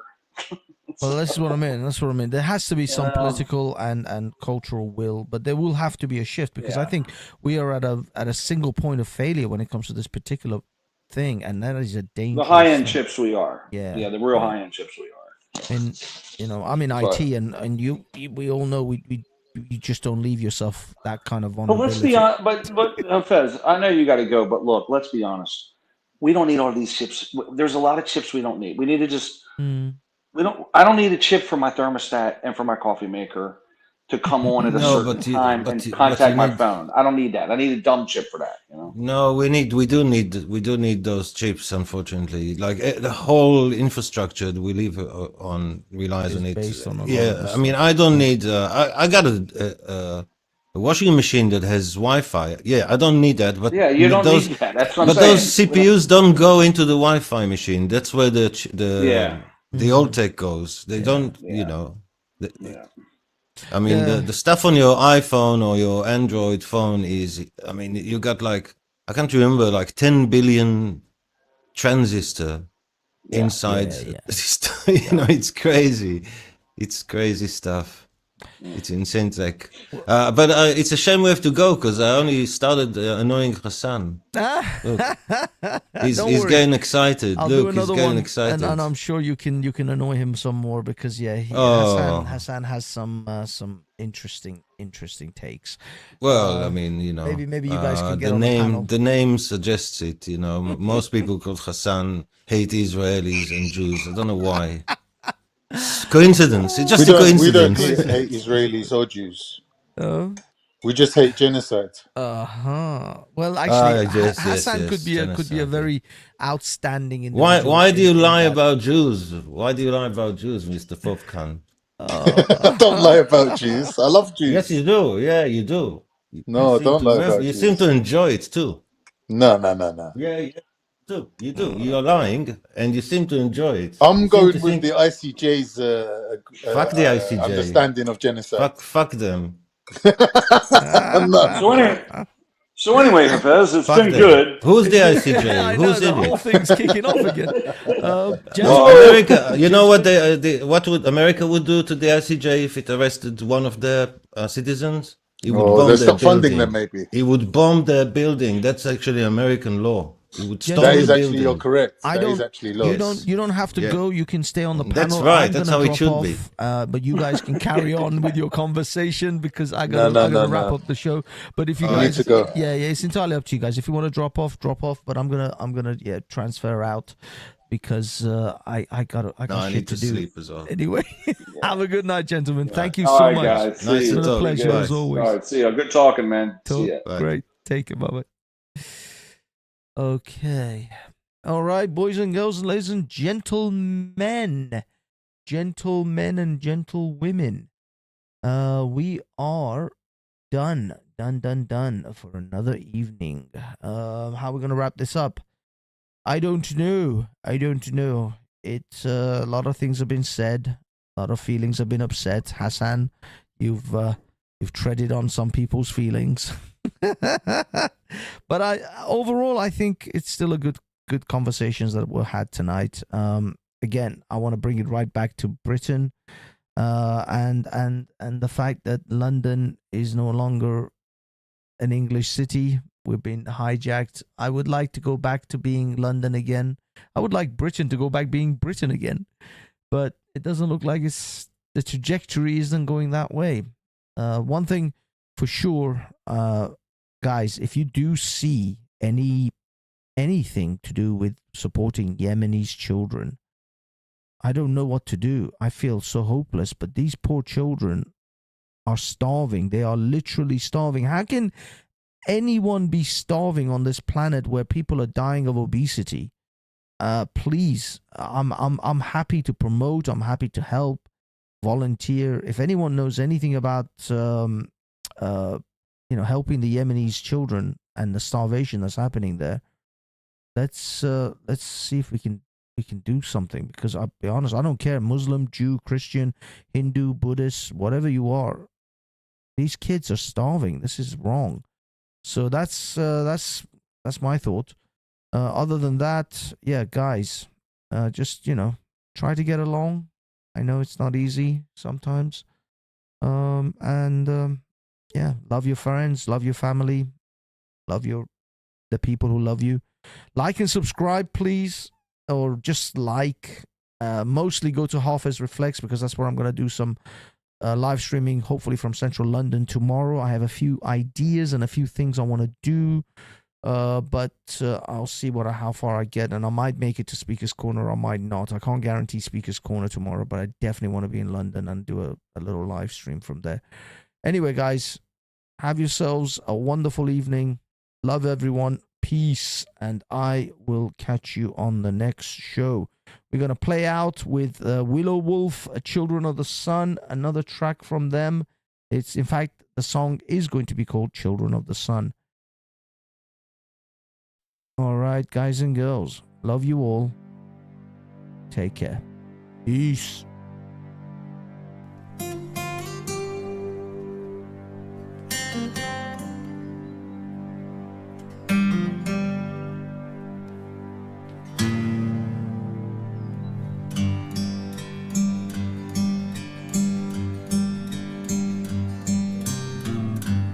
Once again, the winds are changing.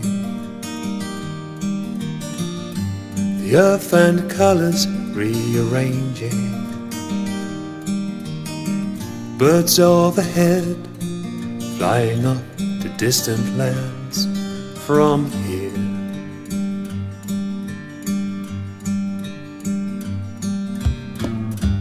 Trees on fire, they are burning. Green man withdraws, leaves are turning. The Oak King wages war against the Holly King once more.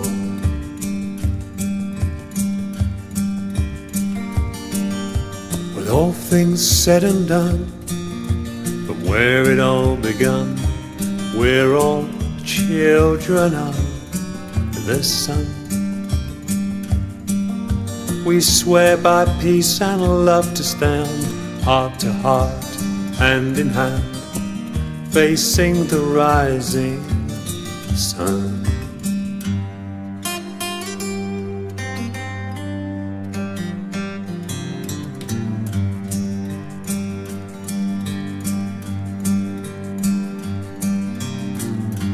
Build your fires, bring your loved ones to the light.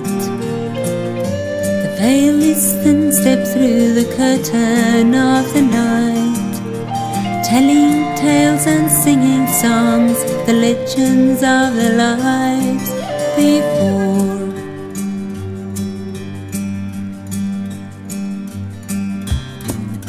A solstice moon looks down upon a land of black and white. A lonely owl calls out and echoes through the night. Standing stones rise up from a cold and frosty earth once more.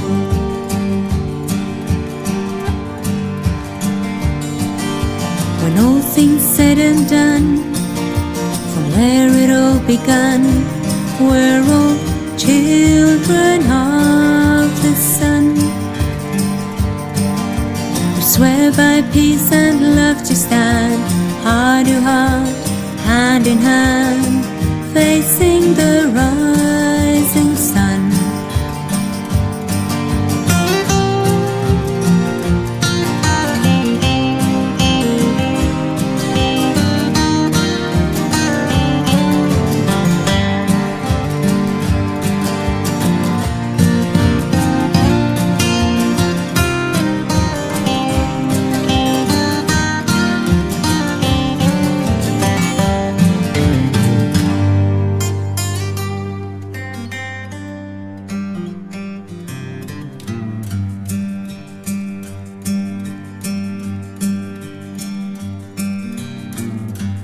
Once again, the lights returning,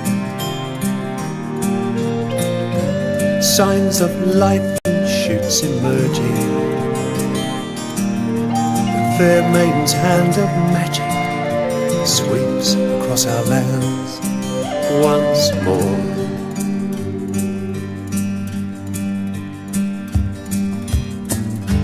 Frozen rivers melt, the mother's veins are free.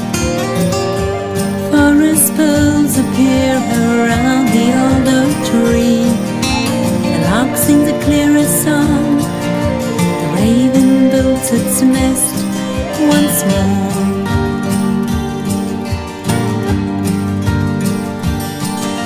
When all things said and done, from where it all begun, we're all children of the sun.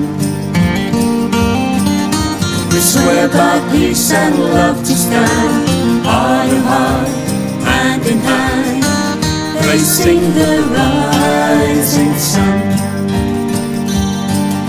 We swear by peace and love to stand, heart to heart, hand in hand, the wheel of the seasons is